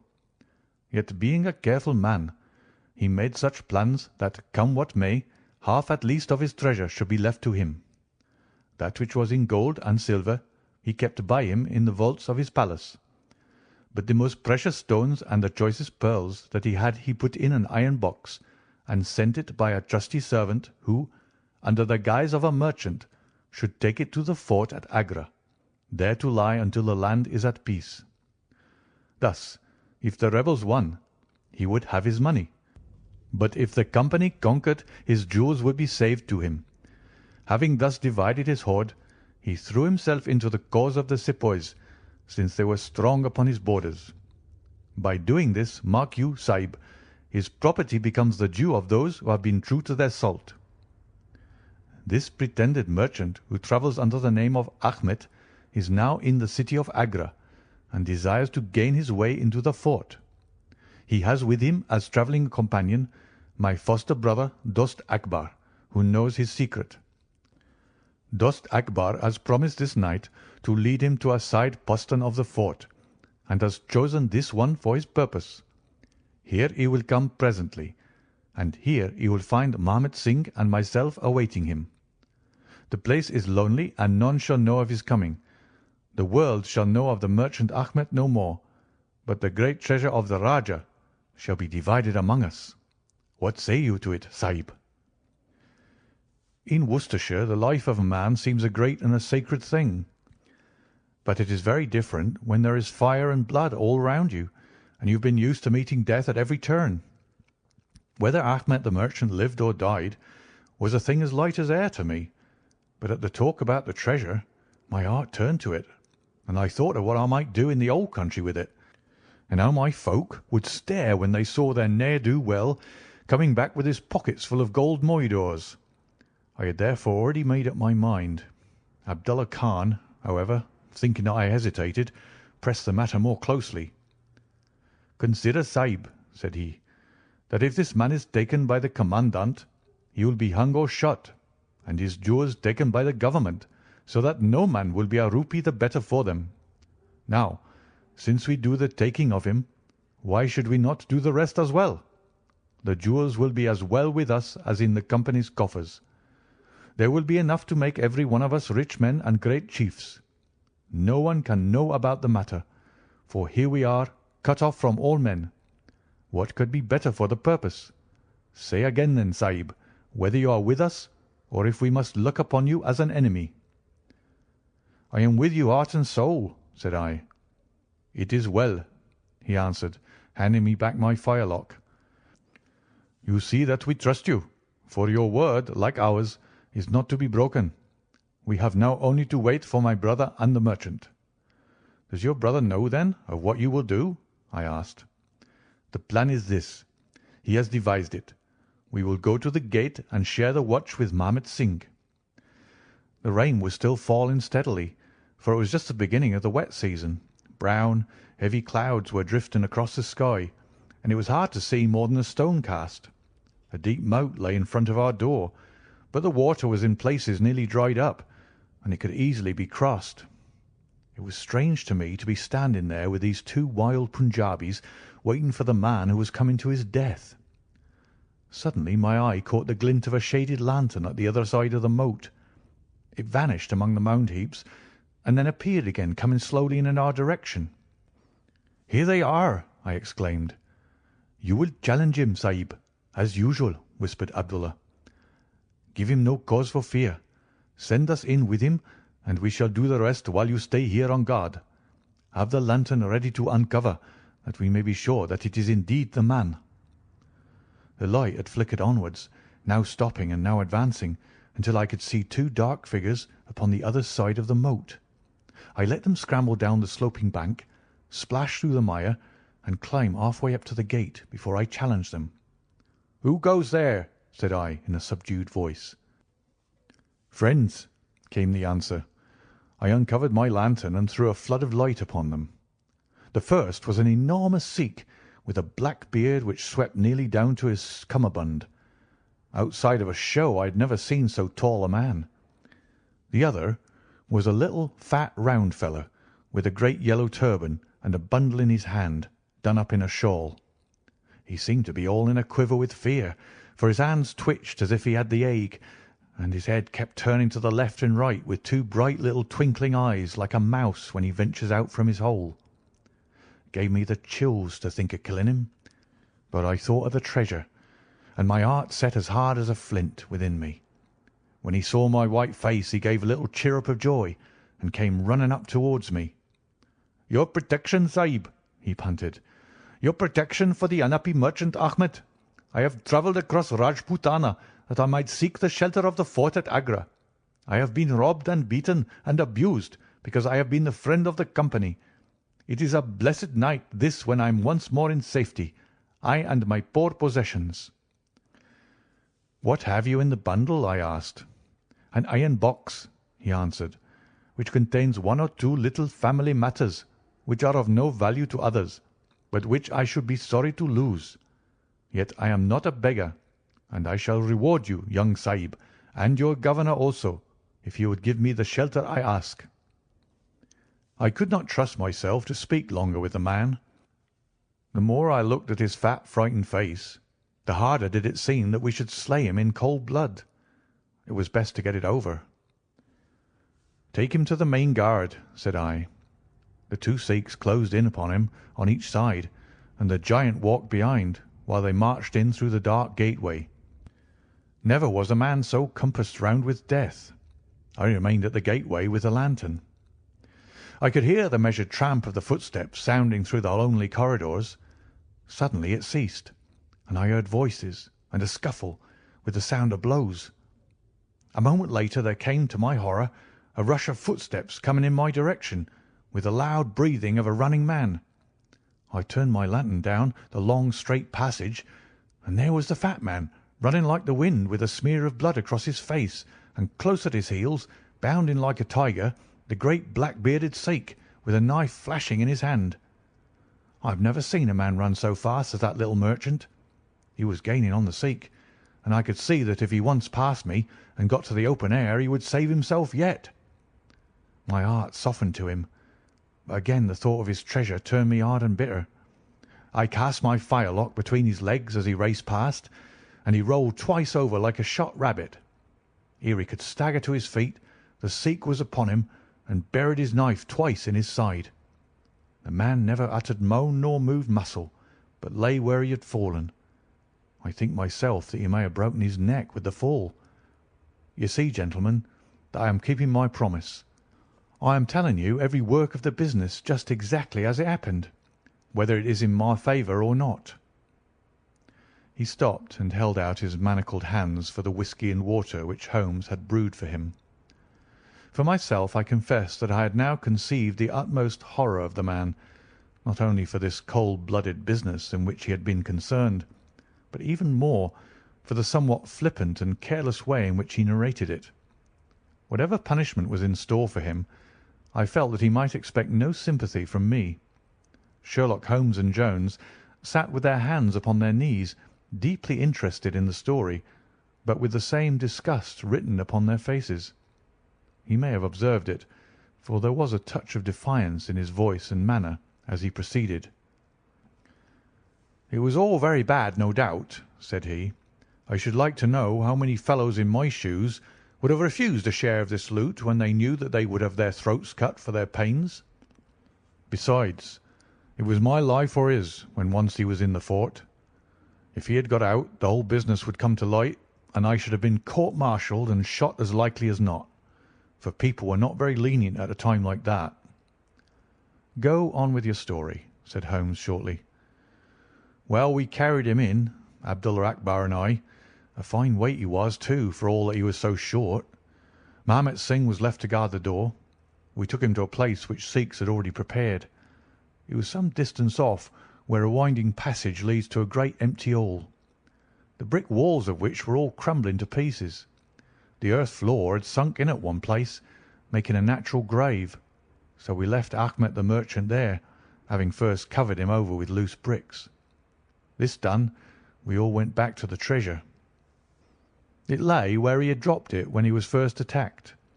The box was the same which now lies upon the table. A key was hung by a silken cord to that carved handle upon the top. We opened it, and the light of the lantern gleamed upon a collection of gems such as I have read of and thought about when I was a little lad at Pershore. It was blinding to look upon them. When we had feasted our eyes, we took them all out and made a list of them. They were 143 diamonds of the first water, including one which was called, I believe, the Great Mogul, and is said to be the second largest stone in existence. Then there were 97 very fine emeralds and 170 rubies, some of which, however, were small.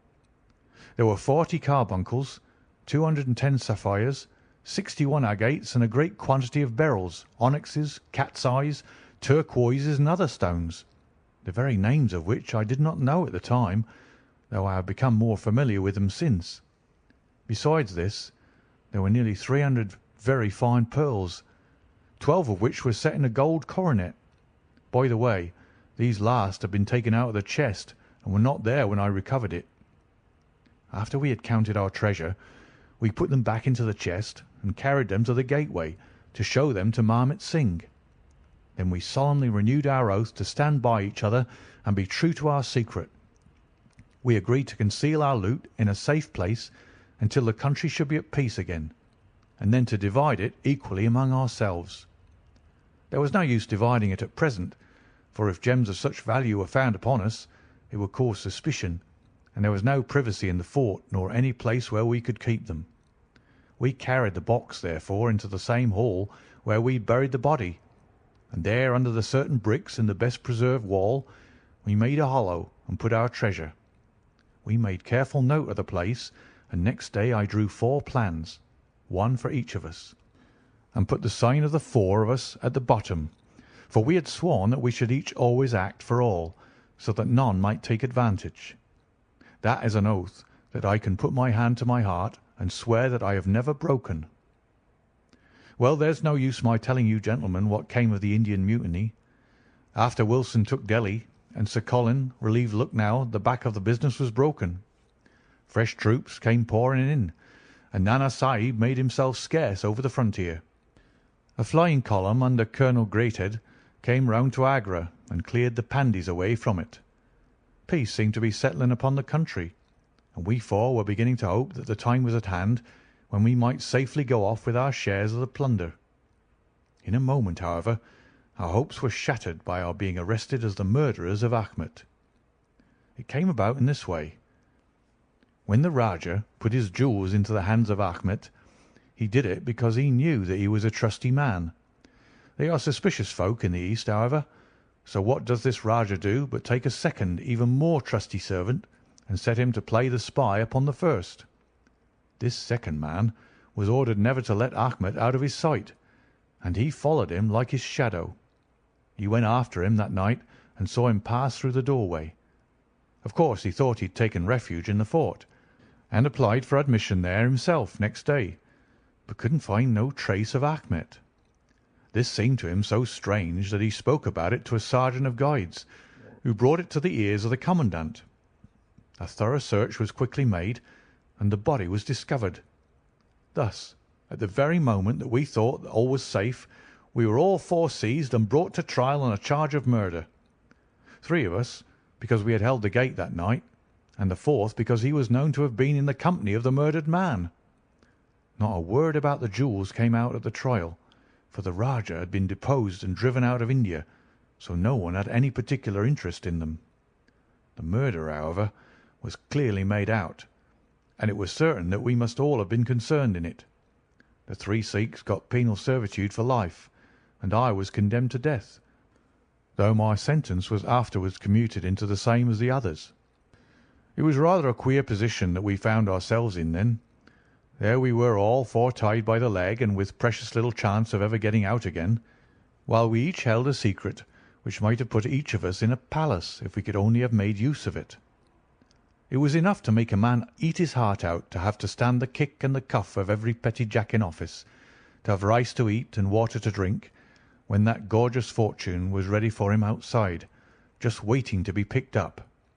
It might have driven me mad, but I was always a pretty stubborn one, so I just held on and bided my time. At last it seemed to me to have come. I was changed from Agra to Madras, and from there to Blair Island in the Andamans. There are very few white convicts at this settlement, and as I had behaved well from the first, I soon found myself a sort of privileged person. I was given a hut in Hopetown, which is a small place on the slopes of Mount Harriet, and I was left pretty much to myself. 'Tis a dreary, fever-stricken place, and all behind our little clearings was infested with wild, cannibal natives, who were ready enough to blow a poisoned dart at us if they saw a chance. There was digging and ditching and yam planting, and a dozen other things to be done. So we were busy enough all day, though in the evening we had a little time to ourselves. Among other things, I learned to dispense drugs for the surgeon, and picked up a smattering of his knowledge.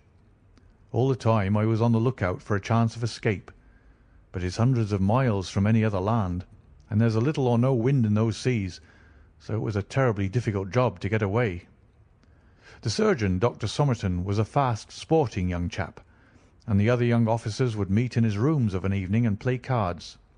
The surgery, where I used to make up my drugs, was next to his sitting room, with a small window between us. Often, if I felt lonesome, I used to turn out the lamp in the surgery, and then, standing there, I could hear their talk and watch their play. I'm fond of a hand at cards myself, and it was almost as good as having one to watch the others.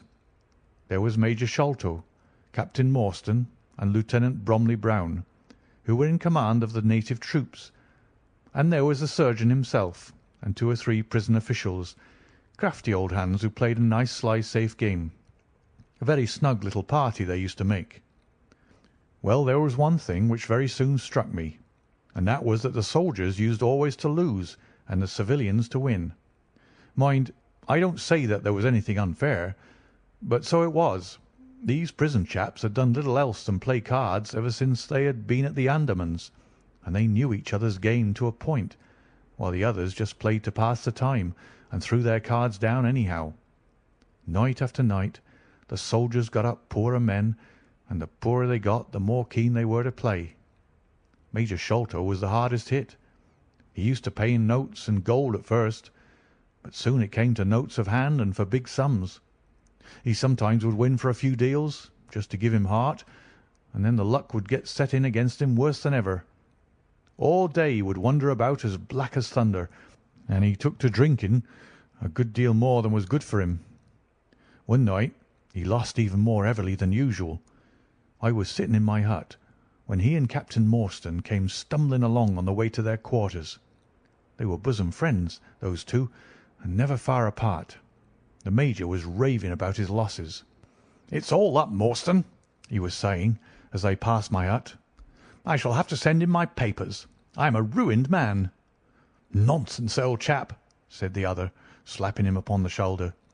"I've had a nasty facer myself, but—" That was all I could hear, but it was enough to set me thinking. A couple of days later Major Sholto was strolling on the beach, so I took the chance of speaking to him. "I wish to have your advice, Major," said I. "Well, Small, what is it?" he asked, taking his cheroot from his lips. "I wanted to ask you, sir," said I, "who is the proper person to whom hidden treasure should be handed over? I know where £500,000 worth lies, and as I cannot use it myself, I thought perhaps the best thing I could do would be to hand it over to the proper authorities, and then perhaps they would get my sentence shortened for me." "£500,000, Small!" he gasped, looking hard at me to see if I was in earnest. "Quite that, sir, in jewels and pearls. It lies there ready for anyone, and the queer thing about it is that the real owner is outlawed and cannot hold property, so that it belongs to the first comer." "To Government, Small," he stammered, "to Government." But he said it in a halting fashion, and I knew in my heart that I had got to him. "You think, then, sir, that I should give the information to the Governor-General?" said I quietly. Well, You must not do anything rash, or that you might repent. Let me hear all about it, Small. Give me the facts." I told him the old story, with small changes so that he could not identify the places. When I had finished, he stood stock still and full of thought. I could see by the twitch of his lip that there was a struggle going on within him. "This is a very important matter, Small," he said at last. "You must not say a word to anyone about it, and I shall see you again soon." 2 nights later, he and his friend Captain Morstan came to my hut in the dead of the night with a lantern. "I want you just to let Captain Morstan hear that story from your own lips, Small," said he. I repeated it as I had told it before. "It rings true, eh?" said he. "It's good enough to act upon." Captain Morstan nodded. "Look here, Small," said the Major. "We've been talking it over, my friend here and I, and we've come to the conclusion that this secret of yours is hardly a government matter after all, but is a private concern of your own, which of course you have the power of disposing of as you think best. Now, the question is, what price would you ask for it? We might be inclined to take it up and at least look into it, if we could agree as to terms." He tried to speak in a cool, careless way, but his eyes were shining with excitement and greed. "Why, as to that, gentlemen," I answered, trying also to be cool, but feeling as excited as he did, "there is only one bargain which a man in my position can make. I shall want you to help me to my freedom, and to help my 3 companions to theirs. We shall then take you into partnership and give you a 5th share to divide between you." Said he. "A 5th share. That is not very tempting." "It would come to 50,000 apiece," said I. "But how can we gain your freedom? You know very well that you ask an impossibility." "Nothing of the sort," I answered. "I thought it all out to the last detail. The only bar to our escape is that we can get no boat fit for the voyage, and no provisions to last us for so long a time. There are plenty of little yachts and yawls at Calcutta or Madras which would serve our turn well. Do you bring one over?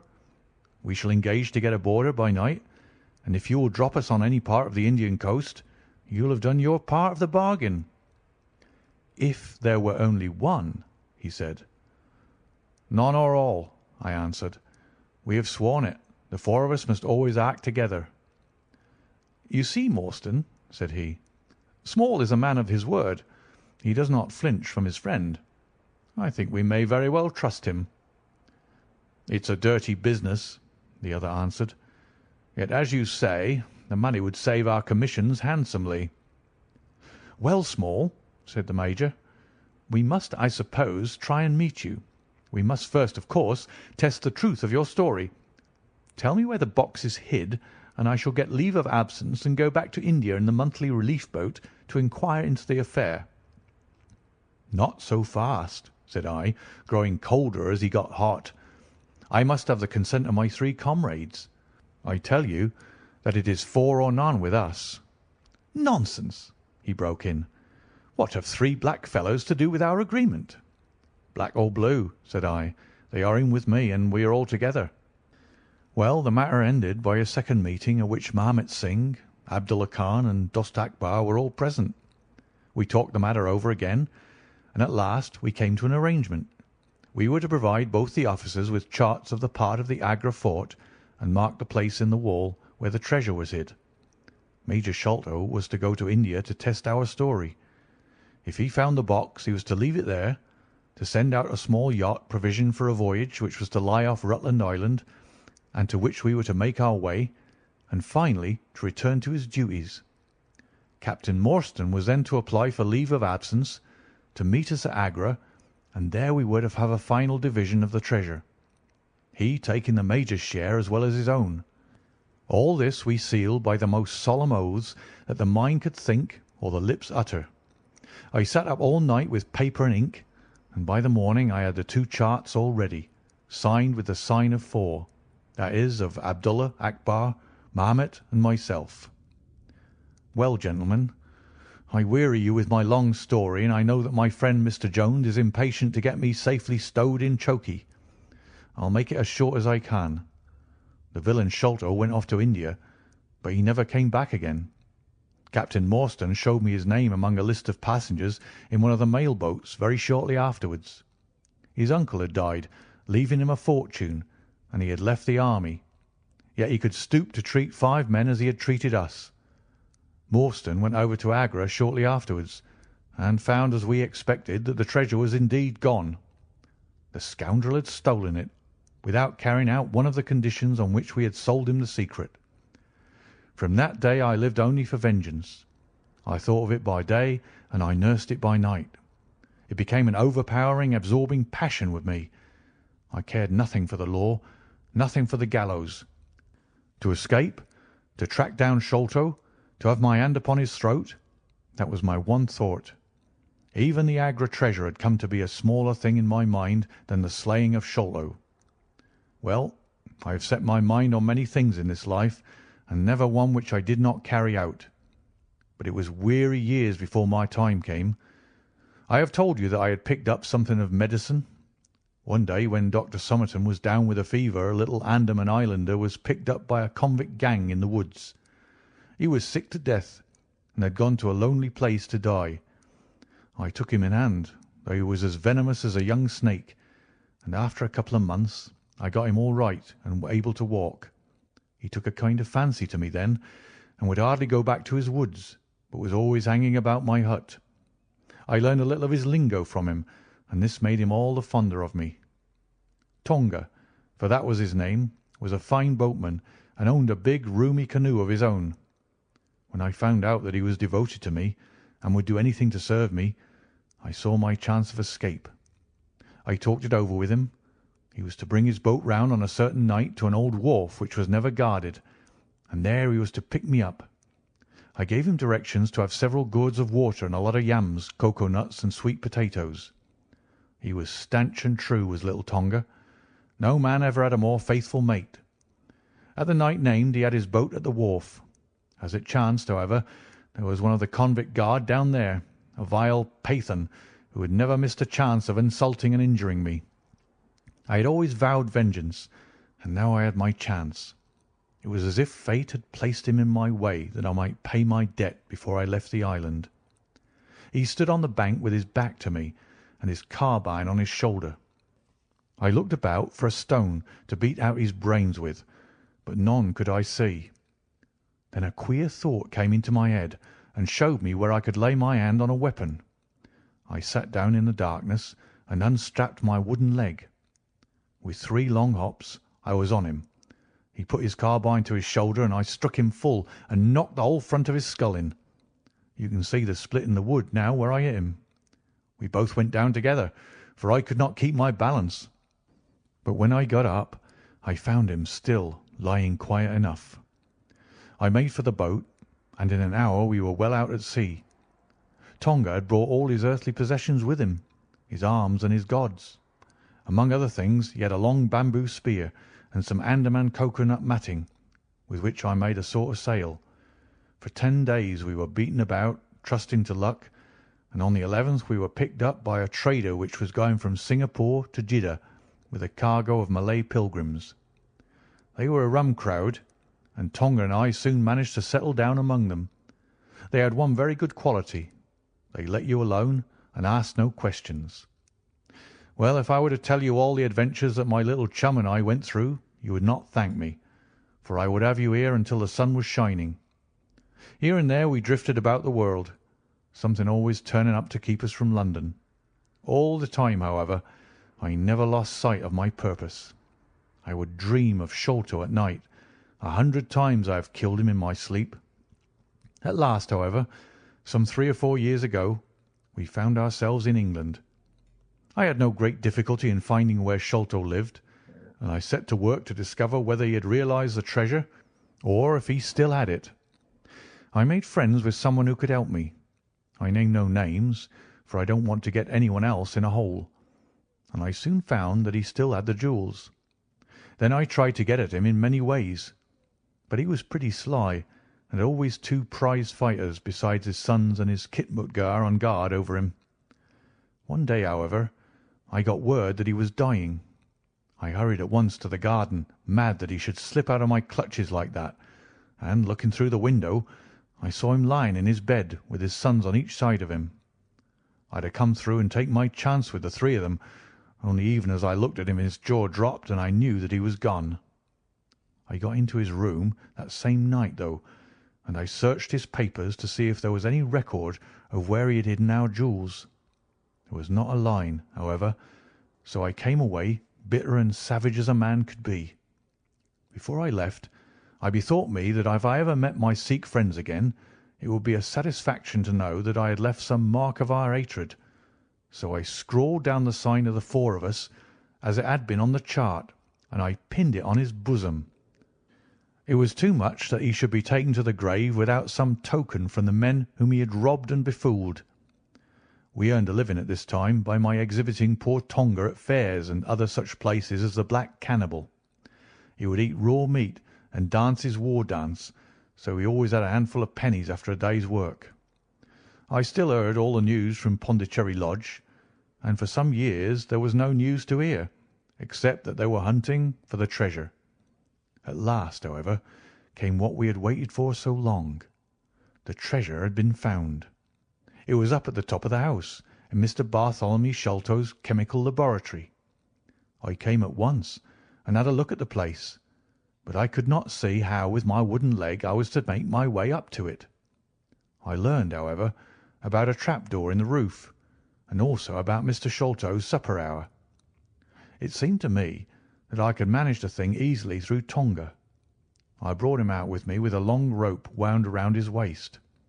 He could climb like a cat, and he soon made his way through the roof.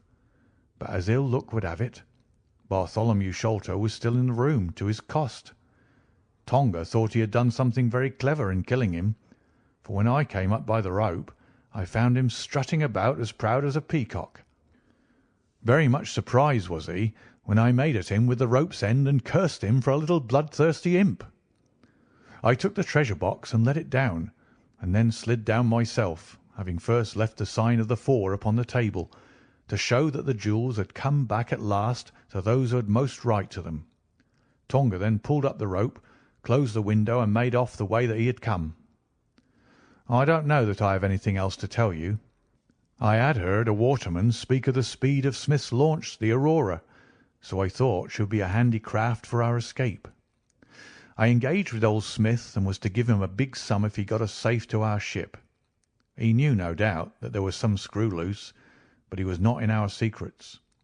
All this is the truth, and if I tell it to you, gentlemen, it is not to amuse you, for you have not done me a very good turn, but it is because I believe the best defence I can make is just to hold back nothing, but let all the world know how badly I have myself been served by Major Sholto, and how innocent I am of the death of his son."